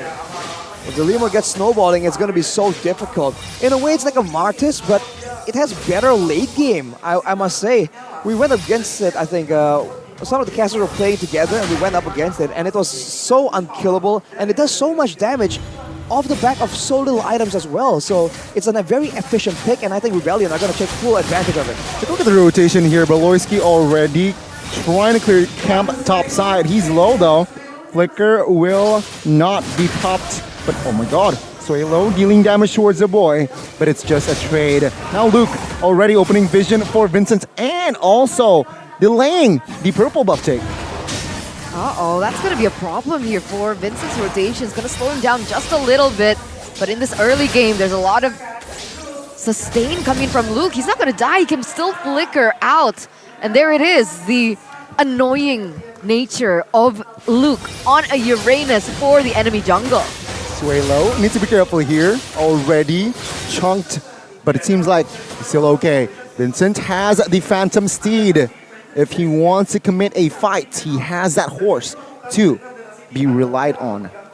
Looking at the emblems right here, 2 basic emblems for the side of Rebellion, trying to get some sustain in there. Even the Angela, both Angela and Arlott, right? It seems like they're here for utility, for stuns, for sustain. Even Breeze might taken by RDTZ instead of the focusing mark.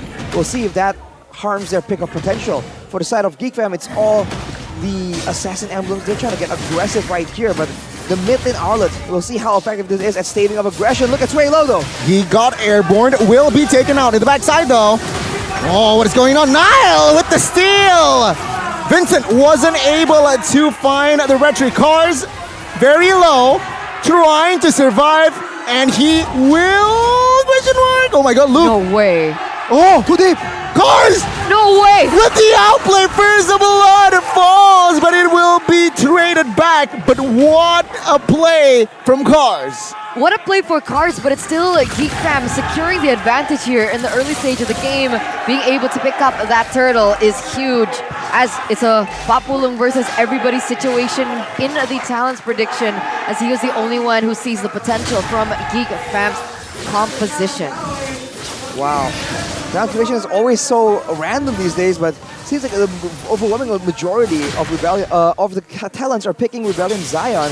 And I think it's due to this Leomord pick, man. A lot of expectations, a lot of hype is behind this pick. But man, what a play by Cars earlier. Luke needs to try and calm down, man. He dove the turret so early on against a Paquito. That is a dangerous maneuver, and he really paid the price for it. He really did. And you guys don't need to pay full price with Grab. Get yourself a discount of 90% if you utilize that promo code, as well as scan the QR code down below. Phantom Steed, with the help of that Shaman Force, it will take Beloyski down. Take a look at Gadara now, quite isolated, but is still able to clear the wave. You have to keep in mind right now that Beloyski, he's usually the main engaged tool, the main playmaker. He does have the potential to go for a Flicker, Minnow, and Fury.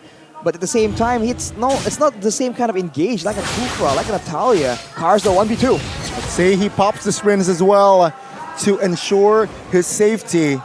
But 10 seconds to the next turtle. Let's see which setup is better. I'm curious, right? Because with a boy picking up the Kadira, who do you necessarily want to target? Audi TZ maybe? But look at his positioning. Yeah.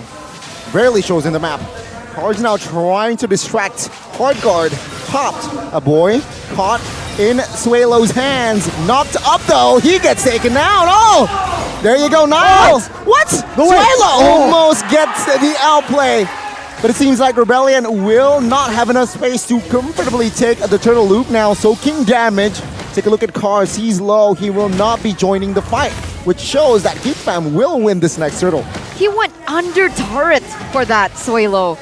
Sure, there's an outplay potential, but in the grand scheme of things, is it worth it to lose another objective to GeekFam, who up until this point has had a really good time, and not a lot of them have been actually punished for it, but wait a minute. Oh, good knock up. Oh, Vincent gets taken down. RTTZ low as well in the backside. What will he be able to do, Sway Low? In this Arlet will not be able to save off the pressure as the mid lane turret will be very low. Geek, minute 5, very angry Sway Low, still surviving in this mid-side area. But it seems like no, they will not commit to a Sway Low. They will though commit to a turret. They just need to be trying to go for the objectives. GeekFam finally cracks down that first mid turret, opening up the rest of the jungle potentially for rotations from the mid lane. Cars did a good job trading for a turret in the bot side, but Rebellion Zion, they're trying to go for the more aggressive composition, but they're not winning it out. They're just not getting the right plays in these fights, and they're just getting picked off. They need to be playing together a lot more, but look at this audience prediction by the Samsung Galaxy Z Fold 5 and Z Flip 5. Dead even. Is it actually 50-50? Is this the first time in Season 12? I don't think I've seen it before. 50-50% audience prediction, as looks like GeekFam, they're going for a 50-50 play, but Rebellion Zion want to go for a counter engage. Good final slash on towards Beloy. Force him to use the flicker. No casualties. Rebellion Zion though still hovering around the top side, as well as Geek waiting for the next wave. A boy jumps in, finds the burst on towards Audi. A boy gets a killing spree. Sway Low now caught low. Phantom Seed. Vincent will not be able to catch a body just yet. Rebellion Zion still losing a trade. What a play by a boy right there. Trying to outplay the whole situation. Actually coming out on top due to that pickoff. It was very clean, and in the other side of the map, you can see that the Uranus, the Lancelot, making all the plays happen. Nile is still showing off his mechanical prowess. Oh, flicker popped. Will it be enough though? No. Vincent claims the 200 gold.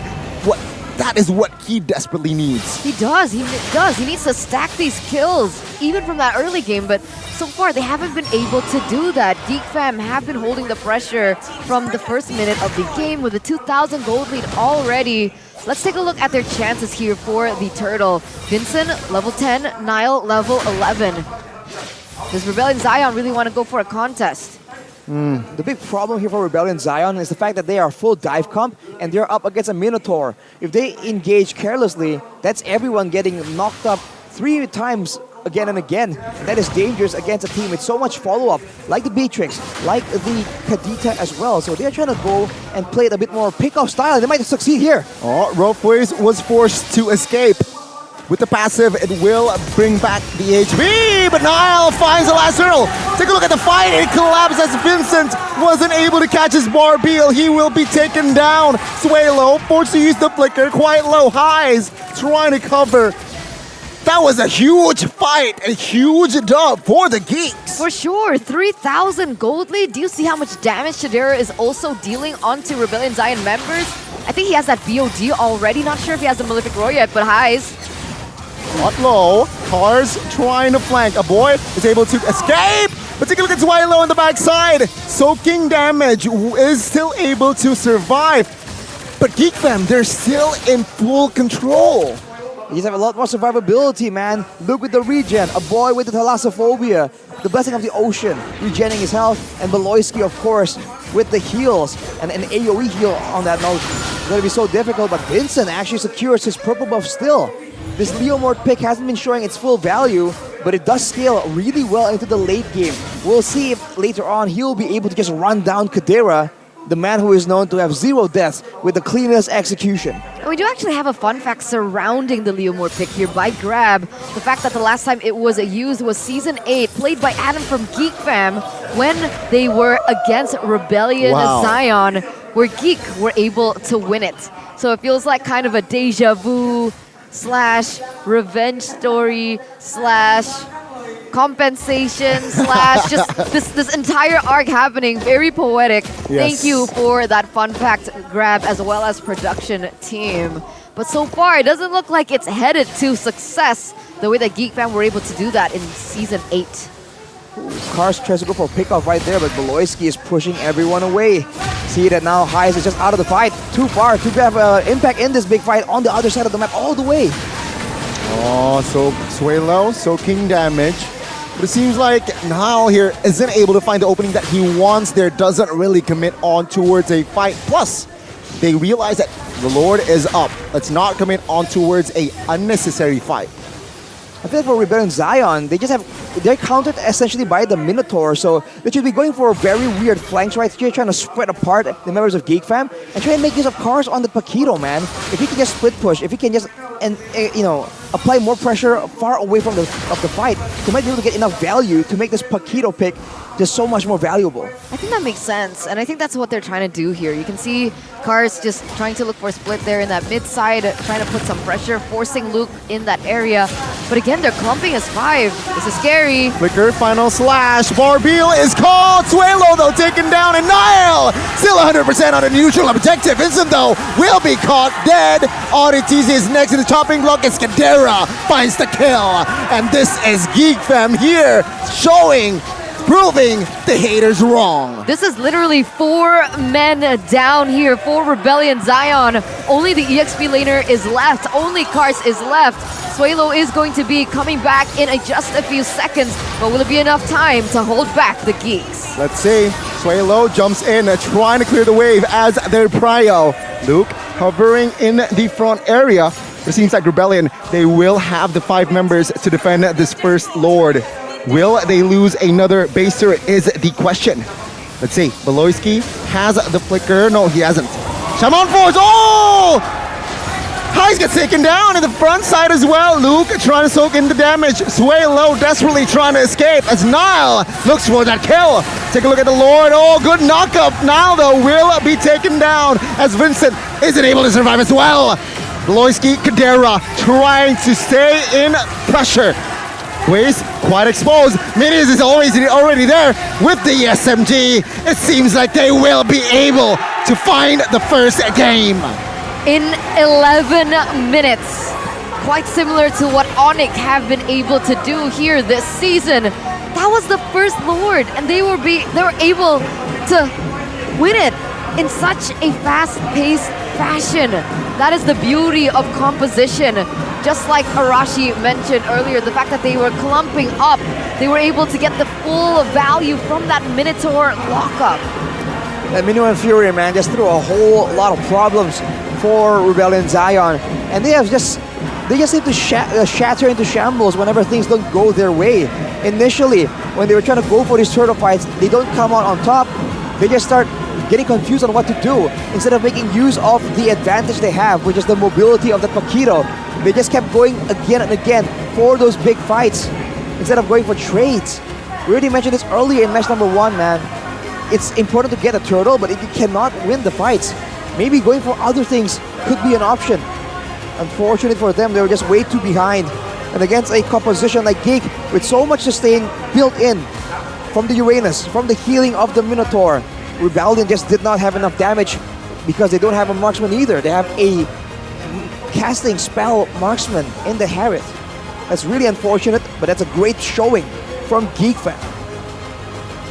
Very good showing. And again, it seems like the cheese pick, Arlet mid, not going well. I love the Leomord pick and Angela, but the Arlet mid doesn't come to fruition, unfortunately.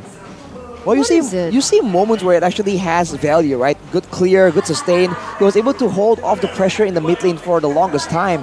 But afterwards, right, what can this team do with him holding so many people in the mid lane, right? He can't really roam faster. He can't really do damage like a conventional mid laner does. And if you look in the jungle, it's a fighter as well. So overall, no DPS from the gold lane, no real assassin, no burst damage from the jungle, and no damage from the mid lane as well. It just seems like they lack damage. They're trying to out-sustain, but then Geek was like, you want sustain? We got Uranus Minotaur. You know, let's duke it out. Which is why I thought that the Harith would be flexed into the mid lane. Yes. Like I mentioned earlier on in the draft, it felt like they were lacking that DPS damage that they severely required in order to punch through the just sustain, like Arashi mentioned earlier on, that was coming in from Geek. Arlet, I feel, is interesting in the mid lane. I think all fighters being placed in the mid lane is interesting because there is that mid power spike that can be utilized. But in that way, in that particular scenario, because of the lack of damage, I didn't see the value of it.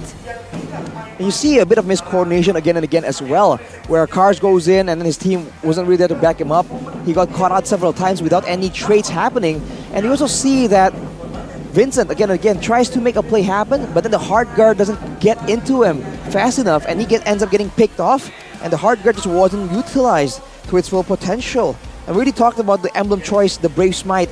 He's more survivable, but losing out on 6% more damage from everyone on your team on a composition that are trying to like burst someone down, I feel like that's also a bit costly, especially if he's not planning on being the front end anyways. I think it would have been more valuable, for sure, to utilize that instead of the Brave Smite. Very interesting. I had another point, but I forgot. Wait. It's okay. It's okay. It's okay. And we saw that this Leo Mord. Okay. Yeah, you go got ahead. It. No, No, go ahead. No, Please. no. Ladies first. No. Later on, you will forget again. No, I won't. Because you talked about Leo Mord, and I also want to talk about Leo Mord, so you first. Leo Mord early game doesn't really show his pressure, the intimidation that the Leo Mord pick should give in that game, right? Especially combined with the hard guard, you should have more control, especially if we're talking about the jungle's opponents, which was not evident for Vincent, unfortunately. I feel like the Leo Mord pick, like you mentioned, it didn't show value. I think it was too risky to pick up that Leo Mord as well. A little too expensive. Greedy is the word that I'm looking for, right? Because even if they were trying to look for that early game oppression, just those small moments where the Uranus was able to delay the pattern and the rotation was, I think, very costly for Rebellion Zion. And with the choice of emblems coming in from the Leo Mord, going in for Assassin, right? I think they went for a killing spree. I think so. You didn't find value in that as well. And why? Because when they go in for these engages, there's always a beautiful counter engage that happens from the man you see on your screen here, Beloyski on the Minotaur. Player of the game by the Samsung Galaxy Z Fold 5 Z Flip 5, 92% KP. 11 assists. He went for the Dominant's Eyes very early on, knowing that regeneration is the name of the game. And this is like the main pick that you really screwed over the plans for Rebellion. And you can see that Rebellion just had no real adjustment. They had more macro potential with the Paquito, with the Angela as well, mind you, a global ultimate. And yet, the Angela and everyone else, they were just stuck trying to fight 5v5, which is exactly where Geek Fam and their combo just shine so much better. So they get knocked up, they get hit with the Bandit's Rage, perhaps the Nibiru's Passion, and then if they don't really pay attention, that's where the Kadira comes in and gets a huge pickoff. So overall, I feel like it's a great, there's potential in the draft. It's not completely countered by all means, but it really wasn't executed as cleanly as it should be either. And with that being said, let's take a look at what exactly happened from game number 1 to warrant that player of the game from Beloyski. Because earlier on, when it was just laning phase, we didn't really see the full effect of it.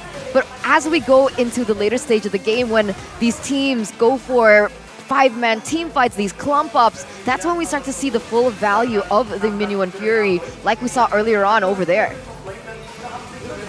In the case of victory, we talked about how the Minotaur, right, doesn't really, Beloyski needs to stay out of sight, stay hidden, but here it's the exact opposite. Whenever there's a fight, Beloyski just shows up, stands next to Kadira, and just like that, the main plan of Rebellion Zion to dive in the back line gets thwarted, and they can't do anything. This was repeated all the way since that attempt in the top side for the Terror Dive, and I think Rebellion, again, just weren't able to adjust to find a different way to engage the fight, a different way to find targets. And that's the thing, though. Once Geek Fam establishes a 5,000 goal lead, that spells doom for Rebellion Zion. They weren't able to find anything on the map. They tried to be proactive, but because there is no damage with that Arlet mid, there's no clear burst. It was a struggle for them to find the effective, the right place as well. It truly was. I mean, that was a 12-minute game, almost 12-minute game. And it was so one-sided at some point, that instant flip coming in. What's going on? Well, Rebellion Zion, they keep trying to go for the 5v5s. Even though it's not working, they just didn't do anything else, which is why in the last fight, they lost one member, but they're still trying so hard to try and contest in that Lord. And if you look at the item disparity, man, even for Vincent, he just built that great Dragon Spear at the end of the game. So he was stuck on 3 items the whole time. And if you compare that to the members of Geek Fam, they're almost 1 whole item down. And there's no way you can win a fight easily without going for a pickoff at that point. But they went for it anyways. They lose 4. And after losing 4 with the Lord coming in, they just got the game ended before they could even react. Only 1 tower taken from them as well. Like you mentioned, there was potential for the macro play. They just did not use it properly. And I think some things need to be changed right here. If they want to go burst, they need more tools, more ways to do so, more crowd control maybe, to make sure that pesky heroes, especially like the Uranus, stays in place to get punished. Or get a bit more damage or a bit more long-range options in order to be a bit more flexible against a team that is just so crafty like Geek Fam. The other thing that I really wanted to highlight about Rebellion Zion's performance was overcommitments. I think Cars as well as Swalo, there were a few minor moments where they went in a little bit too deep and they get killed in return. That wasn't traded back really well, and it just gave value over to Geek Fam and helped them snowball the way that we saw here with Chidera picking up the rich guy, 844 GPM. 844, that's a very respectable amount. Considering that Rebellion Zion were putting a lot of aggression onto this man, he just finds a way to just get income, even though all the pressure is on him. Kadera, man, he's one of the more underrated players in the MPL, in my opinion. And he is just showing it again and again. And there's no wonder Geek Fam is using him as one of the main members of the main lineup. Yeah, and what a first game overall. I personally thought that Rebellion, with this sort of composition, they were able to just... I expected more, just in conclusion. But then again... All of us did. Okay, all of us Except did. Papulong. Except Papulong, exactly. Geek Fam, I feel like Kadera, again, I forgot the X factor here, right? Kadera bring stability in this Geek Fam, which also was shown in that game. On that Beatrix, he was untouched, practically, with the covers as well. But then again, Kadera is just a very independent marksman that is always reheating, it seems like, especially during team fights. There was not enough tools for Rebellion Zion to try and counter the Beatrix anyway, right? What were they supposed to do? Cars? Were they banking on Cars? Well, who were they banking on? Because anyone who goes in for an engage, like you mentioned, gets hit with a Minoan Fury. It's such good cover, such good counter engage. I think flanks need to be done a lot more by Rebellion, because the whole idea about this composition is that they have to go in, they have to dive and make it messy, right? They don't have anyone that has to stay in the back and be really safe, like, you know, like a Beatrix, like a Leslie, or like a carry. So they have a Harith. The whole idea is to get all in the back line, get all messy, but Rebellion just were unable to grab that opportunity. Yeah, they weren't. And talking about grab, MPL ID Season 12 has begun. And don't forget, ladies and gentlemen, grab promotions are ready to be enjoyed. Don't forget to use the promo code MPL ID XGRAB and get a 50% discount on Grab Food and a 90% discount on Grab Bike and Grab Car throughout the event. This promo is for new users, and if you guys want to get a Diamond or MLBB Hero skins, stay tuned for grab challenges. If you want more information on that, go ahead and check grb.to/MPL. And so, come to the venue, 90% discount. Oh, I was restreaming yesterday. Okay. Watching you guys. Well, All you right. guys. Yeah. And then I used the promo code and it actually worked. 50% on my food throughout the entire day. It was beautiful. There you go. Verified, value. verified by Eterna. That's a huge validation. Validation. Well, again, we have first-hand testimony right here. Exactly. So, you know, wait. Speaking of first-hand, will it be another juke? No. It's not. This time it's not. I think it's okay. It's a girl. It's a woman. There you go, and her beautiful hair. You start to ask why, how do I get hair that beautiful, that silky smooth? And the answer is what she's holding in her hands. Not her hair, but the head and shoulders. The shoulders and heads. These shoulders and heads. Exactly. Head, shoulders, knees, and toes. Sorry. You're right. Bit of nostalgia there by Eterna. I haven't heard that song in a long time, man. It shows how old I am. Shows how old you are too. Rashi. I don't get it. I'm still young. Lies. What? Get out of here, Gani. Well, these are all very young players as well, so a lot of potential for game number 2. I really hope that Coach Chico will... Oh, hey, hang on. Whoa. There you go. There you go. Suelo has been subbed out of the mid lane. Renbu coming back in. Is this a testament to perhaps the hero pool that Suelo lacks, or is it a mindset thing that we've been hearing as rumors about Suelo? It's a mind gap, huh? Between Suelo and Renbu. We'll have to see, man, because I don't think the whole game is really a mistake that you can really pin only on Suelo. But maybe Coach Chico has something in plan for us. Maybe a particular pick that Renbu is adept at doing. So let's see, man. I mean, they can adjust so much. They have so many more cheese picks. I think the picks are great. They just have to kind of like close out the drafting phase better and round it out more to have more things available to them.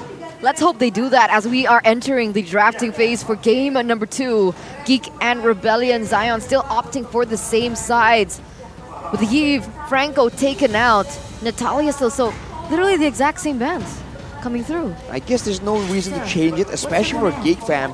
But I think there's going to be a bit of an adjustment for Rebellion. They are the team who technically lost anyways, but so far, Natalia, Fanny, still respecting all these assassin presences. And I wonder if they're going to try something similar, but then ban out the Minotaur. Because honestly, there are so many other heroes that can still serve the same purpose. They will opt to try and ban out that Kadita instead. Yeah, that's the change that they are going for. With the Kadita being banned out, that means that the Kaja is open. And Geek fam show no hesitation in picking it up. Rebellion though, last time they went in very bravely with a Harith and an Angela first pick. Surely there is going to be a change as they pick up the Beatrix, taking it away, and a Flex Fredrin. This Flex Fredrin has been less of a flex because it's a bit more obvious where it's going. We do see it occasionally being brought into the EXP lane, but it really doesn't have the same kind of presence, the same kind of impact that you would have on a jungle Fredrin that can impact the whole map, do some damage. You have good clear as well. In the EXP lane, it's just a slight bit wasted. But now for Geek, they're going to try and get some follow-up here. Pick off is useless if you can get crowd control but not finish the job. So damage, burst damage in particular, is something that they need to look for. You know what? I honestly don't mind a Uranus being picked up once again for Luke. But we'll see. Oh, they go for a Terizla, a little bit more active, more playmaking for him to utilize, as well as a Valentina, who literally gives the same benefit. They have so many tools that they can work with here. Rebellion Zion, they kind of don't. I mean, especially Beatrix was already picked up by the Rebellion Zion. That shows a huge target here for Highs. That, you know what, I'm Beatrix. What am I weak against? Terizla. With the flicker penalty zone, we saw it multiple times already in Season 12. In particular, that the penalty zone was always able to catch Beatrix off guard. Now let's see to close out the first phase. Seems like Rebellion, they're taking their time here. What do they need? Should they secure a mid here? I feel like they should secure a mid. The mid lane? Oh, it's going to be a farce though. Wow. Ban all the assassins here in second phase then. That's so risky though. Exactly. I would have thought that maybe Renbu might pick up something like the Faramis. I guess it can be taken by Valentina, but I think that's fine. There's no option for Luke to go in for glue anyway. Well, for Geek fam right now, I feel like the Terizla also serves as a counter-engage deterrent, right? If they're pulling someone in and everyone's like, okay, go in there and back him up, that penalty zone will be a huge punish tool. And it's also still switchable, right? You can go and engage using the penalty zone, and then later maybe you have Baloyski on the Kaja, flicker and suppress one of the more pesky Prio members on the side of Rebellion. So a lot more flexibility like you mentioned, but for Rebellion, it's that long-range gameplay. If they want to do so, they need someone to stave off the Kaja, someone that can just check a bit more reliably, especially if they're going to be forced to check into those big neutral objectives they cannot afford to let go. But still, they go for a lane ban here for the side of Rebellion Zion. And it makes sense, right? They have so many high ground heroes, so many backline heroes that they need to protect in the Farsa, in the Beatrix. they don't want it to be disrupted. So Rebellion Zion, they go for a little bit more cover and an engage tool in the Kufra. Will it be enough though against Geek right now? We never know, but that Kufra also anticipates a incoming Lancelot pick here from the side of Nile. He played well, very well in that first game, right? Grabbing all those important retributions, claiming 100% of the turtles and lords in that game. That Kufra can somehow hinder the movement and maneuvers from that Lancelot Geek. Will they commit to it? Oh, they're going for a carry. Why? Because his carry can pop the Purify, can rock with Purify, which is a very good spell going up against a Kufra. Oh man, look, you're right, Lancelot gets picked up. That's huge. I don't know why carry though. Is it solely because of Purify? I think to actually follow up on the Divine Judgment, it's a good burst hero. It can shred anyone down, but against a Beatrix, against a Kufra, against a Farsa as well, I feel like for now, for Rebellion, if they can just take out this carry, everything is A-okay. There's not enough damage in only the Lancelot and the Valentina, not DPS at least. So the tanking members like the Fredrin will be able to just sustain through the bulk of the damage. I low-key wanted to see Iritel for Chidera. Just a little throwback to his glory days. But Rebellion Zion now, they gotta decide between an EXP laner and a jungle. They go for Fredrin. Wait, Fredrin jungle. Oh yeah, there you go. Fredrin jungle and Arlott EXP lane. What do we think about this draft? Man, I feel like Rebellion, I'm not personally a fan of the Arlott. I feel like now it's a bit too one-dimensional. It's too immobile as well, because you can only really move forwards. You can't really move back. With so many fights going back and forth, having a proper lore dance in the current meta, that immobility could be very easily punished by the side of Geek Fam. And they are the ones with the more playmaking tools, so I think they are the ones dictating the pace here. I agree. They have the penalty zone from Luke. They have the Divine Judgment. They can utilize Nile to dive into the back line, secure the objectives as well, and not to mention the flexibility of the Valentina, who can just, you know, take away either the final slash or even the Feather Airstrike coming in from the Farsa. Yep. But also, it's a flicker party. 4 members other than the jungler opted for that flicker. And here we are in the flicker party, ladies and gentlemen, as we invite you into the land of Dawn. The second game of the series, a Geek going against Rebellion Zion. Remember, this is one of the last games, perhaps, that a Geek have in the first leg. So they do want to give it all out here and take this win, perhaps maybe 2-0. Off the bat for Rebellion, there's a lot of aggressive potential right here with the combination that we've seen so often last season, I believe. Well, aside from the Beatrix, the Fredrin, Farsa, and Kufra. This is a surefire combination to get very good pickoffs in the early game. But Geek Fam, they are used to this playstyle as well, especially because most of the fights really begin only when the turtle is up. In that situation, I think the composition of Geek Fam has a massive advantage. Seems like Geek, they're trying to focus on stealing this camp, which Rebellion, they managed to delay the take here. Fredrin already on that way, or on his way. It seems like Beloyski will be able to grab it. Wow. Whoa, wait a second. Yep, RTZ now caught half HP. Top side though, Arlott and as well as Terizla still going at it. Unbothered in that lane, but it seems like it will somehow favor Luke. Tenacity is on 3 members for the side of Rebellion. They're trying to survive a lot of the pick-off potential attempts, and maybe the tenacity will be critical in ensuring the frontline members like Vincent, Cars, and AudiTZ. And so in saving their lives when the Divine Judgment does come through. Everyone now, well, the junglers mainly are almost level 4. The turtle is up in 10 seconds, and Geek generally has more control, but no Divine Judgment just yet, and a weaker, more vulnerable gold lane that can't really roam. Seems like there's a lot of issues with them trying to go for this fight right now. Ooh, but a boy is level 4, so I think he should be able to pick up that Feather Airstrike. There you go. He has a Feather Airstrike in his kit in order to facilitate this turtle take. With that being said, it's back to a 50-50. Who is going to be able to win it out in that Retribution battle? Let's see. Penalty zone is also in his kit. Beloyski though, still level 3, very low as well. Penalty zone flicker on towards 3. We'll find 3 members indeed. Nile finds the turtle again. Let's see, Rebellion though will lose a member as Cars will also be next. But oh, good Feather Air Strike stun as well. But a boy will find the flicker kill on towards Cars. It's a turtle for Geek and a kill for Rebellion, still favoring the Geeks. So essentially, it's 2-for-1 a trade in favor of Geek Fam, but no changes. Oh wait, is it a flip? It's a flip! It's a flip! It's a full flip! It's Papulong against the world again. How does he manage to always be the odd one out? I don't understand. Does he peek at our answers? That might be the case. Well, whatever it is, back into the game right here, Geek Fam. Getting a win, getting the turtle, allows them to get level 4 and they just go straight at it. The level 4 power spike for the EXP lane for Luke was so valuable right there, but now Rebellion Zion, they're trying to look for burst potential, for pickoffs, but Audi is just not as available to try and make these plays. Just look at the items here, a lot of physical defense being built up, but now that's going to be the big engage.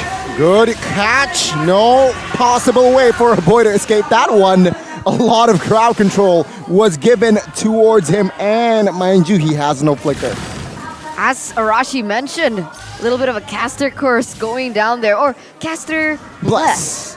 Caster bless, right? As he mentioned, Audi TZ and his lack of impact. There he goes again onto Niall. Luckily, he doesn't have his ultimate up and ready just yet. So Niall is going to be A-okay.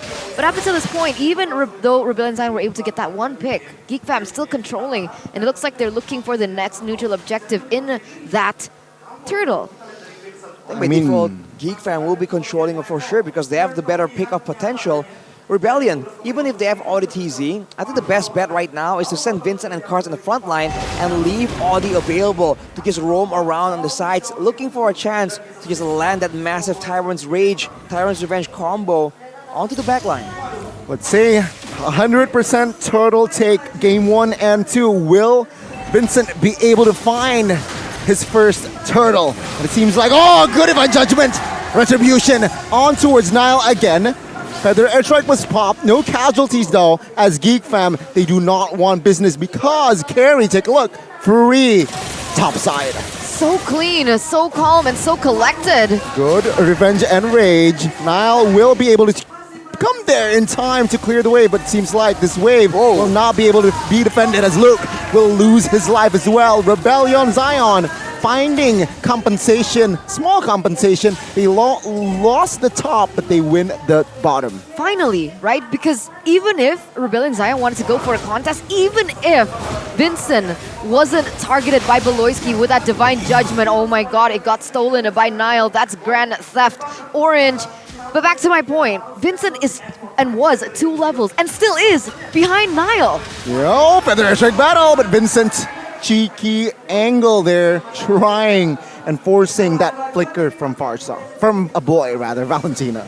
While all this is going on though, you see that Kadera is relatively untouched. He is just farming up a storm right here, and that's a bad situation. Because for Rebellion Zion, they could be the backline, the Farsa and the Beatrix can very easily be zoned away by a penalty zone, by even Beloyski just posturing aggressively. If Rebellion engage, the penalty zone gets used defensively, that means that Kadera will be free hitting, and with a lot of gold, means a lot of damage towards all these beefy targets in the front line. But remember, Carry gets outranged by Renbu, so if Renbu can collect those items properly, even though the Beatrix is kind of behind, he should be able to be that deterring factor for Geek Fam when they go in these team fights, especially if Chidera is chunked low. It's like a battle of deterrence right here, man. Whoever can scare each other the most wins, because even if, let's say, Kadera gets picked off, when the damage is coming through, look at Niall right now, just clean on the Lancelot. If he just dives in towards the back line, towards the Beatrix and the Farsa, if he was in the middle of casting the Feather Airstrike, he's stopping that immediately. You know what? Very interesting, right? Carry Kadera, penalty zone, and Divine Judgment on towards Audi though. He flickered out of the way. Just like that, there's a re-engage. Vincent Cars trying to find a boy, gets taken down.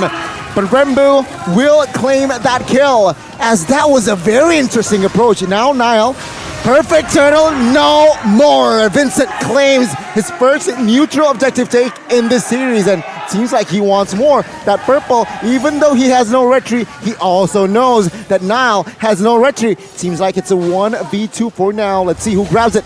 No retry, purple battle. It will still be Nile as now.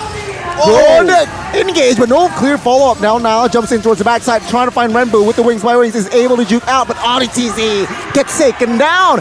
Kadira with a free hit as it is Rebellion there, over-committing in the mid lane. Overcommitment or just a really good opening by Luke. That penalty zone to the back to go for it and re-engage was beautiful. Giving a kill for Chidera was beautiful. He now has the golden staff. And what does this mean for the carry? This means that it's gonna be a lot more DPS, a lot more true damage as well. So members of Rebellion need to be very careful. Flicker Divine Judgment. Look at the damage. Good night, Vincent. Woo. That was just Vincent. I think forgetting that the Flicker Divine Judgment is in play. There you go. You were asking what it meant, Eterna. It means that even the Fredrin, even the beefiest of members get completely shredded out due to the passive coming in from Carrier's kit. But man, you see that? Whoa, hang on, whoa! That's a solo kill and a shutdown for Nile in the mid side as well. Luke gets done. Good. What? Recalls by Nile. Final slash though. There's a puncture. There's no puncture. Heizamore finds the punish on towards Nile. That was completely unnecessary. That would have been such a huge statement for Nile if he wasn't picked off like that. Right? That just now looks like an overcommitment. He punctured under the turret. And he had, I guess he miscalculated. It didn't reset. He wasn't able to get out. That was unfortunate. It kind of like ruined how the play looked so dominant. But back to the point of the composition, Eterna. Whenever Luke jumps at the back line, what can Heiss and Renbu do? They can't burst the Terizla down fast enough, and they really can't match the damage coming in from the carry. Yeah, the commitment on towards the Revenge and Rage, on towards Luke. Feather Airstrike pops as well. Luke quite low. Will he recall? He will. With that information, Rebellion, will they commit? Now, 1v4 situation. This is why Kufra is good. Able to stop the maneuvers of Lance. He's able to escape though, but that shows the green light to commit to this Lord. Top HP right now. Oh, good Divine Judgment on towards Audi. He gets taken down now low. Trying to find the steal. He's able to get it! Rebellion Zion now flees. Cars terrified, but Vincent will be the first one to fall. There you go. Kadera, good taunt. Good penalty zone as Kadera finds the double. Will he find the triple? A boy claims cars in the mid lane, but it's now Geek Fam solidifying their lead. Beautiful team fight. They spot Heiss there into that bush. He's still able to get away until not. Okay, Nile's not going to overcommit onto that one, but that was a huge victory for Geek Fam. That was 4 huge. members taken out. Sure, Heiss doesn't get punished up until this point, but look at the space that was bought for a Geek Fam. The dominance, the oppression, taking all the buffs away, and the recalls. Here it is. Wow. I love it. Signature Geek showing dominance. Just waiting for the Lord to push out as well. And look at this bold move. Kadera left alone to just push out that lane. That could have been very easily dangerous, but Rebellion, they don't really dare to move out of their basic and Beloyski. Okay, he has Flicker Divine Judgment. The conceal play though will not be committed more. As Geek Fam, the game is far from over, but wow, the confidence to just recall for 30 seconds earlier. Bold move. Was it 30 seconds? It felt like quite a long time actually. I'm not surprised if it actually 15. was. 10 to 15 maybe. Let's just say 30 seconds. Give them a little bit more just spice to what they did. But with the 7,000 gold lead, what has it been given? What has given? Yeah. What has been made out of it? There you go. That's how to English. Well, Nile has that semi-tank build, which is so effective because for now, Rebellion and Zion don't really have enough damage. That allows now to be a bit more oppressive with his movement as well, pressuring everyone back. Wind of Nature secured for Kadera, so in a 1v1 beat, just basic attack matchup against Heiss, he will win it out at this point due to the true damage. So at this point, I think that Geek already have all the tools they require to secure a game. The only issue right now is the lack of range in their composition because they still have to crack open the base, which is where the Lord will come in very handy. It also will come in 40 seconds. So Geek Fam just trying to maintain their lead deny any goals for Rebellion Zion, and they're waiting for the next Lord. And they're doing such a good job at it as well. Vincent, still level 12. Wow. Compared to Nile at 15. Exactly. What in the world? A very solid Lancelot display here from Nile. Not just this game, but both games. Actually, right? Yeah. They lost. They got the point as well, and it seems like this Lancelot is just the power pick for Nile. And it's also Luke. This Terizla, whenever you want a team fight, it's just so valuable for so many reasons. It's a bit like, I don't know, it's a bit like it's overloaded. It's like a Yve almost, but in the EXP lane. It does so many things. Damage, sustainability, anti-burst, crowd control, AoE. And the only time that Geek Fam lost a fight is when Luke used the penalty zone onto one member. As long as he keeps landing it consistently on the back line, and at least use it in conjunction with his team's engage, perhaps Beloyski's Divine Judgment, it's very hard to imagine Geek Fam just having a bad fight. I think Renbu is starting to regret his choice of spell, right? He went for Flicker instead of Purify. Yeah. He might be regretting it now because clearly Heist might have a more difficult time picking up that Purify, but here Beloyski goes in for a pick. Conceal play, 7,000 HP now, comfortably grabs the Lord as Rebellion Zion failed to respond. Literally no fight whatsoever from Rebellion Zion. They didn't look for a contest, they couldn't find a proper opening, and it shows the advantage that you have as a team and your composition if you're given a little bit more tools to work with. Audi TZ on the Kufra, how many picks have we seen him get? Like one or two? At two, most I think? 3. I think 3 is the most, possibly. I think it's 2 more likely, but maybe 3 at most.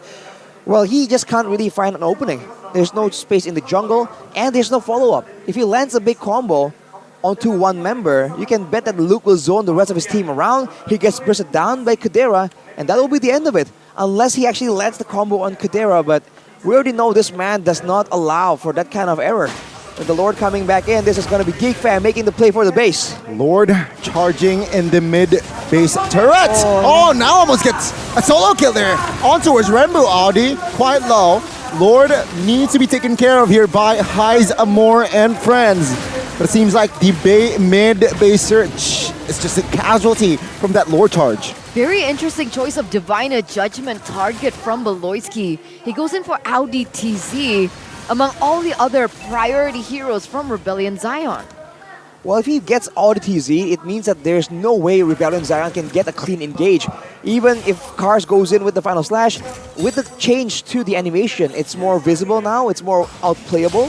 Vincent as well, if he tries to go in, that range on the dash taunt combo is very, very short. So I think that was the idea, right? Engage on the engage tool and then don't worry about it at all. But it did not work out, so now it's back to just caging Rebellion Zion, making sure that the bull cannot leave its stable. Wow. Yeah. And now 15 minutes in here, going to 16. 10,000 gold lead for Geek Fam. Looking at their compositions here, Eternal, does it favor Geek or Rebellion, you think? Well, it's difficult to say, right? Because technically, the reason why I opted for Geek Fam's composition in general is because I see a fluctuating power spike in that early, mid, towards that late. There's a lot of tools that they can utilize. The fact that Chidera is already full built up until this point with true damage, there's not really anyone from the side of Rebellion Zion to counter that.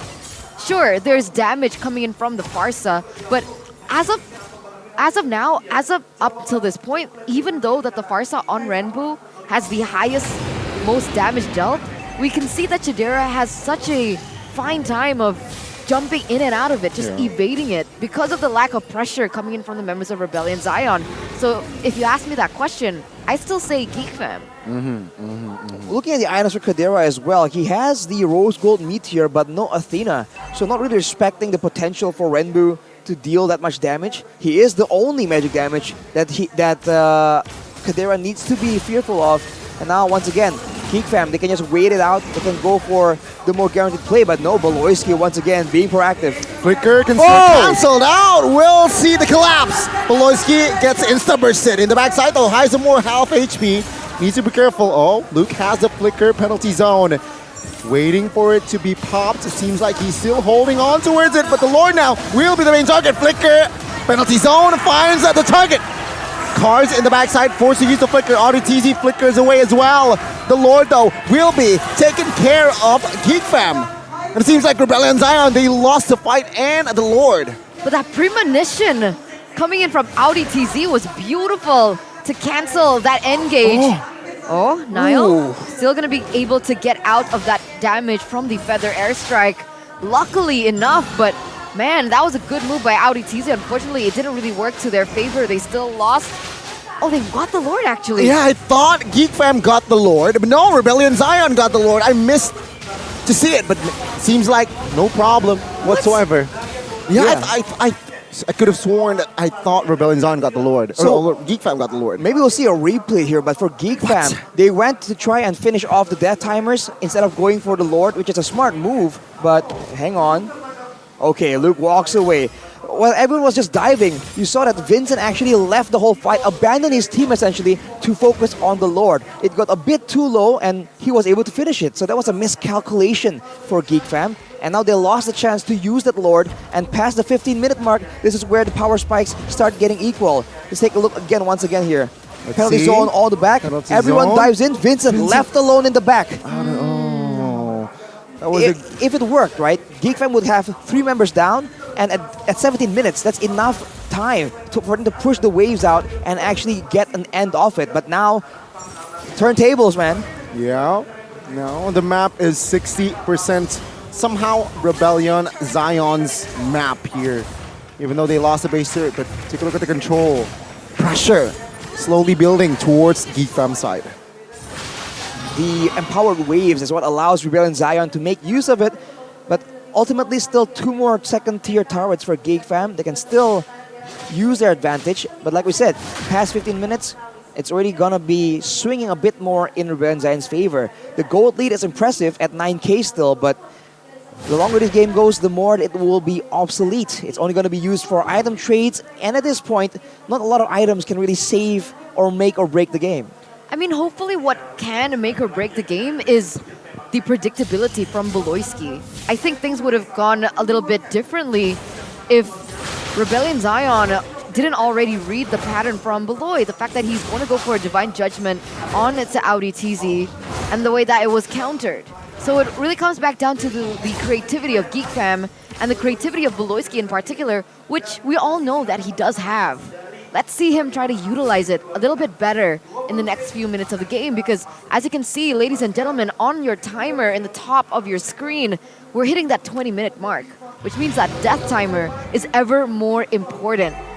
Now, Beloyski and Chidera, they're looking for that creative play. It's risky, but it might just work, especially Renbu being there. Oh, good macro sense. What a game sense, and now Beloyski caught, forced to use the flicker. Take a look at the reinforcements. All the TZ catching Luke still has the Immortal. Oh, good suppression. Vincent has no Immortal, but Niall is there. Gets taunted, but it seems like the damage won't be enough to take him down just yet. It's still a 5v5 as Rebellion Zion, they're saying, no, we do not want this fight because Vincent is low. Arido with the re-engage. What? Is this the right move? He gets his son on towards Beloy, but it seems like Heisemore with the Wind of Nature wasn't able to deal Valentina. He gets taken out. Now in the backside, try to wreak havoc. Finds the kill on towards Varsa as he will survive as well. What a monster by Niall. That's 3 members taken out from the side of Rebellion Zion as Geek Fam reclaim their victory. What in the world was Heisemore thinking when he went in for the wand against Chidera? But here we go, another re-engage coming. Things are not looking good now. Only 2 members, and it's Audi and Cars. Final slash, that was Soul and Fred. Divine Judgment as well. Audi loses his Immortal, will be taken down. Oh, not just yet, but Cars will lose his Immortal as the base will be the clear target. Geek Fam finds the clean sweep. 2-0 against the Blue Bulls, holding them by the horns and saying, it's geek time. Man, that is crazy. What was Nile possessed by? He was just crazy, going in and out, outplaying everyone. Rebellion was just completely bewildered. Exactly. His consistency from game 1 displayed and amplified, I feel like, in game 2, where he was just uncatchable. Goodness me, Geek Fam. After a loss yesterday, man, have they really repaired their game style. Reset, refresh. Ooh, 2 resets, 1 Yes, refresh. in particular, it has to be in that particular order as well. Wow. But that was what they were able to accomplish. The drafts coming in was great. It feels like they understand the players and their power heroes a lot better. And it's good, it shows.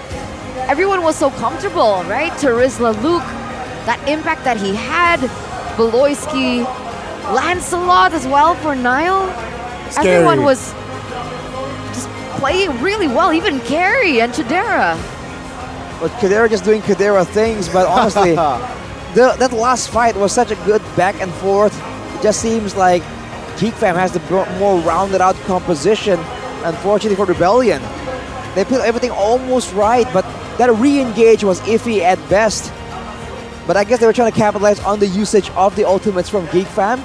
It just was a gamble that did not pay off. Match highlight by Head and Shoulders right here. Nile overthrows Vincent's objective domination. And with that, let's actually talk to the man, Vincent himself, as he's already on stage with our lovely host, Monica. Take it away. Di mana dong suaranya untuk Geek Fam? Congratulations Geek Fam 2-0 Geek Fam. Wow, game yang kedua tadi seru sekali juga. Aboy, gimana rasanya menang melawan Rebellion? Ya seneng banget sih harusnya. Dan kamu tadi bertemu dengan 2 player. Di game pertama ada Swallow, game kedua ketemu Randy. Yang mana yang paling menyulitkan kamu, Aboy? Dua-duanya sama sih gameplaynya, jadi nggak terlalu ada bedanya.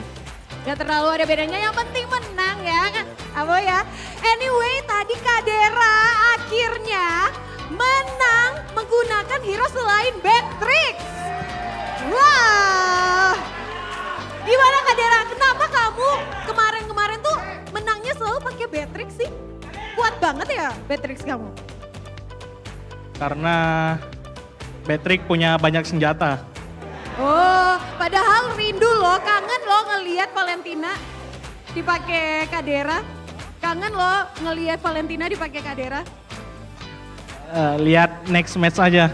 Lihat next match, berarti nanti udah ada persiapan ya di leg kedua kalau misalnya Beatrix di respect ban, udah ada persiapan-persiapan hero pool lain ya? Pastinya ada. Ada, rahasia tapi? Iya rahasia dong. Rahasia dong, tapi Nail, gimana rasanya kontes retri dengan Vincent? Apalagi Vincent di week keempat ini secara objektif dia itu yang nomor 1. Mendapatkan turtle dan juga lord. Biasa aja. Oh, biasa aja. Yang penting menang ya. Nail, tapi kan gimana rasanya kamu kali ini kembali lagi bertemu dengan mantan analis kamu. Sekarang jadi coach kamu. Ada mungkin itu membuat kamu atau kunci kemenangan kamu hari ini gak sih? Banyak impact lah dia. Banyak impact. Banyak impact. Impactnya se-impact apa sih? Baloy, gimana dengan bergabungnya Coach Erpang itu ada hal-hal baru yang didapetin nggak Baloy?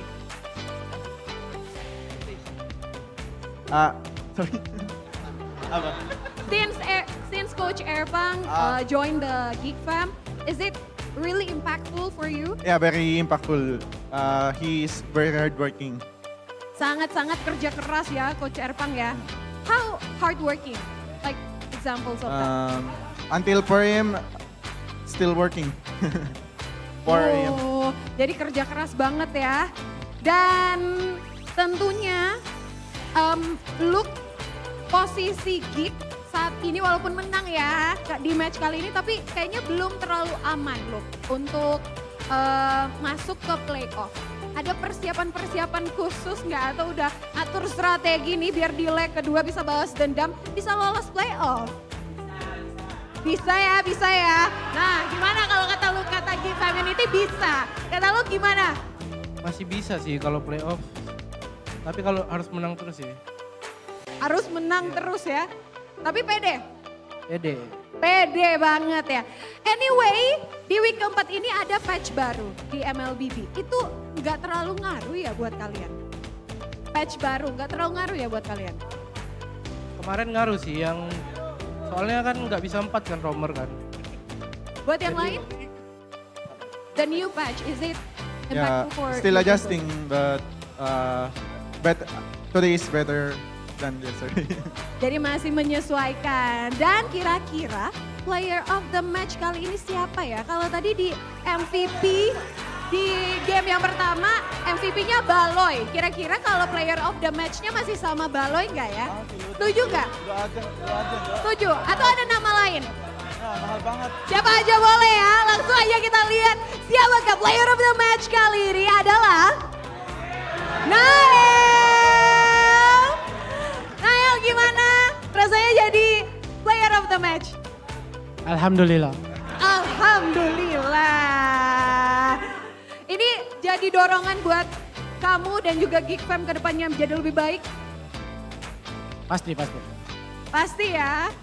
Dan tentunya bisa dong kasih pesan-pesan untuk Geek Community, apalagi yang dari tadi udah teriak-teriak semangatin. Apa? Semangatin. Pesan-pesan untuk Geek Community yang udah semangatin. Thank you for the support for Geek Farms community. Appreciate it. Oh, pakai bahasa Inggris ya. Tapi nggak afdol rasanya kalau belum dengar Kak Dera ngomong Madura. Kak Dera, terakhir sebelum kita lempar ke caster. Pesan-pesan pakai bahasa Madura. Pada nggak. Lah, gimana nih? Udah lupa bahasa Maduranya. Sekelangkong ke di community selalu dukung.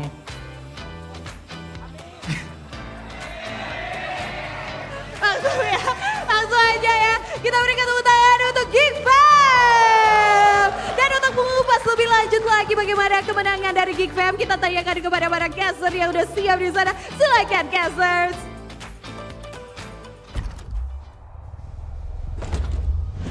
What a beautiful way to end the half season for Geek Fam with a 2-0 victory against Rebellion Zion. Whoa. And with Niall picking up the player of the match, that surely is going to cause a sensation.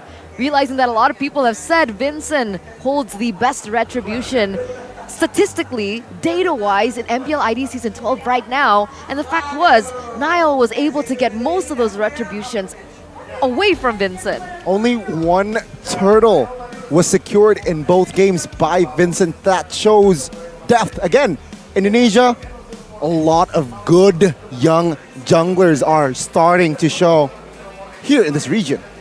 Looking at the player of the match here, Niall, by the Samsung Galaxy Z Fold 5 and Z Flip 5. You can see that initially he went for a bit of a tanky build. In the late game, where it's more risky, he actually transitioned more for damage. Because I guess he knows that at that point, it's not about utility, it's not about staying alive only, it's about making sure that the backline cannot play freely. And wow, if you consider the fact that he's going on a full damage build, that last sequence of plays that we might see the highlights of, that was crazy, man. He was 1v3, fearless under the turret, under the base of Rebellion. And he just didn't care. Yeah, we can say potential definitely in this kid. There are small moments where there are miscalculations and overcommitments, but those kinds of things, it really does iron out with game time and air time, especially on this Lancelot. But overall, he was a menace, 69% kill participation as well. Like you mentioned earlier on, Arashi, in the first stage of the game, he went for objectives, later on, kills. He was able to completely one-shot the Farsa at one point, which is crazy. It was. This is Oh, where this is it. This is solo kill. Oh, the recalls as well. But yeah, overall, I feel like synergy-wise, Geek Fam in this particular series, very much shown. Well, how did he get that? He got Final Slash, but he still got the lore? The What was that? retribution. Yeah, the retribution. Retribution. Last second, that yeah. looked really wonky, but hey, I guess they made it work. And here, again, everyone was committing, and unfortunately, it just didn't work out for them. This is that final sequence, I believe. Boom! Vincent takes the Lord. But at that point, his team is just getting decimated. And Rebellion did a very good job just kiting out, essentially doing damage control, ensuring that they don't lose too many members, allowing them to come back here, counter-engaging on Beloy. And it's just outplay after outplay. Look at the mobility. Look at Nile just going crazy in the back line. Yeah. And look at the damage coming in from Aboy. You forget that Aboy is a late-game Valentina. Heist was not ready for it. He got deleted. And Nile just went ham here. I have no idea what the heck this was. The timing, right? The timing. The way he utilizes, the moment he utilizes his skills. That was a Final Slash, a Winter Truncheon. There were so many moments where Rebellion Zion looked to outplay, and yet he was still able to get that kill onto the Farsa. There was no cooldown on that puncture. In that sequence, he managed to just puncture from, top side towards the base with no cooldown. That was a huge mechanic display from Nile to put the nail in the coffin. Looking at the items right here for Heist in particular, no magical defense. Even the boots were tough boots. That was the pressure that Terizla, that Lancelot and Carrie brings to the table. And when you're too preoccupied about one type of damage, a boy comes in with a full 6 items, with the Holy Crystal as well. Just completely nukes him out of existence in that last fight. This is why you have to get a good balance and still respect the damage potential. And for Rebellion, the fact that there's just so much dive for Geek Fam, and the fact that they have 3 frontline members and 2 backline damage dealers, it just really came to haunt them the longer the game goes. It's just very unfortunate that their strategy did not really pay dividends. And the emblems, if you look at it, for Luke, it's all about the tankiness, man. Tenacity, firmness, brave might, anything you can get to be a more difficult target to take out for Rebellion Zion, so he can just convincingly, boldly just engage and dive towards the back line again and again. And in the neutral objective scenario, you're just stuck in the jungle. You cannot spread apart enough to try and, bait out maybe the penalty zone before you move in. And you can even tell from the choices for Heist in particular that he was banking on being able to win that 1v1 against the carry early game, which he should have, right? There was no tenacity involved in his kit.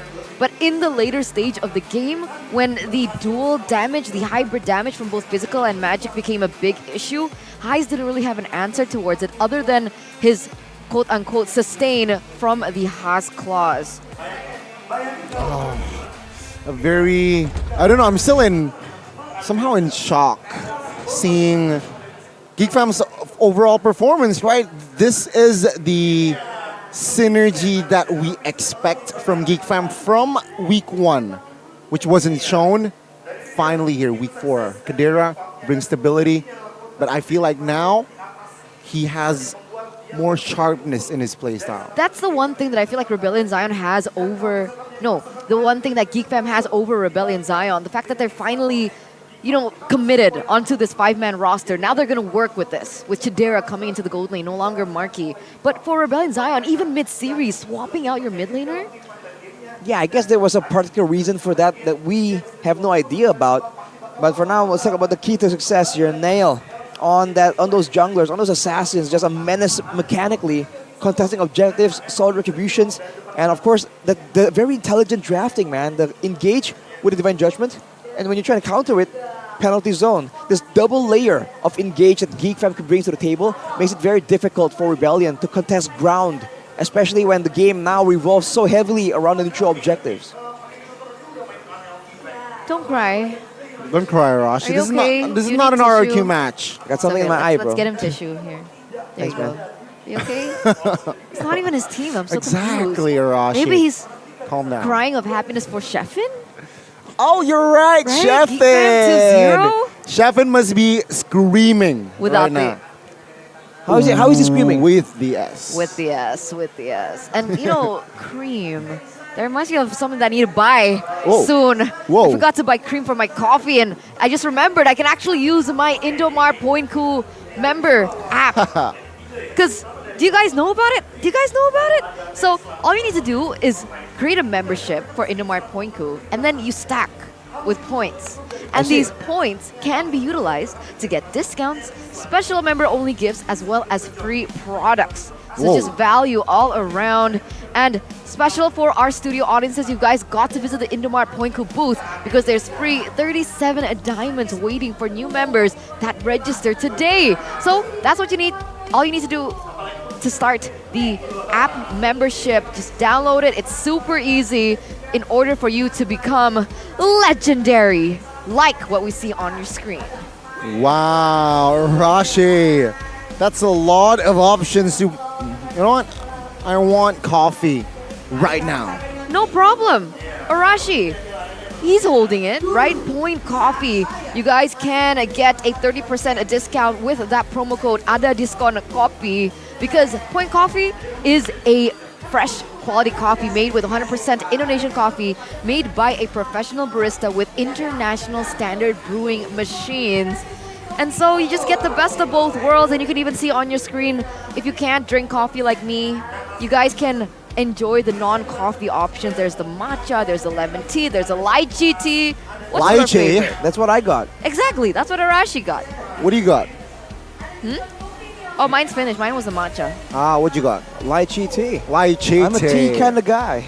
You're a... Yeah, it shows Arashi, and with Point Coffee, right? Just check it out. Just download the app. It's free. What did you get?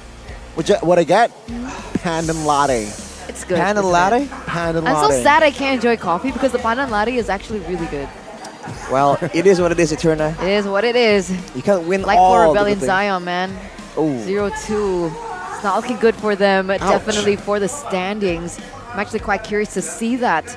But ladies and gentlemen, don't forget that Dunia Games with Telkomsel wants to give you guys more benefits as well. All you need to do is purchase in-game vouchers as well as items, or even come to the venue to check it out, because with every purchase in a game, you guys can get free 3 gigabytes of quota, and you can ask this friendly man over on the stand here, Mr. Pa Rahmat.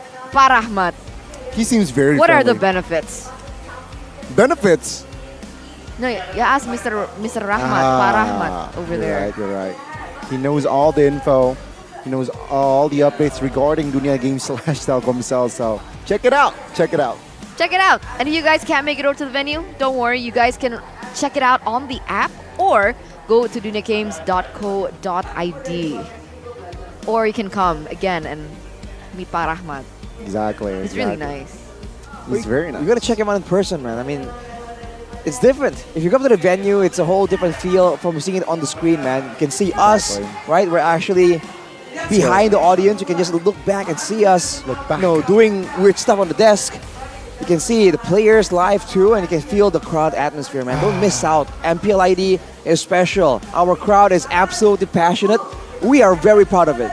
And talking about crowd, we are going to get one hell of a crowd as well in the next upcoming match between RRQ as well as Alter Ego. Let's see if it's going to be RRQ coming out on top, or will Alter Ego once again get another victory in the bag. And with that, ladies and gentlemen, let's go to a break. Stay tuned, don't go anywhere for another match of Mobile Legends.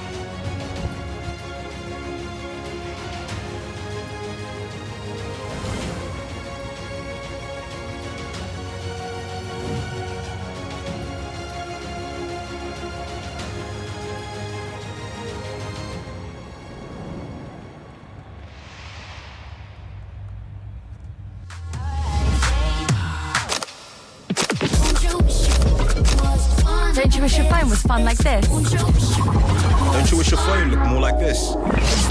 Don't you wish your phone could flex like this?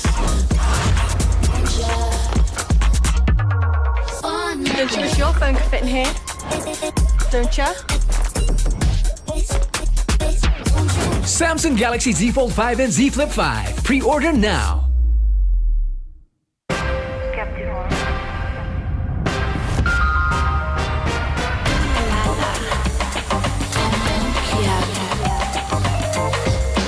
Samsung Galaxy Z Fold 5 and Z Flip 5. Pre-order now.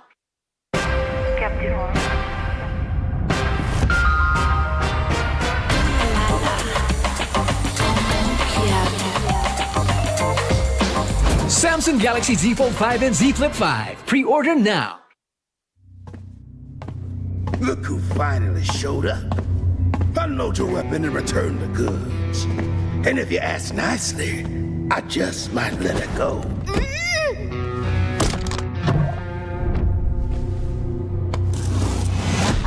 Who said I was returning it? You little... We had a deal! I just came here to test my new toys. They ain't even loaded.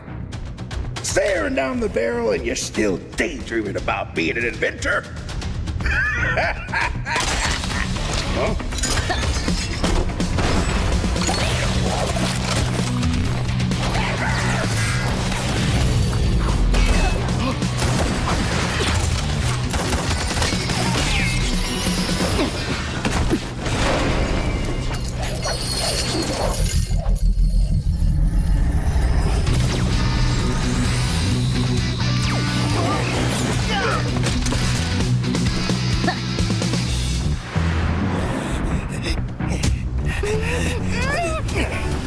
Stop, or she gets it! Then you'll have to answer to Eruditio. Eruditio? Well, isn't that perfect? I got a bone to pick with them. So how about I just blast you both? You're crazy! Leave me out of your squabbles!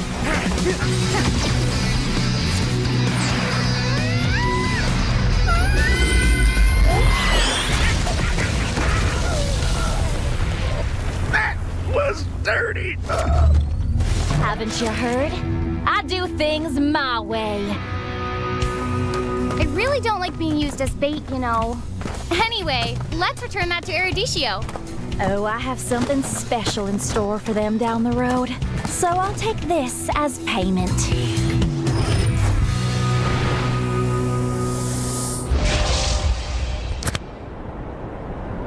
Di dunia games, top up jadi lebih mudah. Pilih game, masukkan game ID. Pilih Diamond. Masukkan kode promo, dan pilih metode pembayaran. Masukkan kode OTP dan konfirmasi pembelian. Selamat, kamu dapat tambahan kuota. Kumpulkan DG Point setiap top up. Tukar dengan merchandise dan voucher game menarik. Nikmati juga promo setiap harinya. Upgrade gameplaymu sekarang.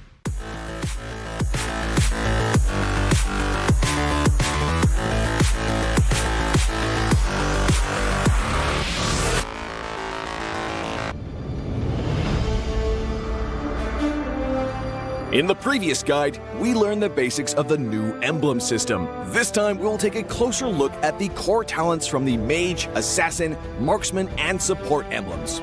Core talent unlocked with the Mage emblem. By upgrading the Mage emblem, you can unlock Lethal Ignition. The new Lethal Ignition now deals adaptive damage, making it a great option for any hero with heavy-hitting combos. With the change to adaptive damage, heroes with high physical damage can now use this talent to enhance their damage, such as Saber and Natalia. Saber's first skill and ultimate combo can easily trigger the effect from Lethal Ignition, dealing much more damage to enemy heroes. Core talent unlocked with the Assassin emblem. By upgrading the Assassin emblem, you can unlock Killing Spree. Now that the talent is no longer reserved for the Assassin emblem, it becomes a good choice for any hero who can perform chain kills. Heroes with magic damage like Karina and Julian can now take this talent as well. Karina's ultimate resets after she kills an enemy hero. When equipped with Killing Spree, she will recover HP from each kill, allowing her to stay healthy and go after more kills. Core talent unlocked with the Marksman emblem. By upgrading the Marksman emblem, you can unlock Weakness Finder. The new Weakness Finder talent is no longer reserved for ranged heroes. It works well for heroes with high attack speed, as it can improve their laning and slowing abilities. A hero like Minzathar can take Weakness Finder because his second skill increases the attack speed of his basic attacks. When combined with equipment that can provide more attack speed, he can reliably trigger the slow effect to prevent enemies from escaping. Core talent unlocked with the Support emblem. By upgrading the Support emblem, you can unlock Focusing Mark. The Focusing Mark talent works the same as before. It allows support heroes to increase the damage their teammates can deal to the target enemy. Kaj's ultimate can be used to drag key enemies to his team. When equipped with Focusing Mark, the ultimate will also increase the damage the target takes, allowing Kaj's team to quickly burst down the helpless target. Choose the core talent based on the strengths of each hero to maximize their effectiveness. We look forward to seeing players discover new ways to play their favorite heroes on their way to becoming a legend.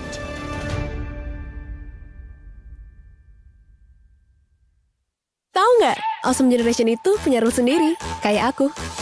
Dalam kondisi apapun, nggak ada lagi halangan. Malah ngebuktiin potensiku. See, that's my rules with Galaxy A Series 5G. Kalau kamu?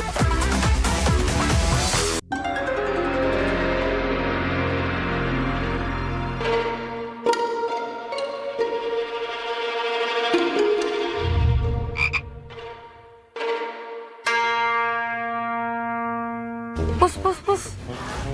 Kamu lagi ngapain? Ini nih lagi push rank pakai Akai. Ikut dong. Double kill. Triple kill.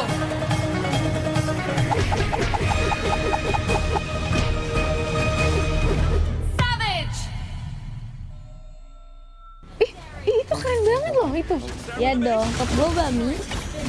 Bukan kamunya yang keren. Itu notifikasinya keren banget. Alah, notifikasi ini bisa didapetin dari in-game mulai dari kemarin 8 Agustus cuma 58 diamond doang. Murah banget kan? Iya sih, murah banget ya. Nah, kita main. Hanya perlu melihat ke dalam dirimu. Dan kamu akan mengerti betapa berharganya nilaimu. Percaya pada dirimu. Bukan dengan tergesa-gesa, namun dengan caramu yang beda. Tunjukkan kilau kisahmu sendiri. Dan ciptakan emas dalam setiap karyamu. Trust in Gold.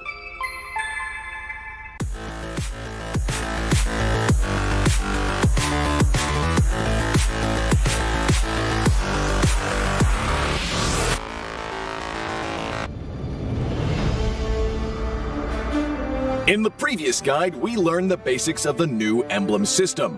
This time, we will take a closer look at the core talents unlocked with the basic common emblem, tank emblem, and fighter emblem. Core talents unlocked with the basic common emblem. By upgrading the basic common emblem, you can unlock 2 core talents, Impure Rage and Quantum Charge. Both are suitable for most heroes. The new Impure Rage talent now deals adaptive damage, making it a good damage-enhancing talent for a variety of heroes, such as Eve, Nathan, and Diggy. Eve is a hero with great poke and control abilities. She can use the extra damage and mana regen from Impure Rage to constantly wear down enemies. The new Quantum Charge talent now restores HP based on the hero's level and not their physical attack bonus, making it viable on more heroes that want HP recovery and mobility, such as Edith, Leslie, Layla, etc. When equipped with Quantum Charge, Edith in both forms can use the movement speed bonus triggered by her basic attacks to keep a safe distance from the enemy and the extra HP regen to stay in the fight. Core talent unlocked with the tank emblem. By upgrading the tank emblem, you can unlock Concussive Blast. Concussive Blast works the same as before, providing an extra source of AoE damage for high HP heroes, such as Johnson, Baja, and Hilda. Hilda is a high HP hero who can tank a lot of damage when equipped with a full set of defensive equipment. The Concussive Blast talent will not only enhance her survivability, but also boost her damage. Core talent unlocked with the Fighter emblem. By upgrading the Fighter emblem, you can unlock Brave Smite. Brave Smite is no longer triggered by inflicting CCs. It now takes effect upon dealing skill damage and is suitable for most fighters and tanks that need more HP regen. Ruby, Lapu Lapu, Tigreal, and similar heroes can choose this talent. Ruby can trigger Brave Smite repeatedly by casting skills, and with her own regen abilities, she'll have even greater durability in teamfights. Choose the core talent based on the strengths of each hero to maximize their effectiveness. We look forward to seeing players discover new ways to play their favorite heroes on their way to becoming a legend.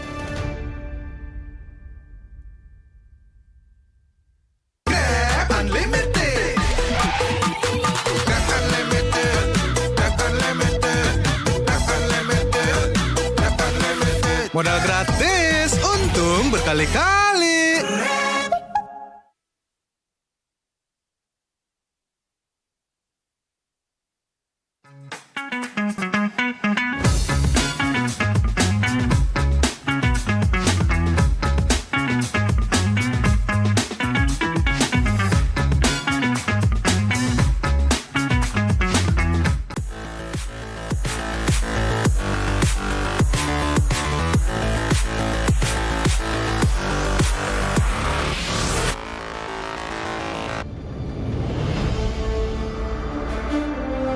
When upgrading your emblems, you will unlock talents at specific levels. Different emblems will unlock different talents. You can choose an emblem by role and use the talents it unlocks directly as your default setup, or you can freely mix and match different emblems and talents to create a custom emblem setup. We're going to show you how to create your emblem setup for your heroes. Emblems. First, let's take a look at the revamped emblem system. There are now 7 emblems in the game, 1 basic common emblem and 6 role emblems. Different emblems can provide different attribute bonuses. It is recommended to use the emblem that matches a hero's role. Standard talents, Tier 1. After selecting an emblem, you can then choose from 8 standard talents at Tier 1. These talents provide mostly straightforward bonuses to heroes. Of the 8 talents, Thrill and Swift are good on almost any hero, while other talents are more catered to certain roles. Standard talents, Tier 2. At Tier 2, you will also have 8 standard talents to choose from. The Tier 2 talents trigger or work under different circumstances. We still recommend choosing one that matches the role of your hero. But if you're an advanced player, you are free to choose any of the talents to fit your playstyle. For example, if you're playing the core hero on your team and want to focus on gearing up fast, you can choose the Bargain Hunter talent regardless of how your hero deals damage. And heroes who rely on their skills for sustained damage, whether it be a mage or fighter, can use the Festival of Blood talent for more spell vamp. Core talents, Tier 3. Finally, let's talk about the most important talents, the core talents. There are 8 core talents available in the game, and each provides a unique and powerful effect. We recommend choosing the core talent to match your hero's role and only use core talents from other emblems for advanced or unconventional tactics. The revamped Weakness Finder talent is no longer reserved for ranged heroes. This talent is now a viable option for any hero that relies on basic attacks and wants better laning and the ability to slow enemies. The Lethal Ignition talent now deals adaptive damage, making it a prime choice for any hero that has heavy-hitting combos. While the revamped emblem system still uses the existing talents, we have removed the restrictions between emblems and talents, opening up new possibilities for many heroes. We look forward to seeing players discover new ways to play their favorite heroes on their way to becoming a legend.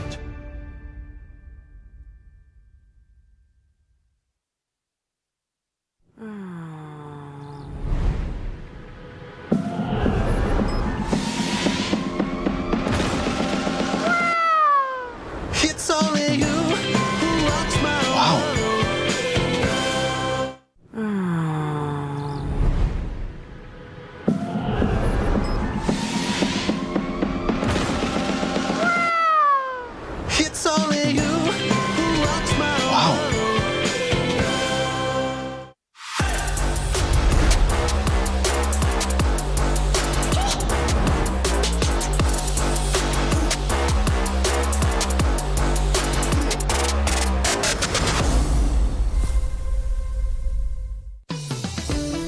Jadi Indomaret makin banyak untungnya.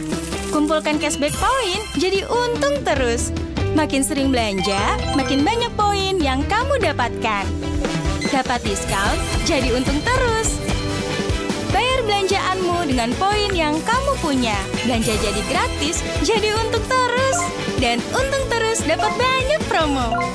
Jadi member Indomaret Poinku sekarang. Untungnya non-stop.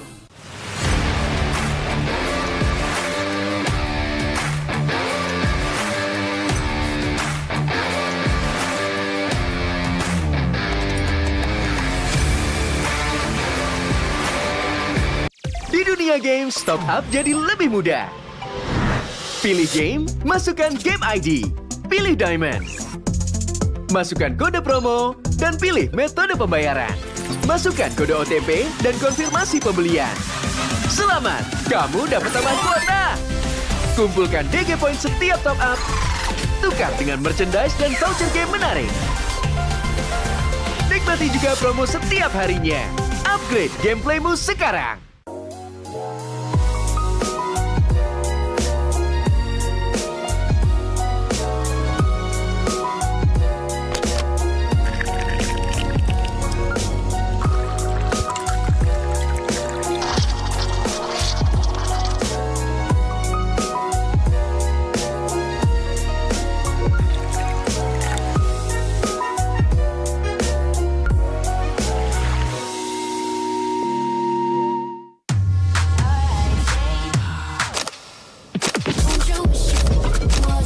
Don't you wish your phone was fun like this? Don't you wish your phone looked more like this? Don't you wish your phone could flex like this? Don't you wish your phone could fit in here? Don't ya? Samsung Galaxy Z Fold 5 and Z Flip 5. Pre-order now.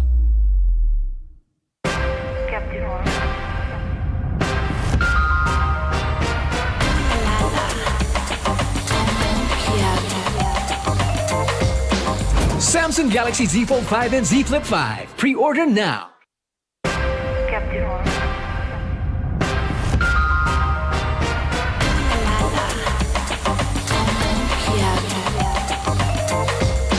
Samsung Galaxy Z Fold 5 and Z Flip 5. Pre-order now. Look who finally showed up. Unload your weapon and return the goods. And if you ask nicely, I just might let it go.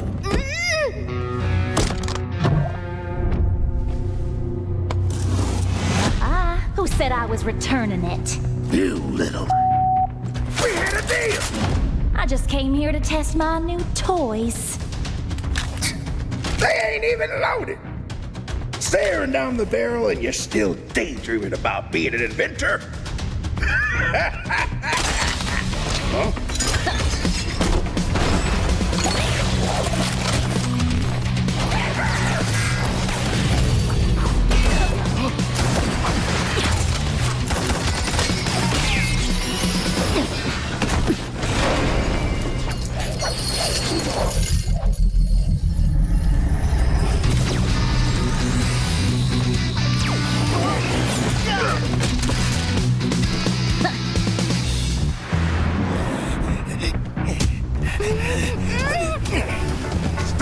Or she gets it, then you'll have to answer to Eruditio.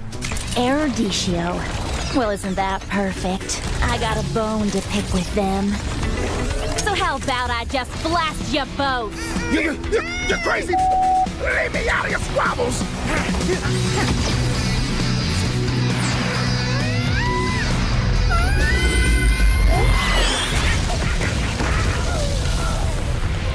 That was dirty! Haven't you heard? I do things my way. I really don't like being used as bait, you know. Anyway, let's return that to Eruditio.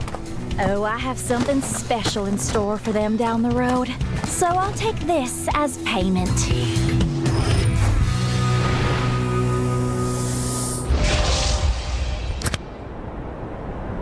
Di dunia games, top up jadi lebih mudah. Pilih game, masukkan game ID. Pilih Diamond. Masukkan kode promo dan pilih metode pembayaran.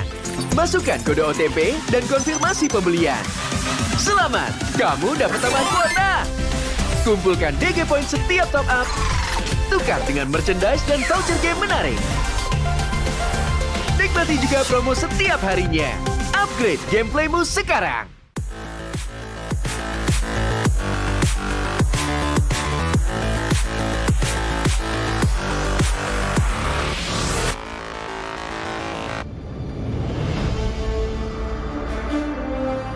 In the previous guide, we learned the basics of the new emblem system. This time, we'll take a closer look at the core talents from the Mage, Assassin, Marksman, and Support emblems. Core talent unlocked with the Mage emblem. By upgrading the Mage emblem, you can unlock Lethal Ignition.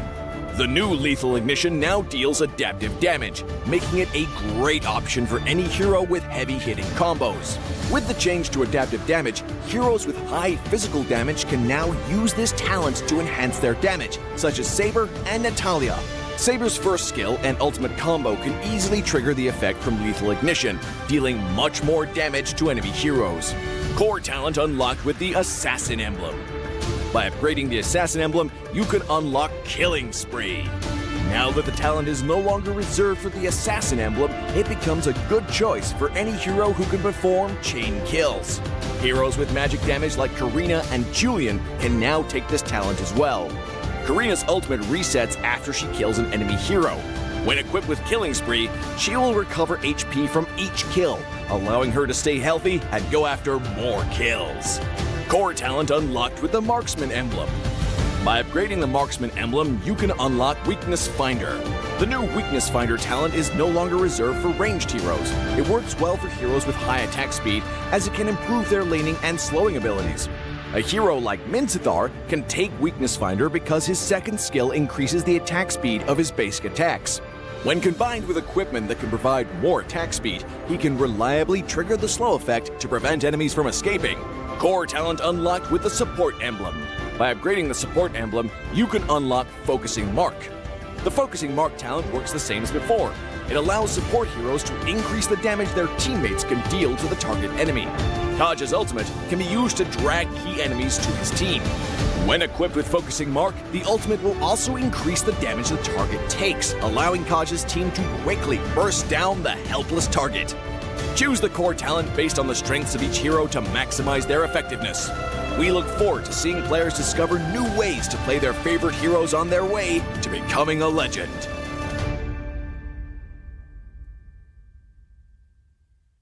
Tahu nggak, Awesome Generation itu punya rules sendiri, kayak aku. Dalam kondisi apapun, nggak ada lagi halangan. Malah ngebuktiin potensiku.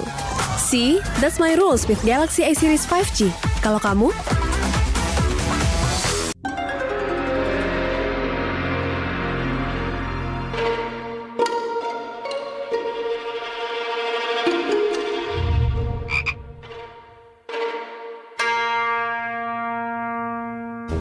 Pus. Kamu lagi ngapain? Ini nih lagi push rank pakai Akai. Ikut dong. Double kill. Triple kill.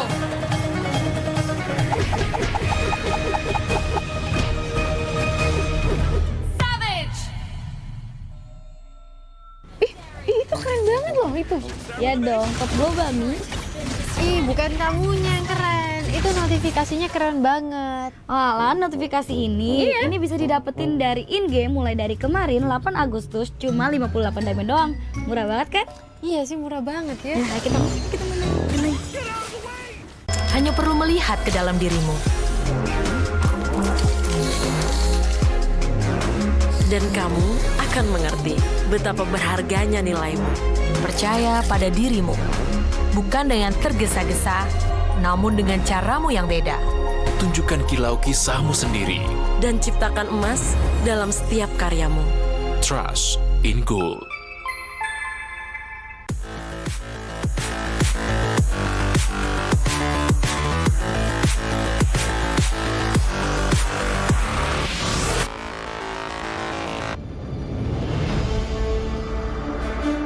In the previous guide, we learned the basics of the new emblem system. This time, we will take a closer look at the core talents unlocked with the basic common emblem, tank emblem, and fighter emblem. Core talents unlocked with the basic common emblem. By upgrading the basic common emblem, you can unlock 2 core talents, Impure Rage and Quantum Charge. Both are suitable for most heroes. The new Impure Rage talent now deals adaptive damage, making it a good damage-enhancing talent for a variety of heroes, such as Eve, Nathan, and Diggy. Eve is a hero with great poke and control abilities. She can use the extra damage and mana regen from Impure Rage to constantly wear down enemies. The new Quantum Charge talent now restores HP based on the hero's level and not their physical attack bonus, making it viable on more heroes that want HP recovery and mobility, such as Edith, Leslie, Layla, etc. When equipped with Quantum Charge, Edith in both forms can use the movement speed bonus triggered by her basic attacks to keep a safe distance from the enemy and the extra HP regen to stay in the fight. Core talent unlocked with the Tank Emblem. By upgrading the Tank Emblem, you can unlock Concussive Blast. Concussive Blast works the same as before, providing an extra source of AoE damage for high HP heroes, such as Johnson, Baja, and Hilda. Hilda is a high HP hero who can tank a lot of damage when equipped with a full set of defensive equipment. The Concussive Blast talent will not only enhance her survivability, but also boost her damage.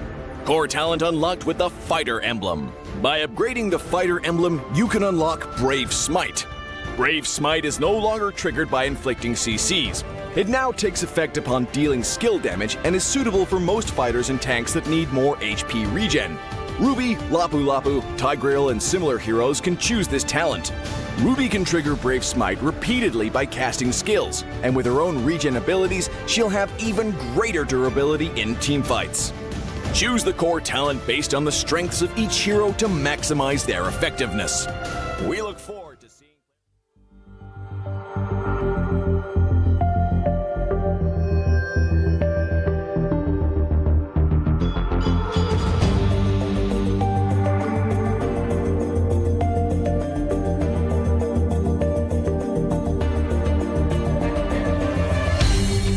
Aku kan berdiri dan terus berlari, terus ke arah puncak tertinggi. Ku takkan berhenti, hanya sampai di sini. Kemenangan abadi menanti. You know we won't miss if we unite our focus. And if you haven't noticed, we all live. Nyalakan apimu, hadapi semua tantangan, hadang semua serangan, jatuh bukan halangan. Bakar semangatmu, janganlah engkau menyerah. Kita akan buat sejarah.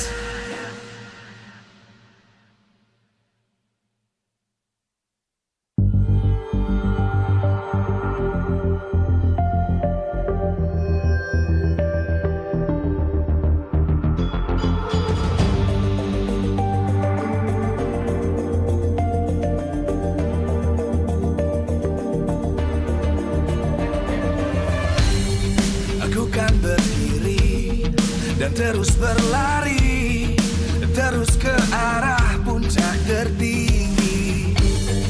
Ku takkan berhenti, hanya sampai di sini. Kemenangan abadi menanti. You know we won't miss if we unite our focus. And if you haven't noticed, we all live. Nyalakan apimu, hadapi semua tantangan, hadang semua serangan, jatuh bukan halangan. Bakar semangatmu, janganlah engkau menyerah. Kita akan buat sejarah. We all this, we won't miss. We all this, we won't miss. Saatnya beraksi, jalani ambisi. Aku kan menyawakan hari ini. You know we won't miss if we unite our focus. And if you haven't noticed, we all live. Nyalakan apimu, hadapi semua tantangan, hadang semua serangan, jatuh bukan halangan. Bakar semangatmu, janganlah engkau menyerah. Kita akan buat sejarah. We all this, we won't miss. We all this, we won't miss. We all this.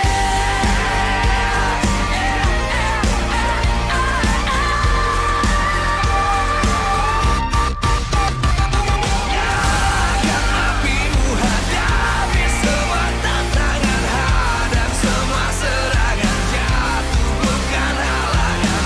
Bakar semangatmu, janganlah engkau menyerah.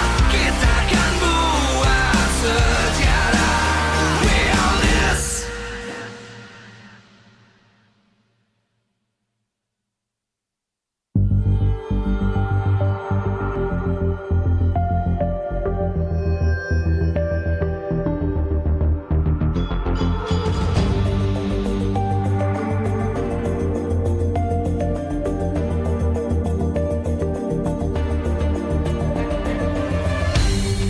Aku kan berdiri dan terus berlari, terus ke arah puncak tertinggi.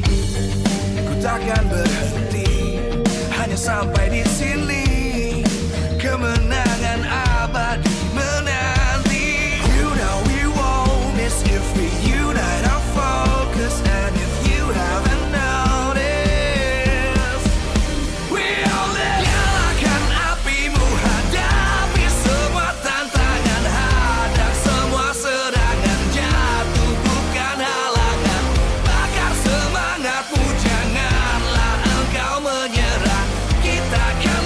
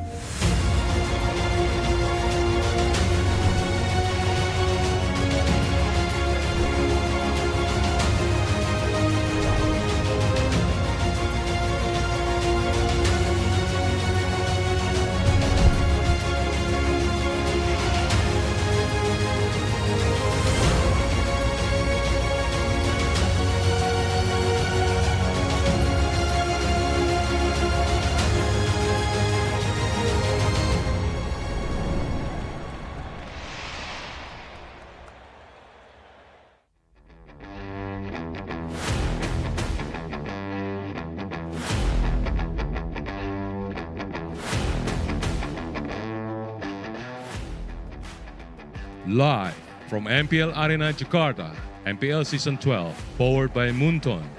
Presented by Samsung Galaxy Official Gaming Phone. Official sponsor, Head and Shoulders. Official mobile internet partner, Telkomsel. Official gold partner, UBS Gold. We own this.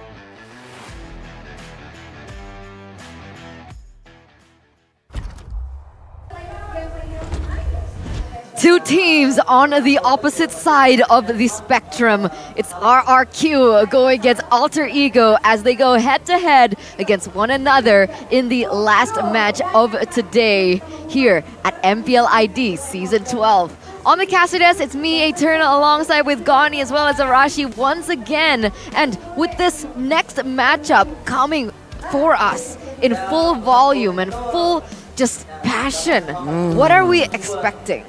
We expect, well, I personally expect here to see Alter Ego slowly but surely build their momentum after yesterday's win. First time, mind you, in Season 12.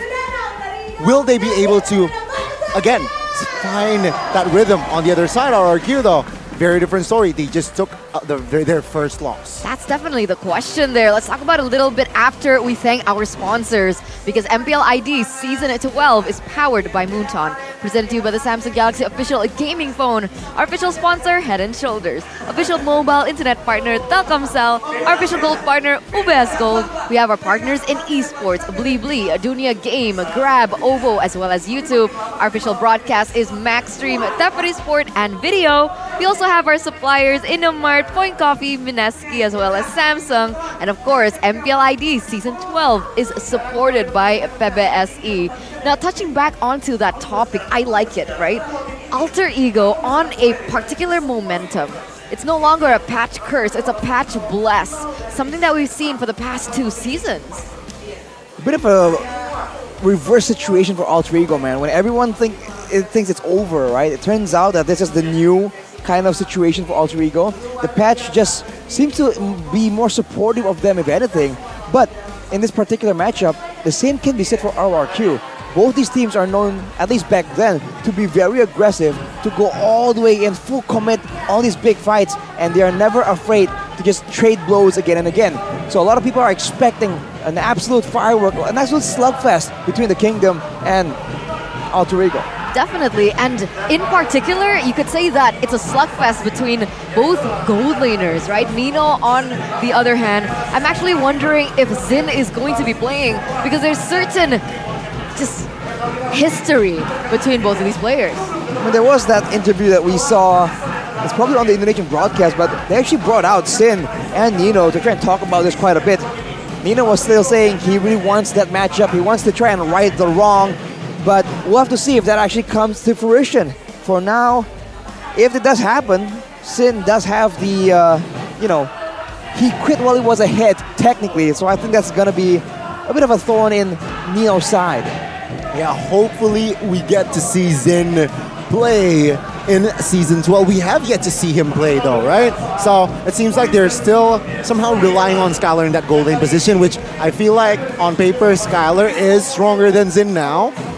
But same story, it's still a highlight lane in that gold lane, Skylar and Nino. Skylar very consistent with the Beatrix and Claude, but now Claude kind of fall off. Beatrix is still a hot pick though. Definitely, I think that's true. But one of the layers that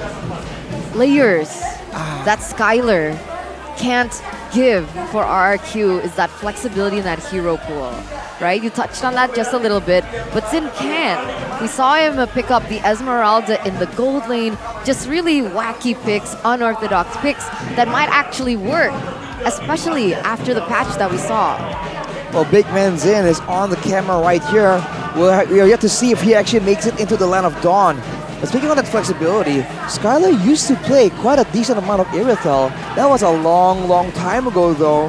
That could be a surprise pocket option that RRQ is keeping as a last-ditch effort, last-ditch weapon to try and go up against Alter Ego. I like your point, but is that Cassius on my screen? Might be good Zaya. Man, wait, now I'm a little confused too. Is that Casey's or is that Zaya? We never know. We'll never know. It just depends on the jersey, I guess. But wouldn't it be so epic if they traded jerseys? Beforehand. Yeah. That would And then be- when they walk on stage, they go to the opposite side and And we you think can- it's the wrong side, but it's not. Can you imagine the fans? Yo, Casey's gonna take a picture and like, haha, got you. Man, that would be Plot crazy. twist.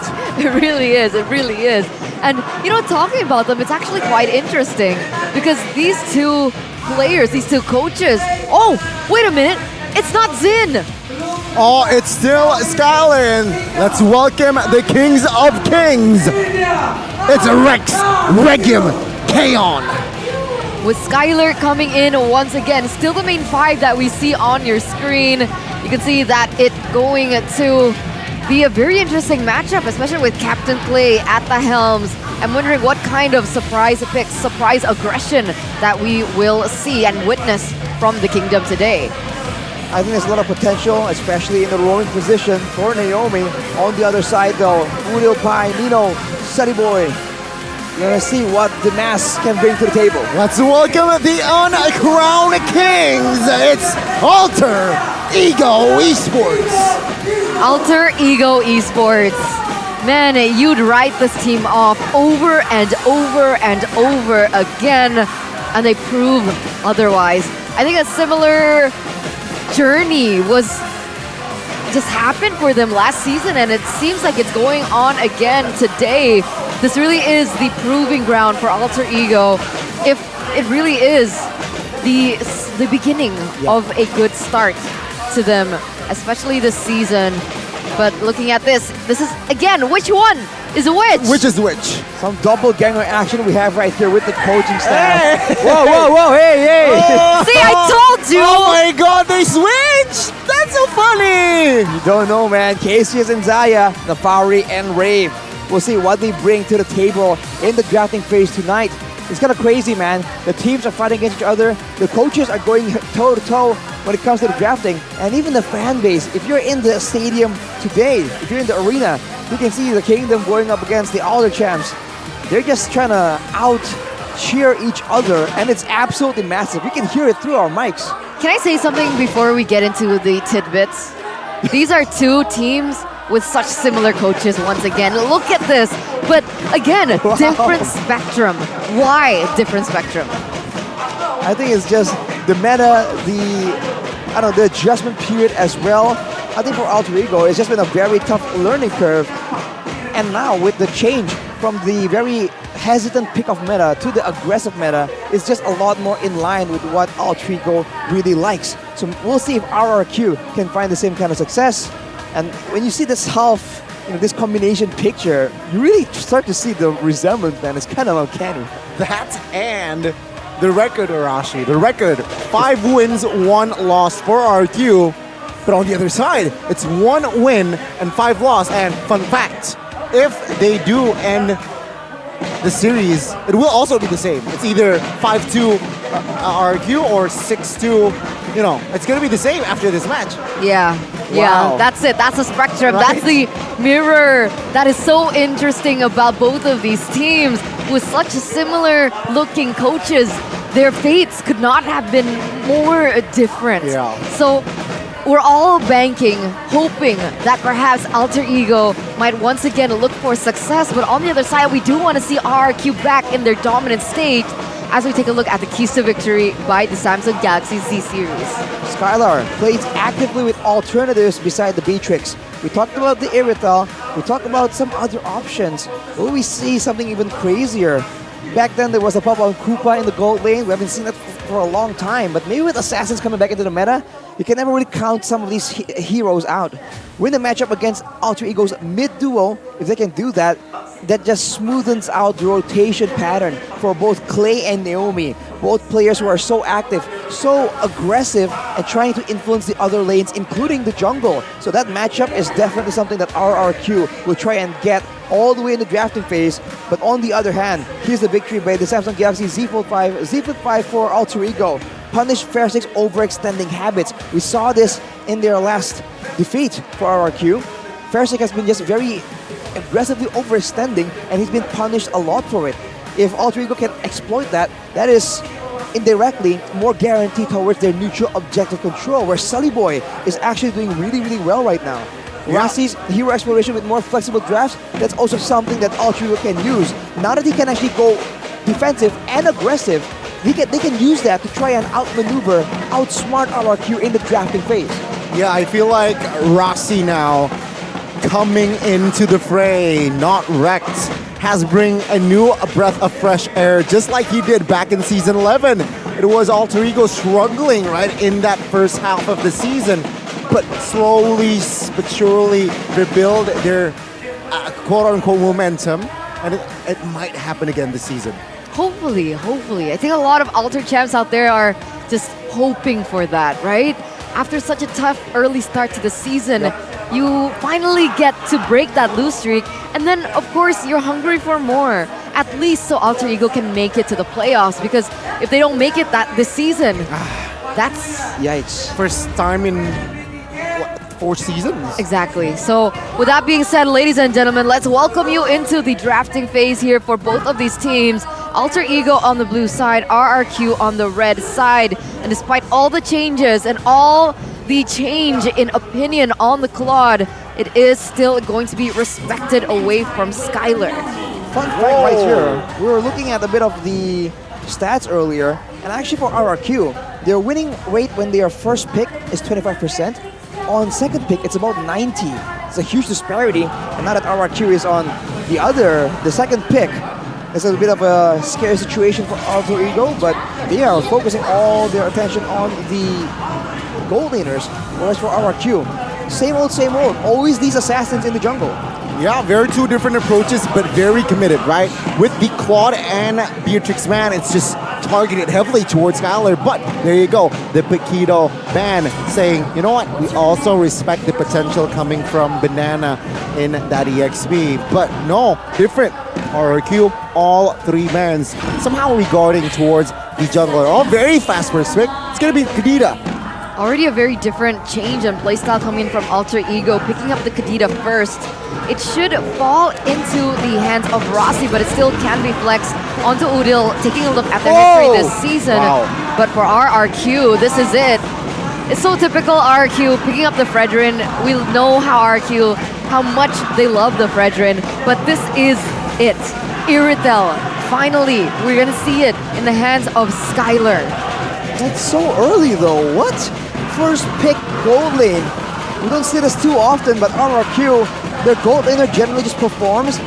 What they need to hide is the roamer and the mid laner, as well as the jungle on occasion, so this might not be the worst of ideas. The Kadita pick has denied a pick from Clay, but if Clay wants to be aggressive, the Valentina is still available, unless Alter Ego picks it up and goes for the very devastating double burst mid lane combo. What do you think about the Terizla here? Again, in response to that Irithel pick. Yeah, Terizla and as well as Brody will be picked up. And this Terizla serves two purposes, right? It's asking a question. Irithel, do you want to go Purify or do you still want to go Inspire? Or Flicker? Sprint. Oh, yeah, right. Sprint is an option as well for Irithel. Wow. Well, in the gold lane, this matchup is going to be confusing quite a bit because, again, the Brody can do a lot of damage, can have more poke, but I think in the long drawn-out team fights, RRQ will have a bit of an advantage right here, especially with the X-Borg making it into the fray as well. The Firaga armor will be so useful in burning out the damage and the combos from the Kadita and perhaps the Brody as well. It's... With the X-Borg being picked up by RRQ, do you not think that RRQ needs a little bit more disengage tools? Do they not need to protect the Irithel just a little bit more here? With so much dive coming in, penalty zone, you have the Kadita as well, always on the lookout for this Irithel. So Bane perhaps might come up here the first time in week 4, day 3, if not banned as well from side of Alter Ego. But Alter Ego, what are they trying to limit here? I feel like the composition of RQ, they lack range. Range is definitely an issue so far. We haven't seen a mid laner just yet, and there you go, Alter Ego banning away the Yeef, banning away the disengage tool technically as well, the slow field, the real world manipulations that RRQ can use to try and pull away from these big engages. But they are letting go a lot of heroes for Naomi and Fairsick, which might be dangerous. Let's take a look at the comment here from Nino though. I hope Bang Sin will play against Alter Ego. After all, we did make that agreement, so it wouldn't be right if he's not played. I guess we're left. Yeah. Wow. Nino disappointed. Left high and dry. Quite literally. Last ban for our queue though. Baksha? Oh, banning the Baksha? Never mind, they can't pick up the Baksha themselves. Well, they've been hellcut though. Oh. They are quite aware of the pocket picks for Alter Ego. Now with Alter Ego ban away maybe the Kufra, it's quite dangerous looking at the composition. They might be all clumped up together. We've seen what Naomi can do on a hero such as the Kufra. What are we thinking about this Hellcurt ban, right? Because sure, there's a clear target in the Irithel, but mid laners kind of opened up. Faramis? Do you think they're going to go for a Novaria? Is that why they want to protect the backline in banning out the Hellcurt? Maybe. Well, against Evos, the Hellcurt was the one pick that really haunts their memories, but it will be that Faramis. So, Alter Ego, they're trying to go all in. They do not want the delays to happen. If they want to go for the Novaria, that could be an option. Good crowd control, good intel management as well, but it is a lot of... It is a bit more utility more than damage, and the long range will help them, but it doesn't really have good synergy with the rest of the team. What's a good pickup here?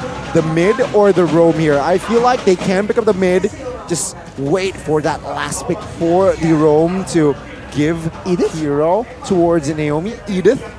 Yeah, when you're trying to be defensive, the Edith is always a solid pick, and it allows you to have a bit more diversity in your damage options. We're talking about range right here, right? So the first pick is going to be... Oh, the Valier! What? Wow!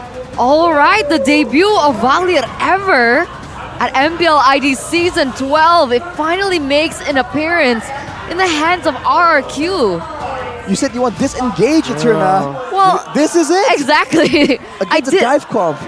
I wouldn't expect this, and technically because of the new patch, because of how important that first turtle is, the fact that Valier is already really powerful, level 1, it kind of makes sense. You just stack these up and it really amounts to so much damage in the early game.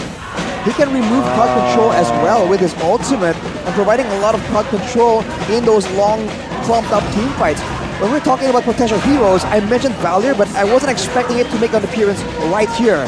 Alter Ego goes for the Cho and Hayabusa, rounding out this very aggressive composition.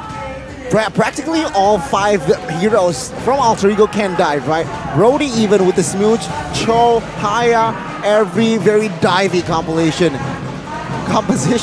RRQ, Valier, X-Board combo with the Kufra. Valier mid is the way to go here. Wow. I am worried about wave clear for the Valier, especially if RRQ want to play early game. But other than that, in these skirmishes, in the long drawn team fights, I do understand the value of the Valier pick. You can push people back, you can just stack up the stuns, and technically if you can reset properly with your first skill, right? You can still get a decent amount of wave clear. I don't think it's really it's not the fastest wave clear though, so I think it's gonna slow down the rotations quite a bit.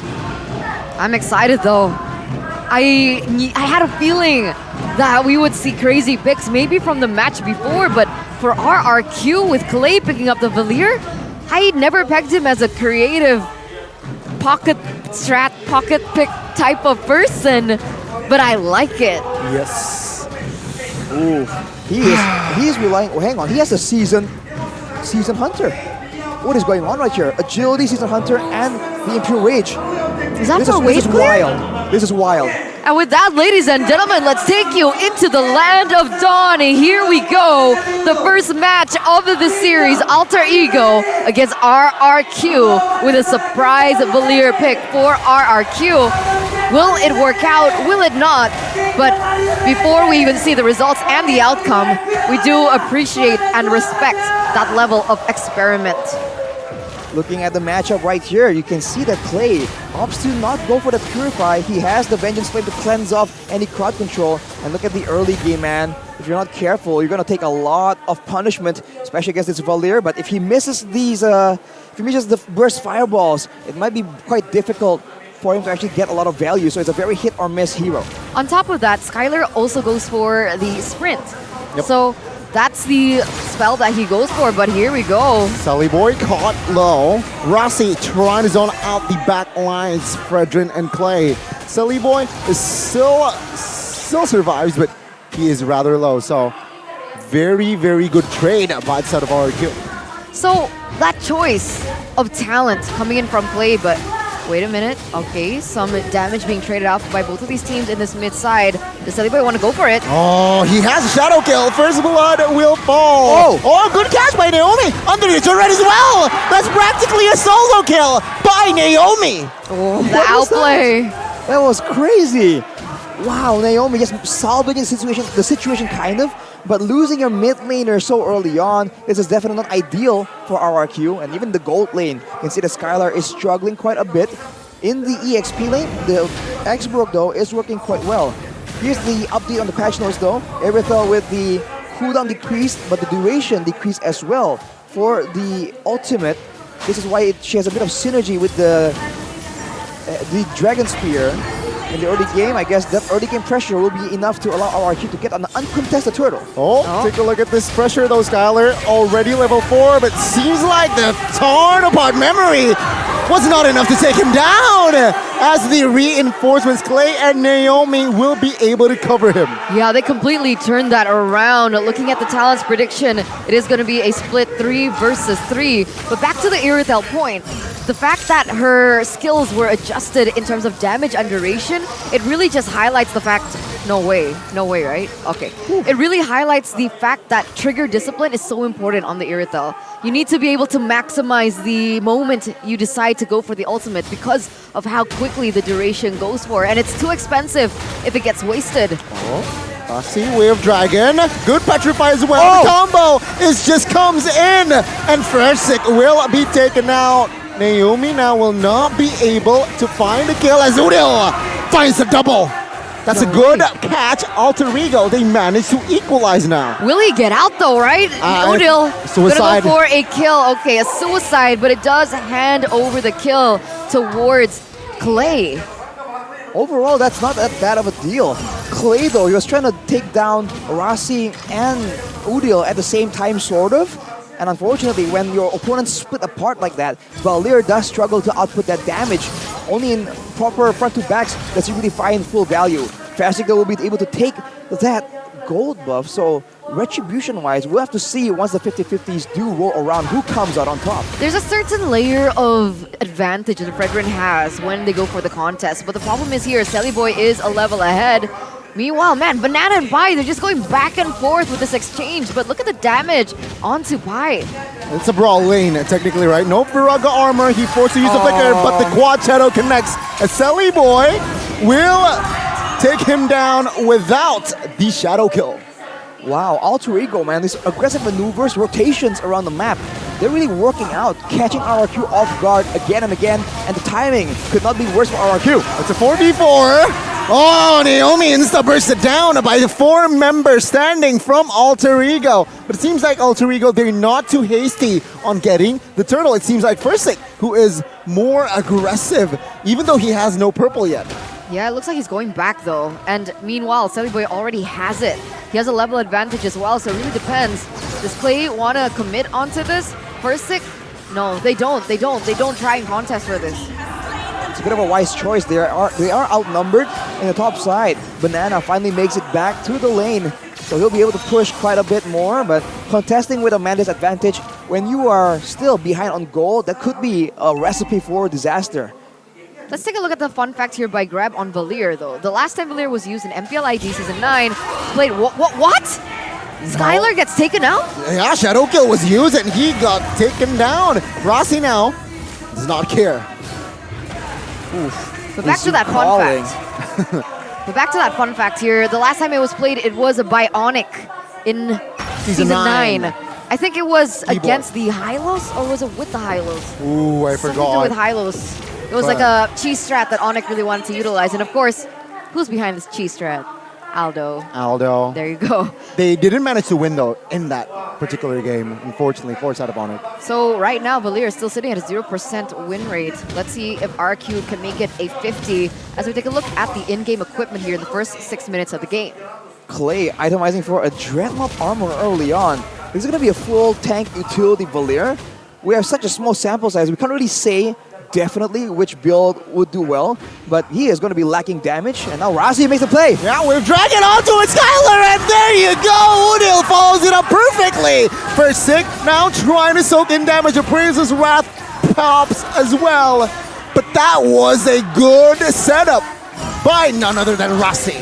Beautiful, beautiful. A good pick onto Skylar of all players. It really is going to hinder his ability to catch up on the farm and get those important items that he severely needs, especially now that he's lost that lane. 3,000 gold lead here for Alter Ego, and back to the Valier point. That's the cool thing about Valier. All you need to do, I understand, build a little bit more defense, and then you go for the wands. And I feel like the wands are enough to just level out that damage with the dot coming in from either you can go glowing wand, you can go for definitely the Ice Queen wand for a little bit more utility. It's more versatile in that sense. Oh, Flicker, Way of Dragon top side. Skylar, goodbye. They will trade it with the turtle. That was a huge, huge setup. Again, set it up by Rasi. You have to wonder though, was that intentional? Are RRQ realizing that Alter Ego, they just keep going for Skylar. So if you put Skylar on the opposite side of the map, we by default can get the neutral objective. They secure the turtle, but you have to start to wonder, is it worth it, man, when your goal leaders 1 and 3? Well, that is a huge question indeed. For now, RRQ will be able to clear and secure that top tier 1. Seems like Alter Ego is trying to grab more ground here in minute 8. And if that's the case, then that's when Clay needs to start building damage. Because if you're falling so hard on damage on all these skirmishes and team fights, especially now that Skylar is so far behind, I'm actually curious to see how far he's gone with the items and that difference in gold. But if he's that far behind, that's when Clay kind of needs to step up in that damage department as Alter Ego utilize their extra space to get that turret in the top side. Look at how RRQ are moving around the map right now. They are completely terrified of Rasi being in one of the bushes out of nowhere. They're sticking S5, and that allows Alter Ego to just win out in the macro game. RRQ has lost a tower out of nowhere for no real trade-off, and they're still sticking up in the mid lane, only sending Banana to stop, and you know it might be too late though. The mid will be the target, but it seems like Alter Ego will catch and knock up Naomi. He will be taken down here, surely, with the Way of Dragon as well. Pi secures the kill. Play in the backside will receive their torn apart memory, which takes his life. Alter Ego Esports solidifying their lead now to a 5,000 gold lead. What a disaster. It might not be over just yet, though. Seems like Fairstick wants to try and find something. He gets kicked, though. Good angle from Rasi, but, ooh, good flicker as well. Last Insanity now popped as a defensive maneuver. Sally Boy in the backside with the shadow kill will not have enough damage. A full to kill a Banana. Wow. That was very close. That was very close. A little too close for comfort if you are a Kingdom right now. Back to that 5,000 gold lead already for Alter Ego. Looking strong, looking dominant as, again, Rasi. He's so good at finding those perfect moments and the follow-up coming in, or maybe even Pi going in for the engage. And that's the problem, right? They have to worry about two separate tools for RRQ. And again, not enough disengage when it happens. Make it 3 with the Kadita as well. Naomi now has the Athena shield though. He will be a lot tankier for Udil to try and pick off. Might be a bit too late though with a 5k gold lead and the First Lord in the picture. RRQ. It doesn't seem like they'll be able to actually contest this unless some big play happens. Unless maybe Sully Boy gets picked off, but they can't even see where he is. He's playing so well, hiding in the shadows, waiting for an opportunity. And he has a Malefic Roar to boot. It's going to be a lot more damage, a lot more penetration. And in addition, Nino goes in for the BOD as well. Alter Ego, so much damage. Almost here. No flicker from Pi. This is why Alter Ego Esports, they're playing it slow. Naomi catches one top side. No follow-up damage. That is quite clear. Udil manages to go and escape from that situation. He commits. Naomi commits on all his skills. Udil didn't even have to use his ultimate to escape, and now they have all the tools to do it. Oh, Way of Dragon on towards for Sig. Oh, the burst damage from Udil will take Lay down. And now it's an all-out brawl as Nino finds the killing spree. That's a green light for Alter Ego to take this Lord.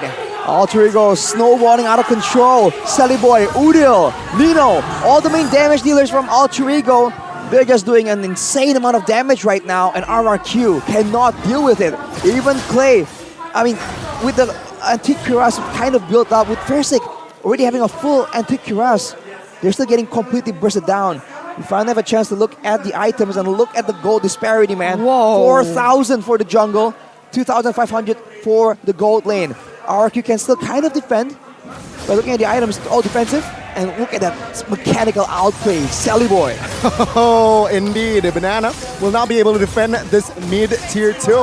As Alter Ego, the damage is definitely evident here. Oh, torn apart memory was somehow popped there. But the Lord, this is the first Lord, it won't charge. So it seems like RRQ will be able to hold all of their base turrets. But remember, right, Skylar only has 2 items, if I'm not mistaken. Berserker Fury and Haas Claws. Yes, Is you're that right. Yes. That's all he's been able to build so far. So more crit chance, but there's not enough to be able to dish out the damage just yet, especially with how much dive is coming through from the side of Alter Ego. What do they do now? What should RRQ do? Well, Skylar just finished the great Dragon Spear, so now he can be a bit more mobile as long as Udil doesn't really catch him with his pants down. Whoa. But for RRQ, aside from that, Clay has the glowing wand, so now there will be a lot more damage that Alter Ego needs to be considering, but so far, they just have to move around, and quite frankly, the poke damage on the Valir is not nearly as troublesome as a Yves or a Farsa. Not yet. That's the thing. I feel like despite the presence of a Valir early game, he still needs those items. Okay, let's see. RRQ trying desperately to take the purple, which Versik did. Pi soaking the damage. Banana will lose all of his Viraga armor.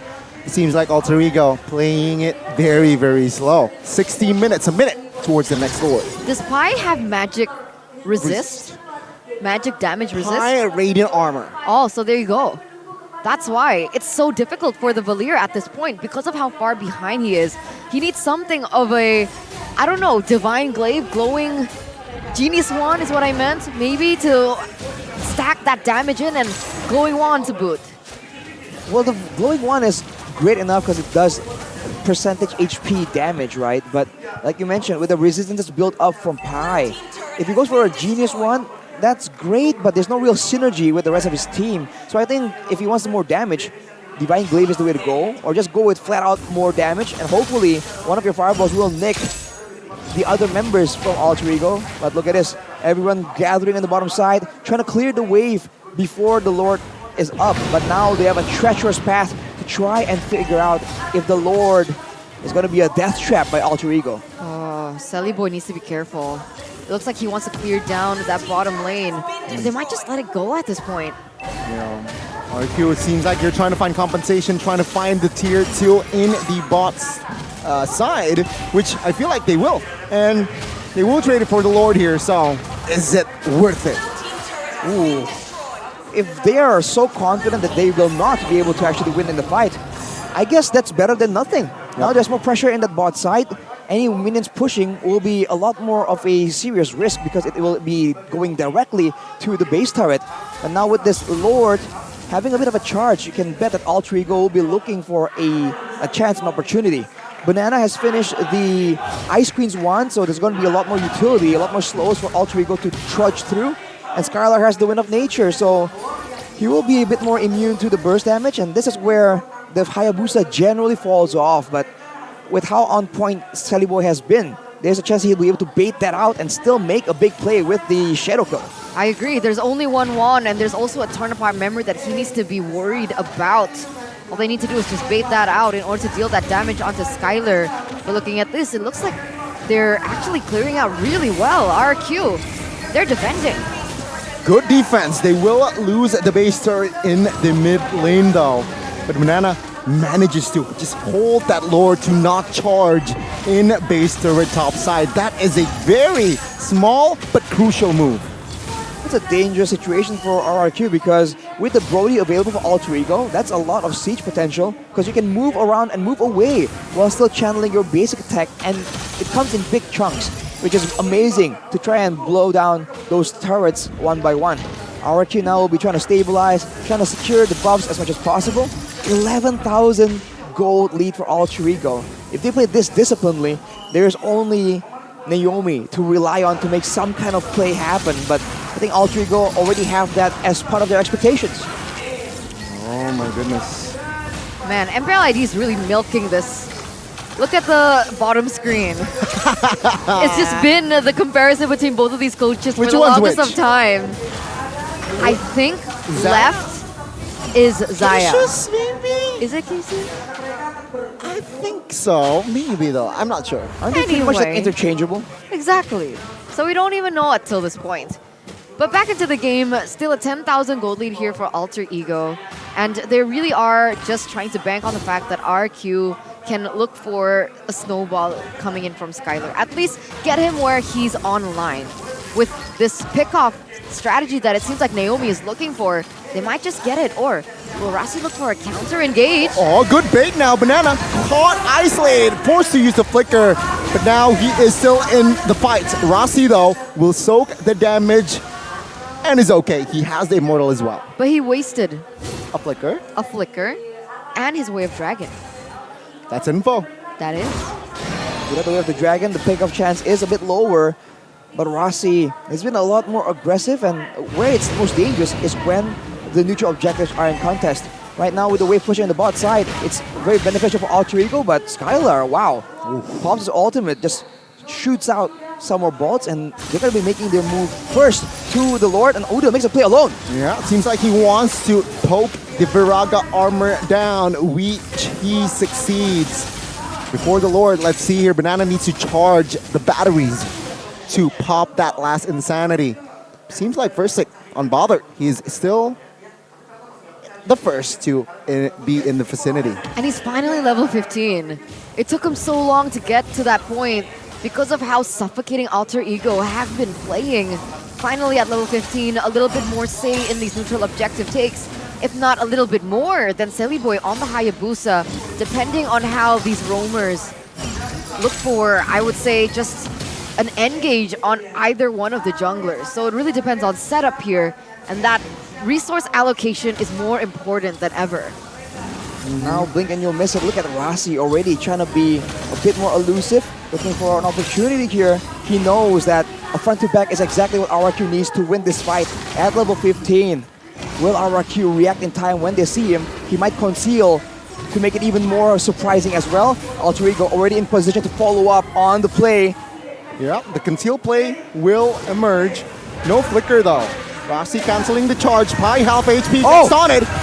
Oh, he gets stunned as well. Take a look at the frag side. Udil managed to find one, but Pi will go down first. And it seems like Alter Ego with 4 members will be able to find Banana's immortality. But that is an L for Alter Ego.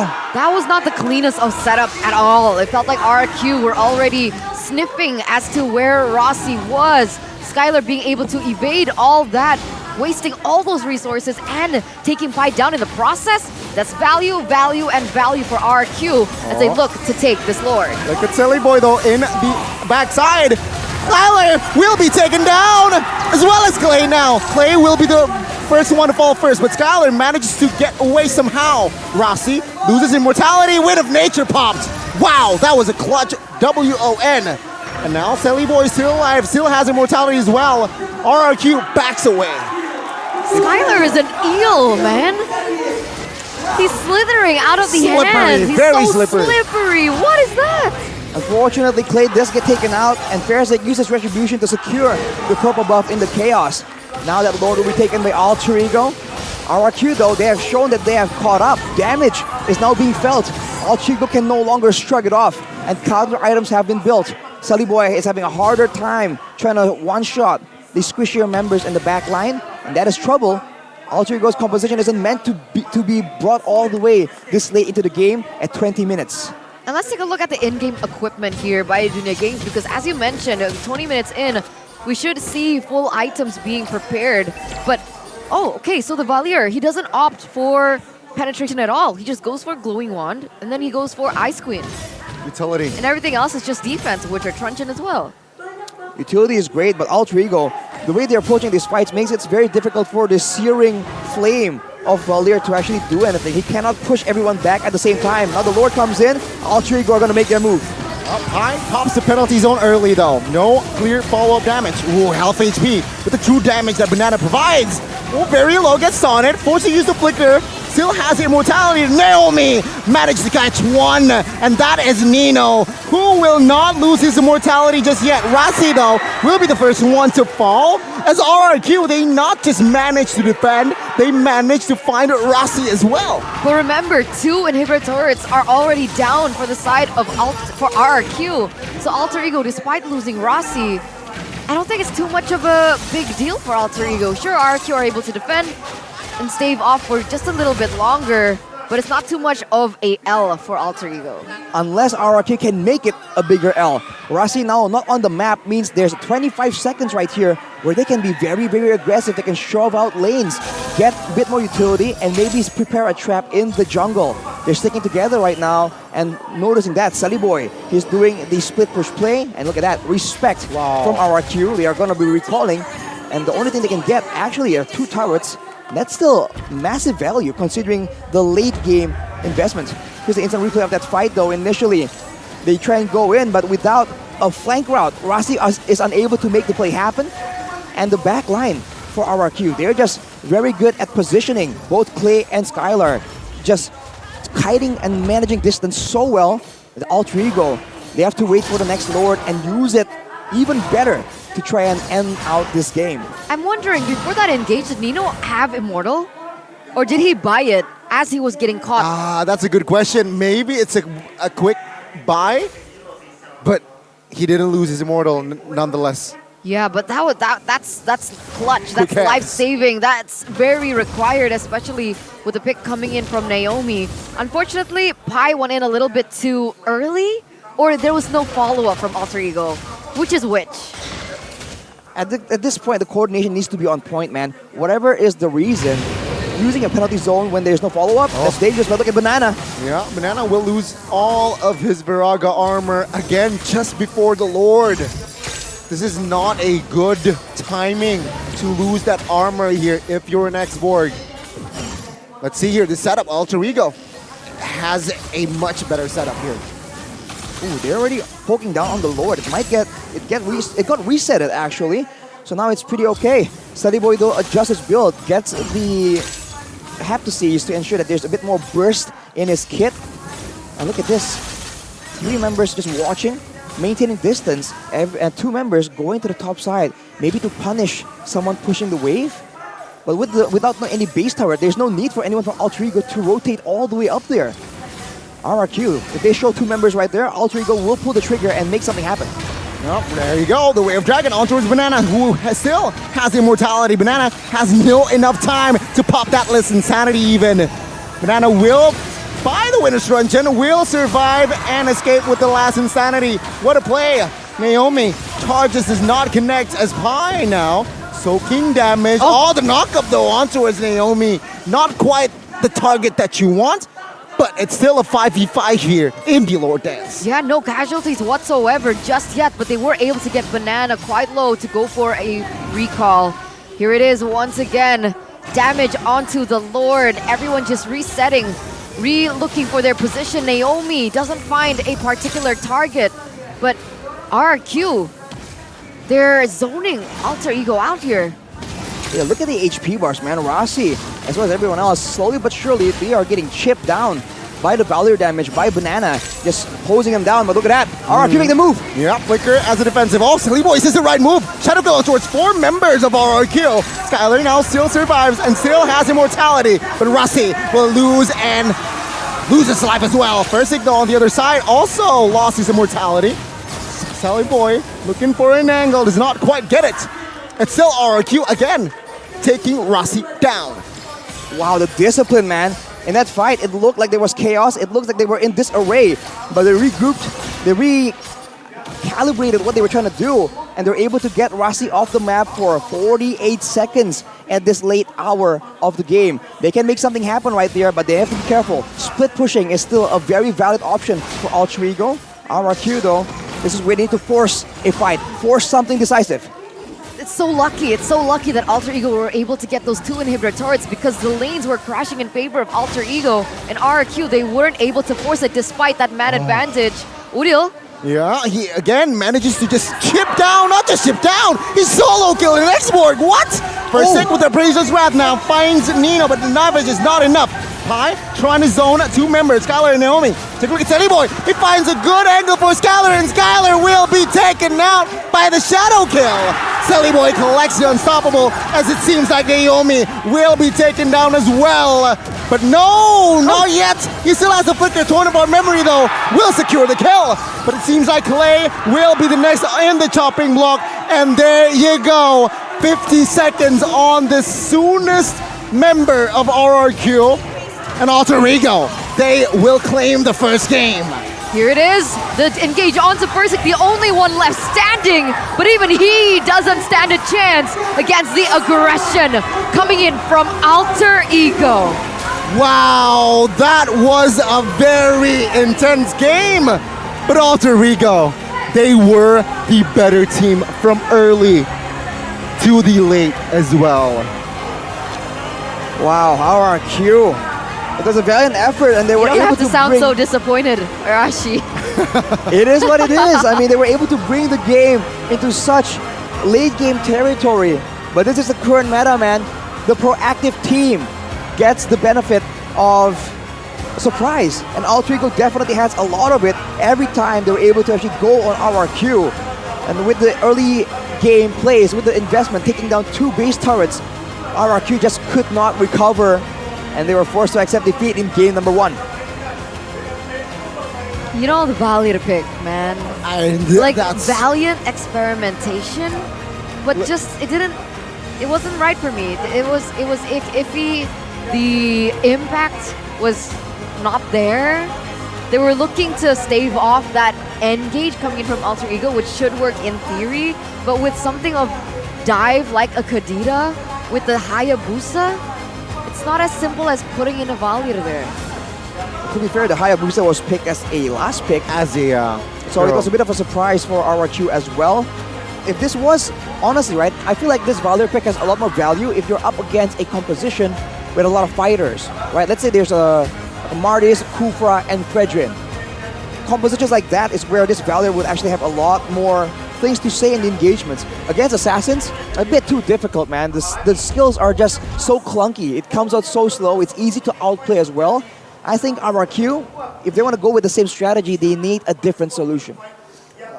Which I feel like that Valir pick, right? I dislike that Valir pick, which is why I voted for Alter Ego. And it's very clear, it's night and day that once Alter Ego saw the Valir pick, you know what, I'm going to commit the Hayabusa. And we saw how Valir go up against a Hayabusa. It was very tough. Sure, towards the end, it wasn't clear because they're very clumped up. But that early game momentum that Alter Ego manages to do and build, that's why you can even see from his itemization, right? He was kind of like, do I go for damage first? Do I go for utility? Or do I go for defense? He goes for Dreadnought and an early Winter Truncheon, which is exactly what you need to do when you're trying to go against the damage coming in from the Hayabusa.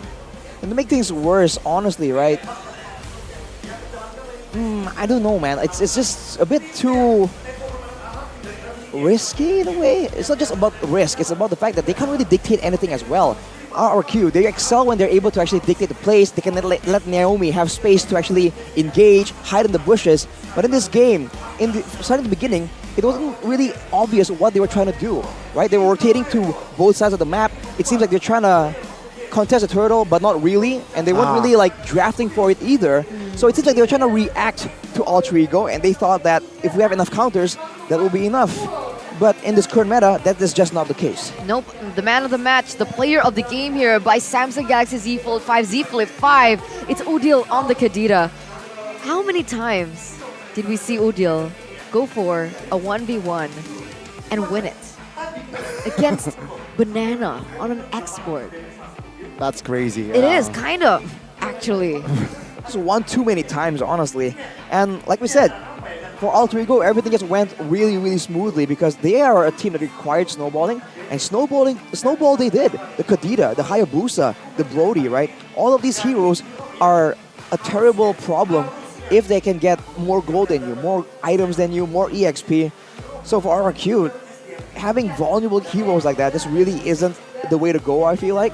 So if they want to try and have a front to back, I think the same kind of composition sort of makes sense, but more crowd control, especially against all these assassins, something more decisive for Naomi could be preferable. This is why I feel like Udil deserves the player of the game, right? He manages to just constantly chunk down Xborg's armor, which I feel like composition-wise is the only guy that can open vision from side of RRQ. And with constant pressure, let's not talk about the solo kill first. It's just the constant chunk, the constant burst to deal the Firaga armor, burst it down before important lore take, before important fights. You will see this why he deserves the player of the game, POTG in this game. Essentially, he's like denying that ultimate away. Exactly. Which is valuable in an offensive way, but also in a defensive way, which makes sense. And I finally see that. That was the beauty, the nature of Udil on this Kadira. He's just flexible in how he wants to execute this hero. But again and again, it's about how they're able to actually approach these fights and get these pickoffs. Skylar as well, beautiful. looking at the setup from the side of Alter Ego, not going for a Purify. It's a bit greedy, I must say. Yeah. If he wants more movement speed, first of all, there was no need for him to actually have so much movement speed with the sprint, right? There wasn't anyone he has to like run away from per se. So I think the Purify would be preferable in the situation. The Great Dragon Spear will supplement that movement speed anyways later on. Afterwards, I think the communication and the coordination could use a bit of work as well.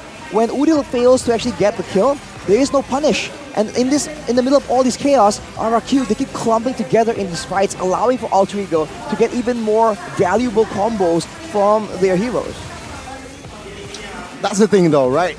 If you're scattered, quote unquote, you don't clump up, there's Sally Boy who will find the solo. But if you clump up, there's Kadira, there's Terizla. There's a lot of hero that can engage, so very tough approach if you're RRQ in this situation. This was the last fight, the last push from Alter Ego. It was already a risky thing to pick up Iritel first pick. Exactly. And it makes it even stranger to know that they went in for an Iritel pick from a Kadira first pick from Alter Ego. I mean, we mentioned it. It's super risky. That's exactly the hero that you'd pick when you see an Iritel on the opposite side, but yet it was reversed and they picked it into the Kadira. Remember the draft, right? It was Claude and Beatrix banned out.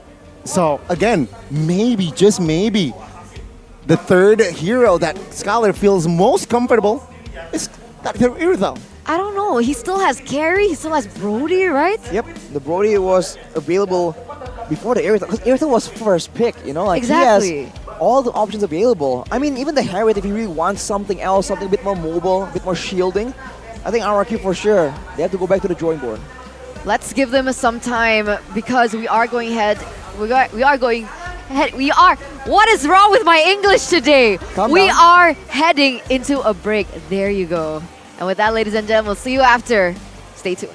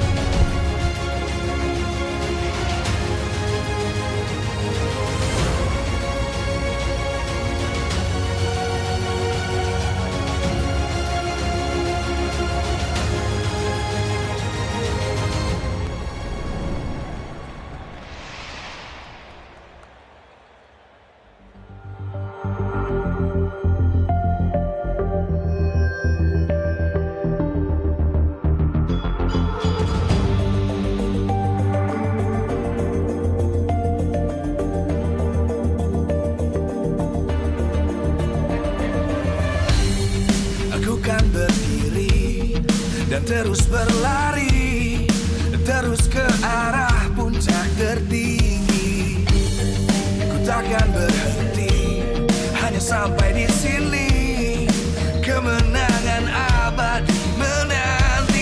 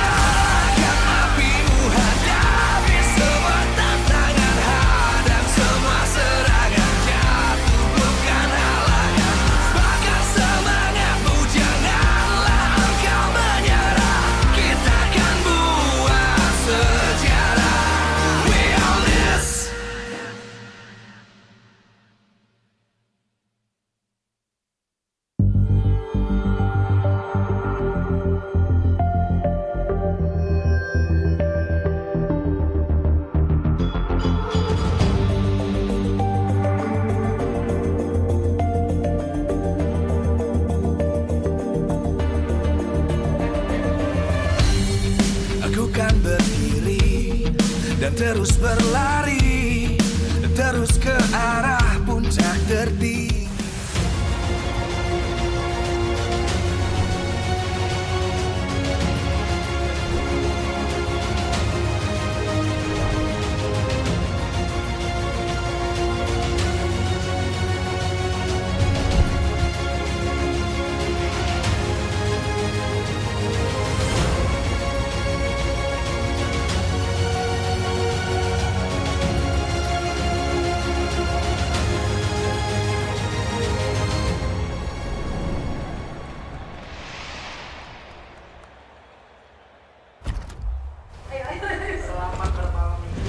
Ladies and gentlemen, welcome back from that short break as we are moments away of seeing the finale between both of these teams. It's going to be RRQ forcing a game number 3, or is it an alter ego 2-0? We'll see. We will see indeed. And seeing Alter Ego's performance in Game 1, in case you missed it, it was a very good build-up. Alter Ego basically dominated, but RRQ, they will not go down. They did not go down without a fight. They managed to hold the game until 20, almost 30 minutes. Very good game. You know what I love about these two teams? Tell us. Their merch. Their Right? merch? Do they not have the best merch in MPL ID? Well, Dude, RRQ merch is Alter Ego pretty sick. and RRQ merch, they're so good. And the fact is of the matter, if you guys come over, you guys can get your hands on the merch because they still do sell that AOT with the RRQ collaboration, and they also sell Head and Shoulders. Let's take a look at the hair cam. Oh, she's beautiful. Again. You fell for the classic blunder. Twice! Eterna! You have to confirm before you make the statement. Get juked. Hair cam by Head and Shoulders though. He's using that lemon gatot kacha variant. Looking good. Looking fresh, looking good as well. So if you want your hair as clean as Arashi's, check that whole Head and Shoulders out. And his. And hers. And his. And his. And also her. I think there's only one girl. What about this one? I don't think there's any Wait, girls in which this. one? What are you talking about? What screen are you I'm so confused. But anyway, let's get back into this match. Let's go. Oh, So Cassius. for game number 1, it was quite experimental, right? And so Alter Ego were able to dominate. But what if RRQ properly draft? Then that would be homework for Alter Ego. That's the assumption, but I think it's not.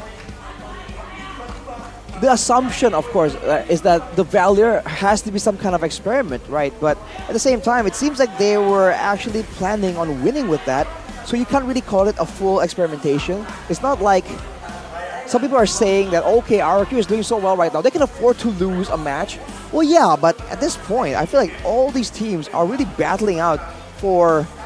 It's not just about the results and the standings. It's about respect. It's about showing up to the expectations of the fans. And the same could not be more true for RRQ. Back again at second pick. We're getting straight into the drafting phase for game number 2. And it's also true for the half-season champion title. Exactly. They have the opportunity. They do. What's your command? It's either them Onyx or or Onyx. RRQ. Yeah. Can't be Onyx again. What do you mean it can? Never say never. Never say never, indeed. And with that, ladies and gentlemen, let's welcome you into the drafting phase for game number 2. Still both on the same side, still the same bands coming through. Although perhaps a different order from the side of RRQ. Last time they banned out the Ling and the Joy. We'll see if that pops out for RRQ, but for Alter Ego, still full respect onto Skylar. Yep, last time around they banned out the Paquito as well. I mean, if it ain't broke, don't fix it, right? So perhaps they will go and ban the Paquito again. RRQ, what adjustments do they need here, especially if we're talking about the first half for Rashi? They have to be a bit more predictive with how how Alter Ego is going to play. This is where that win condition for Alter Ego comes in very handy. If they draft for a very defensive composition to try and shut down Rasi being aggressive, Alter Ego can very easily just transition into a more defensive playstyle. So they just have to be a bit more careful and don't show the core members of your team so early on. The gold lane and the mid lane, it's generally that. But if they want to try and show that first and then hide the jungle, that could be an option as well. I feel like what's safe is to show the roaming position, in fact, for Naomi. Because there's not a lot you can hide. Even in the last few picks, you can still kind of figure out what kind of heroes he will be trying to play. I like the flex of Naomi though. Ah. Do you not like the flex of Naomi? Like he could go for pickoff, Kaja, Franco, Natalia. Exactly, or he could go for something like that. I like that layer of flexibility that RRQ has in their lineup. Is that not too expensive to not utilize? If we're talking about like Natalia, but it's very situational, right? But there you go, the adjustments. The hero that was first picked in the game, in first game, will be banned out, leaving out the Ling. Ling. The Ling. Ling's opened up. Is Teleboy confident enough to pick it up for themselves is the question. Ooh. Especially this early on as first pick, probably not. This might be the Valentina, knowing that Udil is one of the backbones of the entire Alter Ego operations. But of course, if they want to really insist on the teamfight dominance, they can go for the Terizla early on. It's a very significant factor in having that solid steel wall and solid crowd control at your call and backend, but they are trying to show RRQ how it's done. First pick, Irithel. Wow! We were surprised that RRQ first picked it in the red side.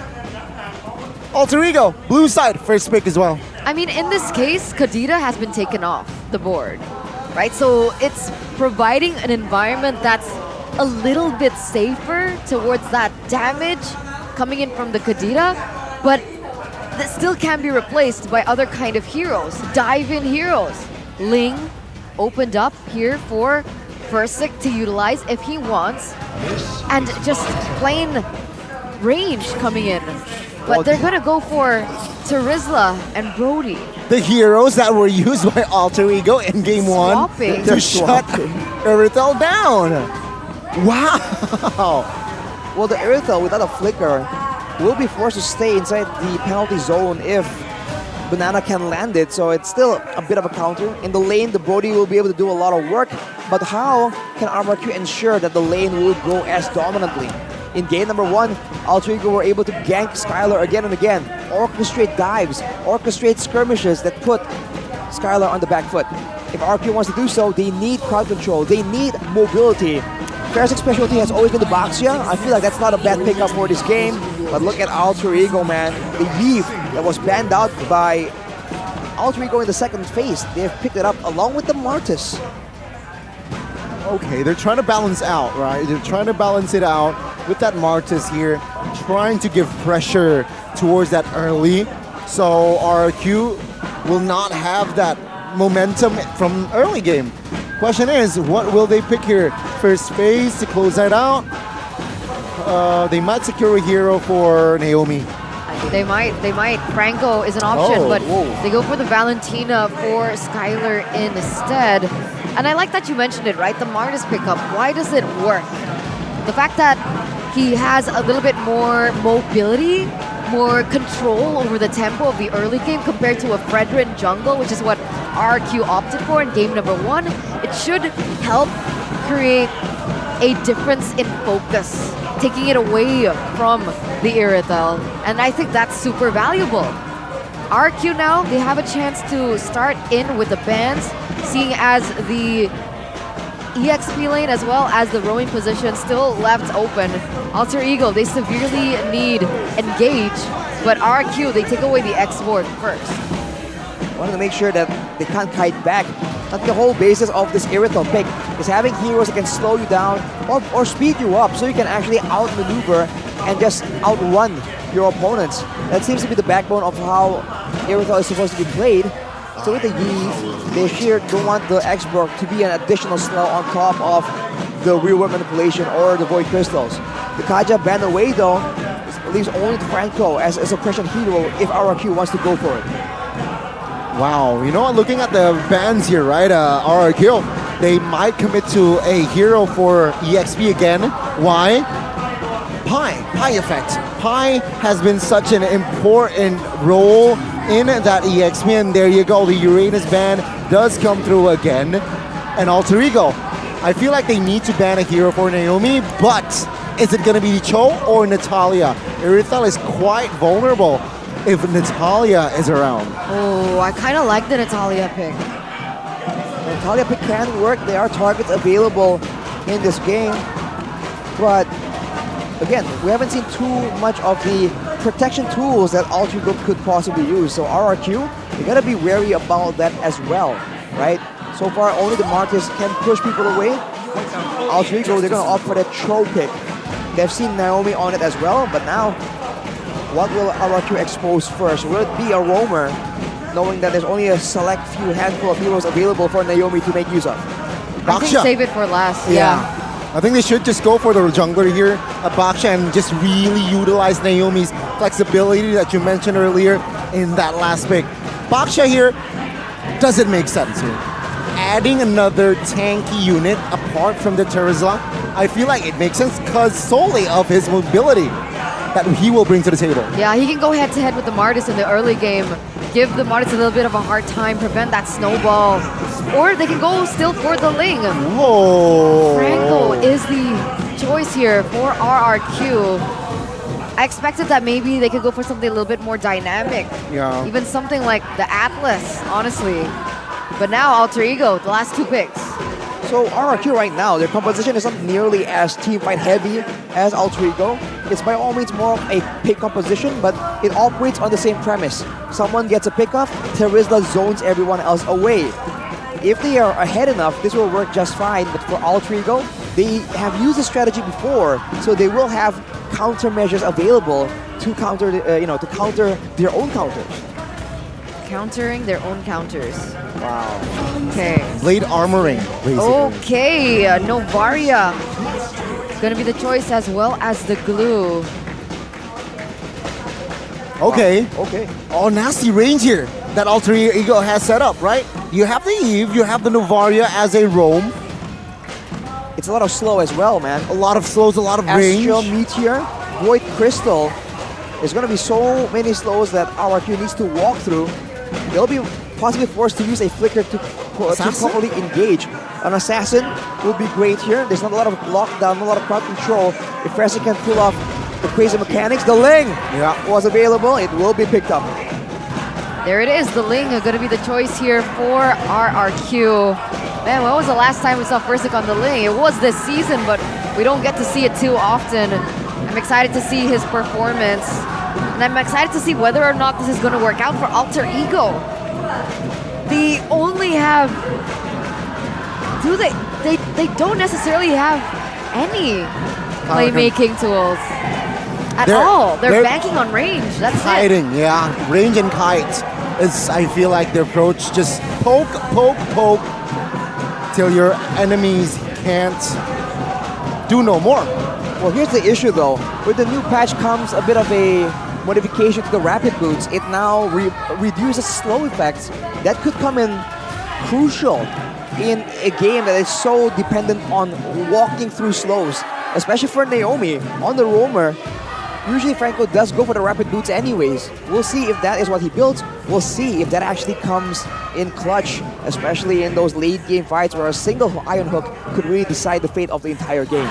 But playing front to back, the main weakness is dive. Especially an assassin hero like Ling. If Ling is able to have the same impact that we know him to have back in the day when he was at his peak on an assassin, it looks like it's a little bit more homework here for Alter Ego to work with, especially when he goes in for those kills. I mean, winning condition-wise, I feel like it's clear that RRQ's winning condition is more simpler, it's more straightforward, but Alter Ego has a very complex way of execution or executing in Game 2 if they want to clean sweep this series.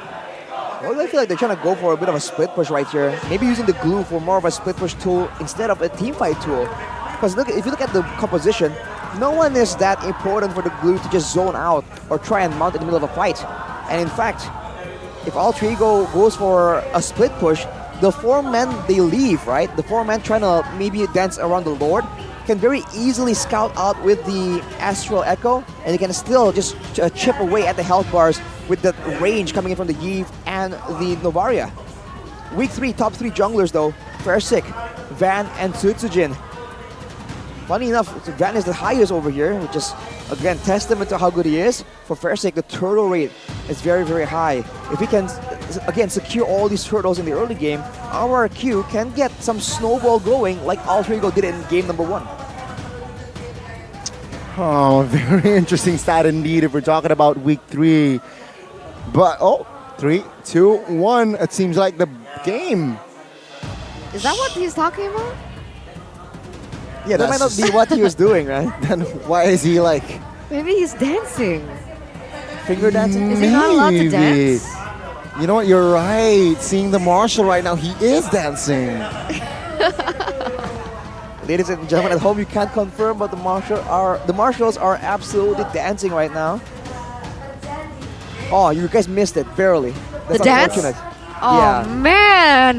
Yikes. Yikes! But what's not yikes is the fact that we are still in a technical pause. Ladies and gentlemen, please stay patient with us. Sportsmanship is our utmost priority, and we want to make sure that the players, that the casters, that you guys at home, our lovely esteemed viewers, have the best experience as possible.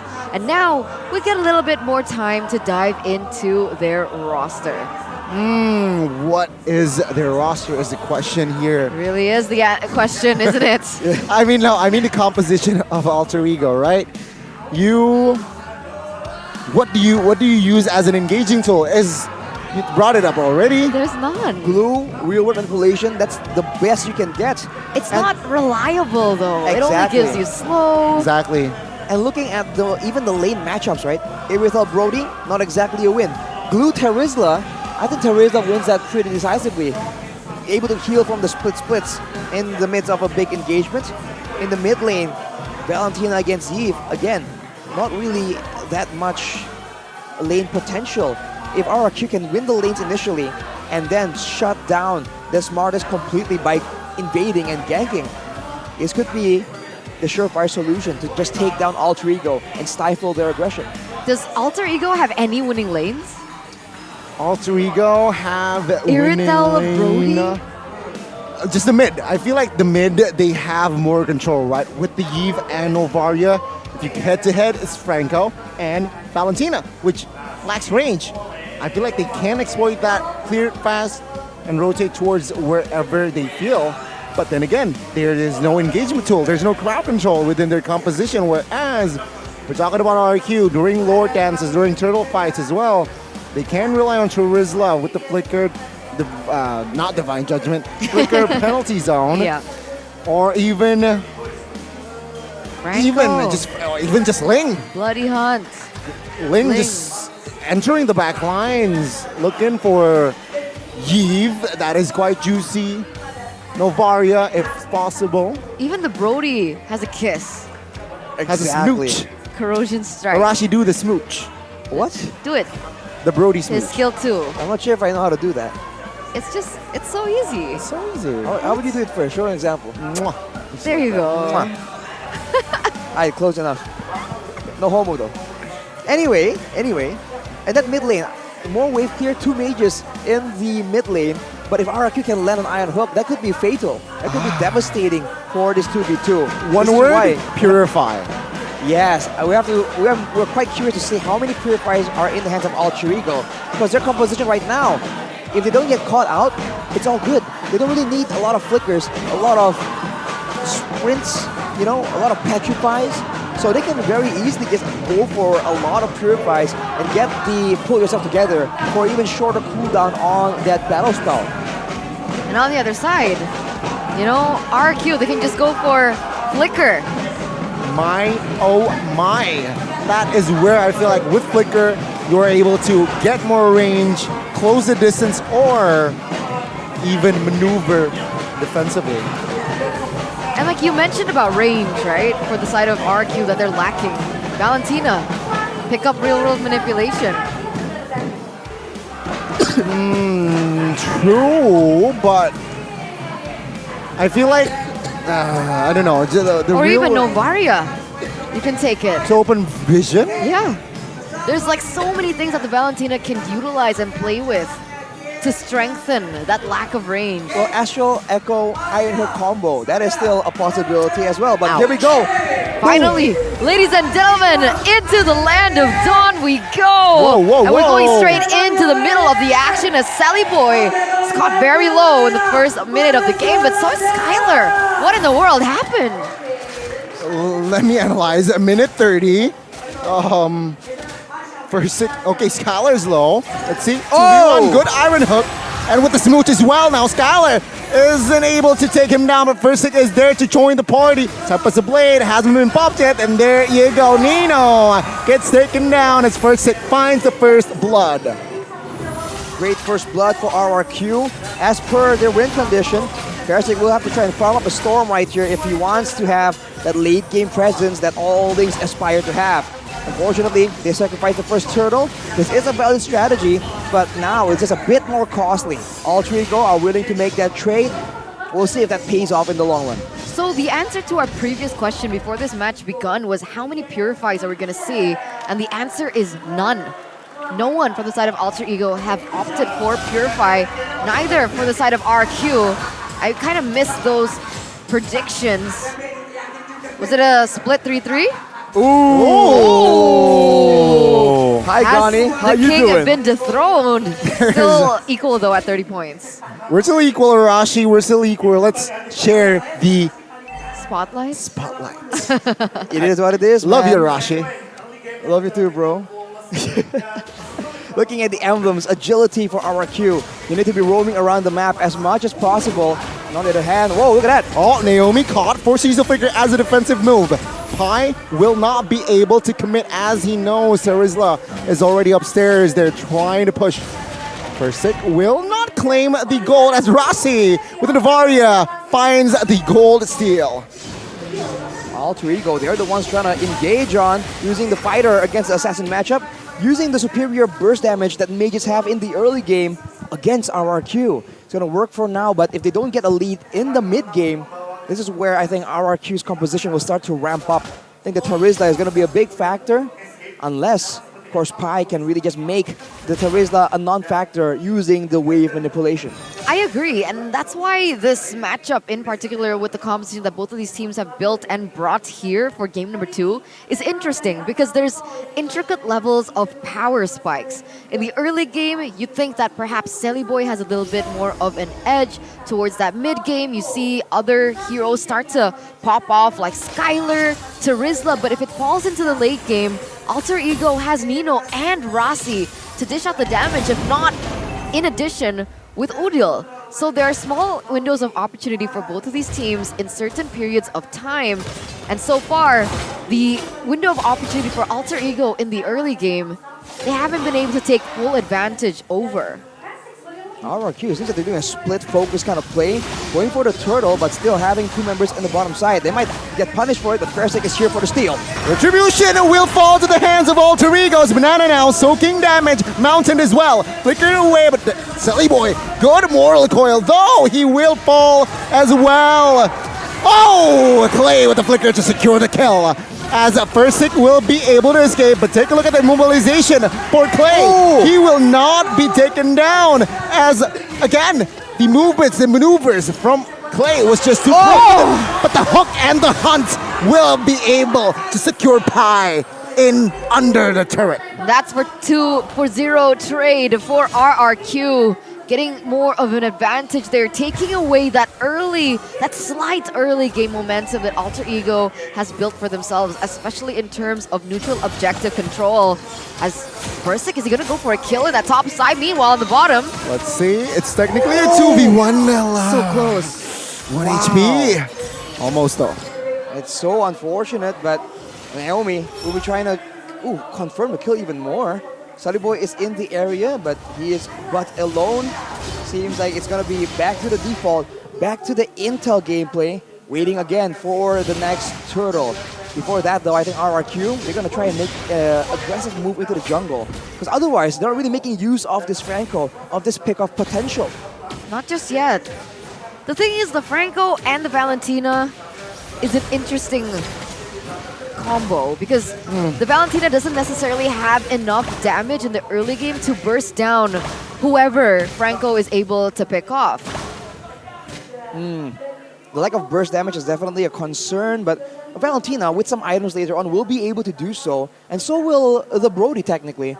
And still, if it's not enough, the Tornpot memory, but now Banana walks into an aggressive Sully Boy. I feel like he's okay now. Look at the re-engage and cover. Iron Hook does not connect as Novaria from the back was able to spot the whereabouts of the Franco. Oh, look at what RQ is doing, man. Oh my god, a solo kill, but it will be traded back though. The torn apart memories damage was more than enough to take Nino down. Now, it's a turtle fight. Banana pops the penalty zone.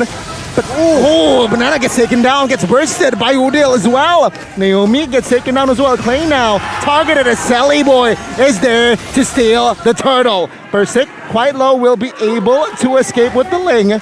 Pi still mounting Clay, but will there be enough damage? Oh, with the decimation, creative play by Clay. That was crazy, RRQ. They're gonna stop clumping, man. Pi got a very good engage on the turtle right there.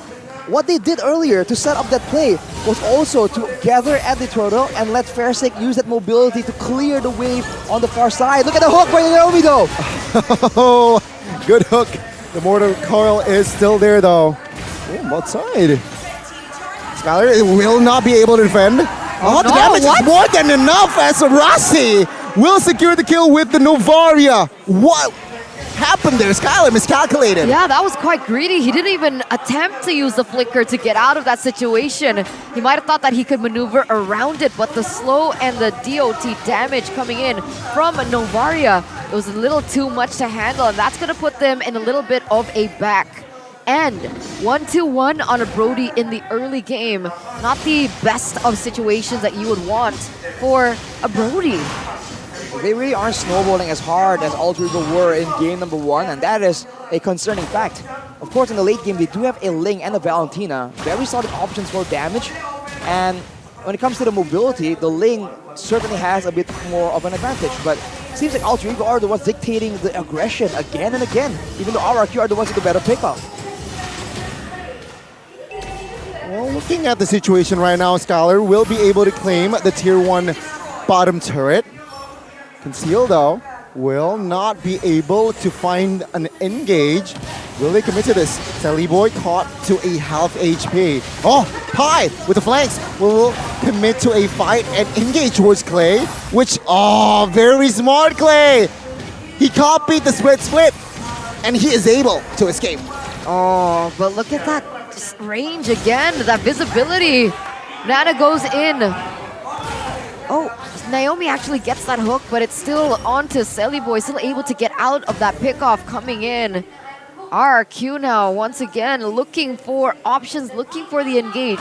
Doesn't quite find it just yet. And we were talking about power spikes earlier on. When does RQ's hit? I think it's just about now. Even Clay just finished the Lightning Truncheon. That's a lot of burst damage. Alter Ego, they must be itemizing for this early. Maybe only for one source of damage, so if they can go for a proper fight, it could be massive, but Skylar gets caught out. Oh, he's very isolated now, very weird positioning. Persik though, will look for the trade back. Tempest Blade as a defensive maneuver, will be able to escape for now. But Skylar, he kind of dozed off there, bot side alone, uncovered. And of course, Alter Ego will be there to punish. He has his flicker available as well there, and he did not use it. Real-time win probability, ever so slightly favoring Alter Ego right here. But look at that. Once again, Pi is making that very obnoxious frontline play. Yikes. Real world manipulation to slow Banana down. Penalty zone though, he does not care. He will be taken out though. But it seems like RRQ with the man down will not be able to find anything. Nino, very low Persik, almost gets the kill as the Astral Spear almost gets Persik down. Now Pi will be able to escape as Sally Boy will comfortably take the Lord. RRQ, they got a lot of burst damage, but they are lacking in damage overall. Whenever Pi goes in with the split, RRQ, all they do is back away. They couldn't do anything. They can't even stand in the real world manipulation. If you think it's bad now, wait till Udil finishes that glowing one. It's gonna get even worse for them. Radiant Armor is being built on the side of RRQ instead of Athena's. It's a good mix of burst damage and DOT. You can't blame them, but look at Udil. Real world relation. Oh, he miscalculated. He did not see the members of RRQ is flowing in the mid lane, and he will be punished for it. It's getting messy for both of these teams. Earlier on, it was Skylar making a little bit of a mistake. Now it's Udil being traded back with RRQ being able to defend that Lord in that bottom side. What has Alter Ego been able to get? I guess they do have some damage in the top side. Hopefully they get that in exchange. But other than that, what's the push? What's the trade? Not much. Hopefully, I think the don't even minions. get it. Yeah, that was very close, but it finally gets cleared out by RRQ. Now it's back to the pick-off game. It's all in the balance. It's all about who can engage better first, Glue or the Terizla. And it's a very fine game. Oh, good penalty zone here, but no follow-up. The mid will be the target for Alter Ego. Versick jumps in and does not commit. Pi, though, mounting Skylar with the Astral Sphere. It will secure the kill. And it seems like now 3 members from RRQ will be taken out as Alter Ego now. They look to push the momentum. They find the mid-tier 2 as RRQ. They are scattered. Pi and Rossi have been doing such an excellent job at zoning away Skylar from all these team fights. Hence, the reason why he's so far behind. It's such a different scenario as to what we saw in game number 1 when the Brody was able to snowball. Here, it's Nino on the Iritel that's able to snowball. A big problem right now is the glue pick, man. Whenever Pi jumps in onto 2 or 3 people, like we said, RRQ clumping together because they're afraid of getting sniped maybe. That's where Pi goes in, and earlier, I think he almost single-handedly just did enough damage to just completely take Skylar out of the game. He is absolutely behind right now, and even if you bring the game longer, he is not equipped to deal with a tanky hero like the glue. See the invade of the purple buff, which will be collected still by Versick, I think. I might be wrong though. No, it was Solon. Was it Solon? Oh, they didn't get to catch that. But it seems like Alter Ego Esports now, their agenda is going to be the Lord. Oof. The Lord is spawning soon, and Nino is the one clearing the wave. Look at how Alter Ego's playing, man. There's a Ling on the side of RRQ, yet Nino is perfectly comfortable just walking around alone. Alter Ego just playing way more confident than RRQ is. Udil gets the purple buff, by the way. Buff. That's why Ling will not join the fight. He might, but it's risky. It is. Let's see. Okay, the pull, the hook, and the hunt. On towards Pi. The damage is there. Will it be enough, though? It will. Skylar with the torn apart memory, but Banana will be the trade. It's both EXP laners get taken down. Versick gathers himself in the top side. Real manipulation popped. Clay forced to use the flicker. Repositioning here, but Navaria spots him. Now the reset here. It seems like Alter Ego Esports does not want to gamble the Lord take. Oh man, but RRQ, they did a really good job at going for a reset too, but it doesn't get resetted. Selly Boy can go for this. Naomi doesn't have his ultimate. Oh, they're going for the 50-50. Selly Boy, though, trying to zone up Versick away. Half HP. Good hook. No hunt, though. Fermi will lose his immortality as the Lord will be resetted to almost a full HP. But my goodness, this Lord dance has been very entertaining. The longer the Lord Dance goes, the more Alter Ego gets value. They have a lot more poke damage. Versick almost got completely one-shot by Rossi. It's not even Udil, and that will take that Lord. Yeah, no Ling in sight. That shows Alter Ego Esports will grab the Lord very comfortably. 4,000 gold lead for Alter Ego. 3 turtles compared to none. 5 turrets compared to 2. 2 lords compared to none. Alter Ego Esports being at the bottom of the brackets earlier on in the season, going against the #1 on the standings in RRQ, completely outclassing the Kings of Kings. Ladies and gentlemen, this is how upside down things are looking. Alter Ego, they're looking for a 2-0 here. Let's see, will it work or will it be a defense? Real World Revelation popped. Skylar got the chunk. Oh, Banana!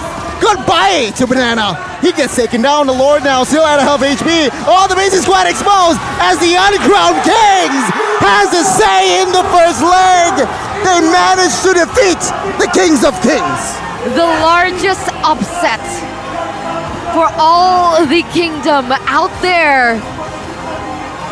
2-0, defeated 2-0 again by a team that went 1-5.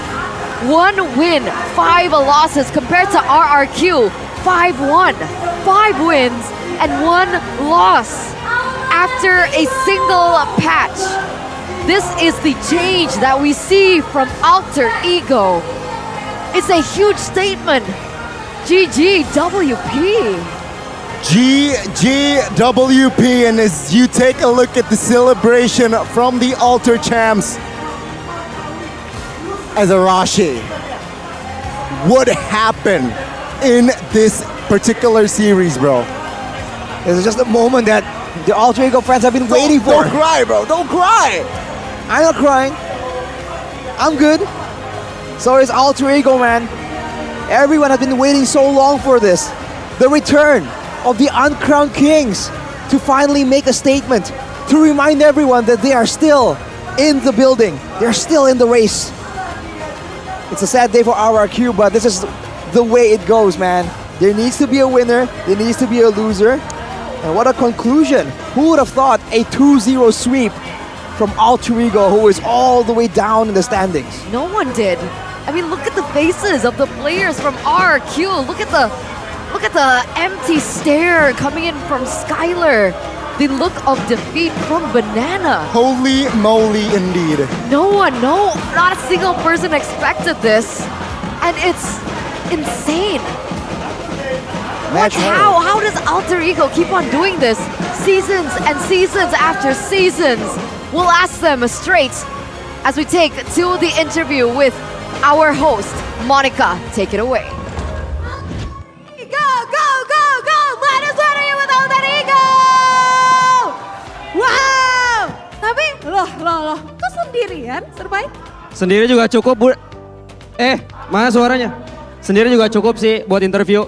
Sendirian, yakin Ya, nih? cukup. Kenapa sih pada ninggalin? Kenapa gak mau gabung? Serbai Gara-gara mati paling banyak. Oh. Jadi yang mati paling banyak di interview katanya. Oh, gitu. Tapi gimana rasanya mengalahkan RRQ? Kemarin menang, hari ini menang, mengakhiri lose streak-nya.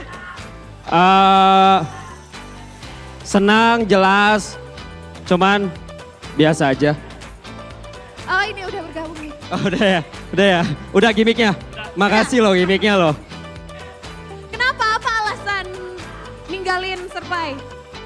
Beneran karena matinya paling banyak? Soalnya dia di depan mulu tadi lawan Ricky, Bude, Kak. Kalau terus dia di depan mulu jadi ya udah biar di depan sendiri ya. aja. Pas interview juga paling depan ya? Iya, harus paling depan. Boleh katanya gitu. Tapi ya akhirnya ngalahin muridnya Bangsin. Gimana Nino? Apa gimana? Akhirnya ngalahin muridnya Bangsin. Kan tadi katanya Bangsin kalahin dulu nih muridnya Skylar. Akhirnya ngalahin. Muridnya udah down, tinggal gurunya aja sih yang turun. Jadi requestnya itu ya? Request pengen ngalahin gurunya sih, kurang puas kalau ngalahin muridnya. Bisa dong. Kurang puas ngalahin Bangsin, main lah, ayo teriakin gua lagi. Tapi tadi game pertama sama game kedua, di game pertama yang pakai retail ada Skylar, tapi Skylar kalah. Di game kedua kamu yang pakai retail dan menang. Gimana tuh? Tadi sih sebelum naik stage tuh Bangsin bilang, no cuman bisa retail katanya. Tapi pengen Brody juga menang kan. Terus kira main retail menang juga ya. Pawang macan mungkin. Oh. Retail deep. Tapi ada yang menarik juga. Different. Ada yang menarik juga karena Survive kemarin menang lawan Dewa tuh pakai Terisla. Terus hari ini juga di game pertama tadi pakai Terisla. Di game kedua harusnya mau pakai Terisla juga. Pengennya emang Terisla, push MMR cuman diambil. Cuman ya udahlah Terisla div. Tapi ternyata menang juga ya. Aduh gak ada yang ngerti lagi Terisla div. Ya harusnya bakal jadi pecah banget kalau ngerti Terisla div. Ya intinya beda lah Terislanya.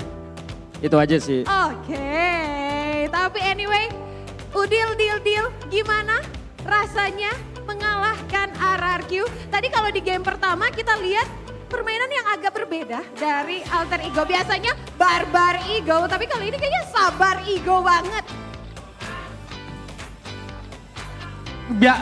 Kami masih belum puas lah karena mungkin sekarang masih di peringkat 9.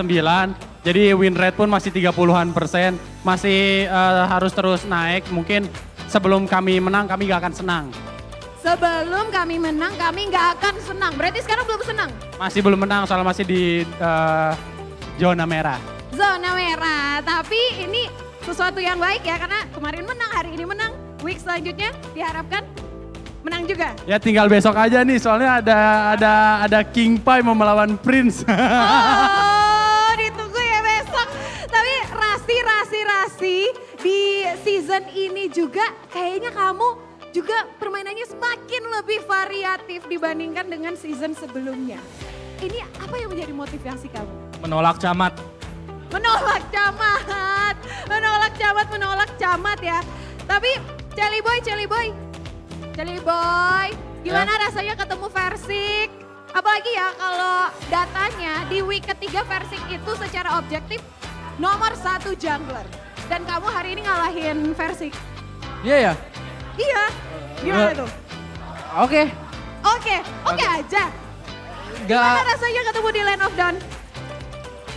Nggak bewan sama dia sih, jadi nggak tahu. Pokoknya ya udah. Bye, tolong bye. Apa sih? Kenapa? Tolongin.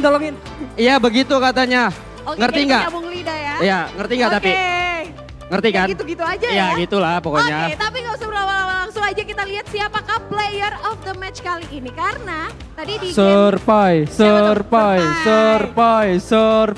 game yang pertama MVP-nya Udil. Kalau player of the match-nya siapa ya? Surprise. Kita lihat. Surprise. Rasi ternyata. Gaya lu. Kemana Rasi? Gimana nih tanggapannya kamu jadi ini player of the match? Hah? Jadi player of the match apa sih kuncinya? Udah expect aja sih sama kayak Pai kemarin. Udah expect aja? Ya, gua gendong semuanya. Oh, oke. Terakhir sebelum closing, biasanya Deden tuh suka kasih quotes penutup kata-kata, tapi kali ini pengen Udil dong. Quotes kata-kata. Biasanya kan kalau RRQ Deden nih, ada quotes gitu, kata-kata. Sekarang Udil dong. Jangan lupa sholat. Itu doang. Ya benar. Bener. Masa nggak bener? Ya benar. Ya bener kan? Ya udah, Survey. Terakhir banget. Minta dukungan dari Alter Champs untuk besok matchnya. Nah, gimana tuh? Buat Alter Champs, jangan lupa bawa 2 patas besok soalnya lawan Prince Aran. Ditunggu ya besok Alter Champs masih semangat. Dan langsung saja untuk mengetahui bagaimana kemenangan dari Alter Ego hari ini kita tanyakan kepada para caster yang sudah siap di sana. Casters, back to you.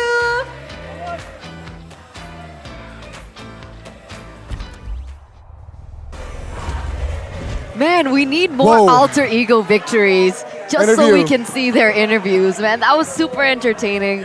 We always love that presence, and we also really just love that playfulness coming in from them. Very good personalities, very fun, playful. But in the Land of Dawn, they were very, very unforgiving.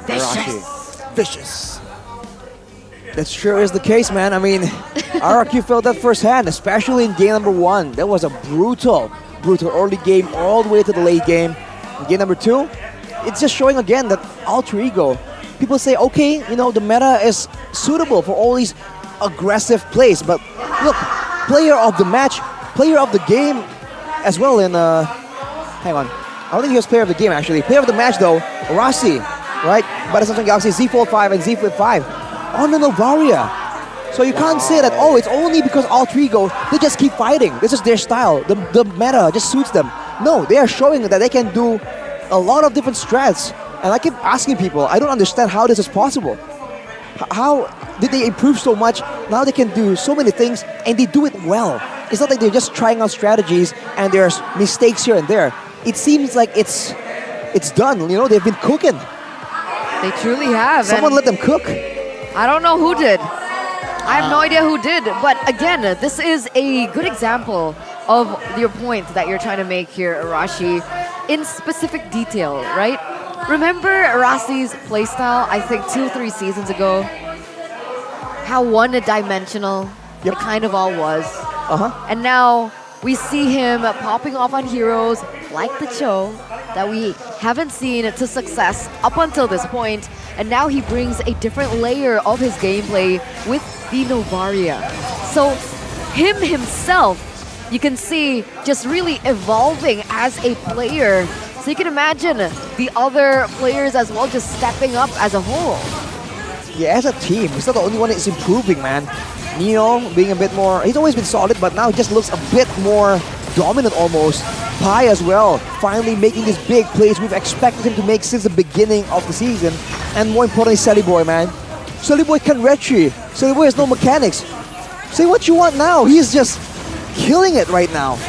Against an inform RRQ, this is what Alter Ego is able to make. Clean sweeping the Kings of Kings. Goodness me. You know, it's almost enough for me to actually question if they've been just acting all the way since the beginning, man. It's too drastic. I can't believe that this is just organically an improvement, right? I feel like there's something they've been hiding almost. So I don't know, man. Maybe someone can give me some info later, but this is crazy. You want me to help you with that? What? Sure. What changed This, for this Alter one. Ego? This one. What changed for Alter Ego? I don't know. Any players? Oh, hey, I mean, that's definitely a factor. Rect effect. The Rect effect has been a topic of controversy for sure. But we won't talk too deeply into that right now.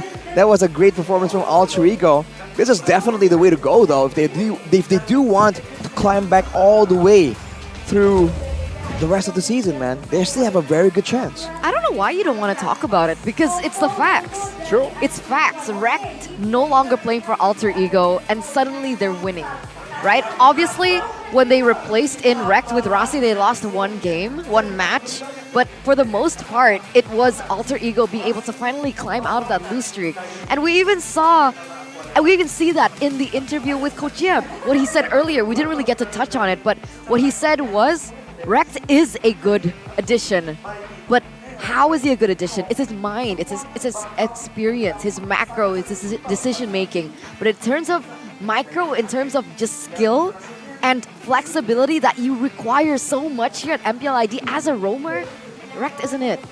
Well, we saw that on the Edith, for example. He made a bit of a misplay, right? It seems like the meta just really shifted in the wrong direction for him as he moved over into Alter Ego. So it's a very unfortunate situation because Rect has always been a more defensive, healer-based, support-based player. And it's kind of poetic, ironic, I don't know, that once he goes into Alter Ego, the player who used to be that healer specialist, the defensive specialist, now is showing that he can do it both. And Rect is the one that's is showing to be a lot lackluster than the expectations of all the fans. Wow, that was a very interesting topic, but let's talk about the items here, right? I mean, Irithel, Nino. No Golden Dragon Spear. I think, wait, I wasn't sure if he built it early and switched then, it out. okay. In the first game, Skylar did build it, but very, very late into the game. I feel like the main issue right here is Pai on the glue, man. No one can have output enough damage to melt through his HP bar, let alone the split with the tenacity, with the agility as well. Throughout this game, we talked about RRQ clumping up so much because it is. A lot of this damage, a lot of the damage that comes from Alter Ego isn't single target damage on multiple people. They were right next to each other, and before you know it, Astral Sphere lands, split pass, slam pass hits multiple people, and that adds up, man. Against a team like this, you cannot stick together. No, and they really received just all that damage because of it. I don't know. Is it RQ that's underperforming, or is it Alter Ego improving? Like let's like think about it a little bit more as we get into these post-game stats as well. I'm thinking about it. Only 2 I think turrets. Fursic, I expected more from Fursic Seling. Well, he was making plays around the map though, but unfortunately, again and again, he made the play and whoever the target was survived with a sliver of HP. So luck or emblem selection plays into that as well. Nino is the Irito though, 777 gold per minute. That's a lot. What a lucky number though.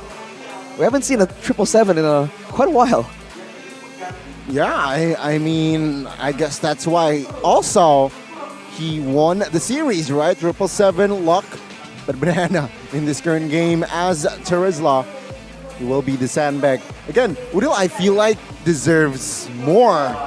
Match game 1, game 2, he displayed a very, very good mid laner. But again, different topic. Rasi brings potency in this current lineup. And I'm down to see more from Alter Ego. I think we all are. We're excited. Finally, we get to see the Alter Ego we know and love. And let's take a look at the keys to success here for Alter Ego that centralizes on this, Rasi. It ties in a bit together. Rasi is the man of the hour right here. The disciplined game plan on how they're able to play. Usually the Alter Ego, we saw that they made, you talk about maybe replacing one person can change things, but they're usually a bit more uncoordinated. They sometimes are a bit overzealous. Yeah. They keep overextending. They see an opportunity. They tunnel vision on it. You don't see that anymore, man. Nope. They are just so disciplined and they are always so aware of everything happening in the land of dawn at every moment. And also with the flexibility, we talked about it in the case of victory. The flexibility of Rasi now playing multiple heroes. That's what happens, man. RRQ were not expecting this Novaria. I think they were expecting something a bit more aggressive. It turns out it's not. It's just a long-range pole composition, looking for intel, and Rasi played it amazing. Intel, and again, Rasi should have come sooner, maybe. But I feel like, regardless, this is the perfect time, perfect Journey? Perfect arc? Yeah, perfect arc Story? as well for Alter Ego. Yeah. And let's see the standings. Yeah, we wouldn't have it any other way, honestly. As we take a look at the standings here, presented to you by the Samsung Galaxy Z Fold 5, a Z Flip 5. And there it is, the irony of the match that we saw earlier. Alter Ego, number 9 on the standings, going against RRQ, winning it 2-0. But everything that has happened for the past 3 days, Bigatron restoring themselves at 3rd place. Dewa United coming back up. Geek Fam slowly on their way to dethrone Dewa United. They're not careful. But again, Rebellion Zion and Alter Ego, red zone. A true David versus Goliath story. And unfortunately for the Kingdom, for RRQ fans, they have to admit that now RRQ is not on top for now. We'll see if things do shake up a bit. We have one more day left for the games to make a change in these standings. To be the half season champion as well. Yes, exactly. Big and Alpha, I don't know if Big and Alpha can still make it all the way up there. No. They don't have any more games. Wait, if RRQ wins 2-0, is it possible? Game rate wise, it will be 13-6. I don't think RRQ can be the half season champion even if they win 2-0 tomorrow. Wait, so not quite sure. We'll have to. We'll double check. We'll need get back to to you double on that. check, But yeah. Big and +7. Alpha making it to top 3. That's definitely good news for Mr. Mirko back at home. Aura Fire also out of the red zone, Eterna. It's a breath of fresh air for the Aura fans. Never doubted it for a second. Ooh, let's go. Wow. But there it is. So Bigatron Alpha has literally no more games. So I don't think they do stand a chance to win that half-season champion title. So it is between RRQ and Onyx. And there you go. The only teams that are going to be playing in this half-season point, Alter Ego, Aura Fire, Dewa, and RRQ.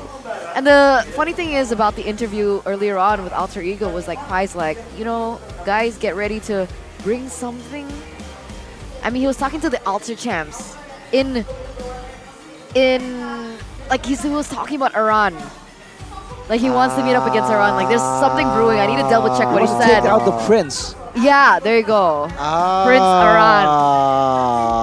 Very interesting lane. That's a long tomorrow. Because Fluffy, Thank you. there was like something going on between Fluffy and Iran, not in a romantic way, but more of like a rivalry way. man. And then Iran lost. So now Iran has something brewing with Pai too. Also not in a romantic way, but more of a rivalry kind of way. So tomorrow's matches, the outcome of it is going to be quite exciting, but not as exciting as Ovo X Lemon. Wow. You guys are watching pro players. You guys want to watch and play with them as well, no? And you guys can. You guys can stand a chance to do that. All you need to do is hurry and register at payovo.co/MPL and tell us why you want to play together with Iksan Lemon. 8 people with the coolest reasons will be invited to play with Lemon in early October, and 20 others will get really cool MLBB epic skins. So don't forget that registration is open from August 3rd to September 20th. You guys still have so much time, so don't miss out. Register now at payovo.co/MPL. Very interesting event. You can play with Lemon.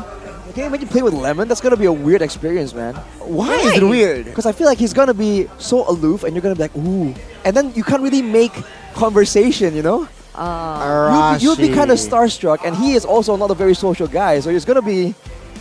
Oh, by the way, Arashi There wouldn't knows be Lemon. any Hi, bro. conversation with me in particular. Okay. Because I'd be passed out already. Wait, what?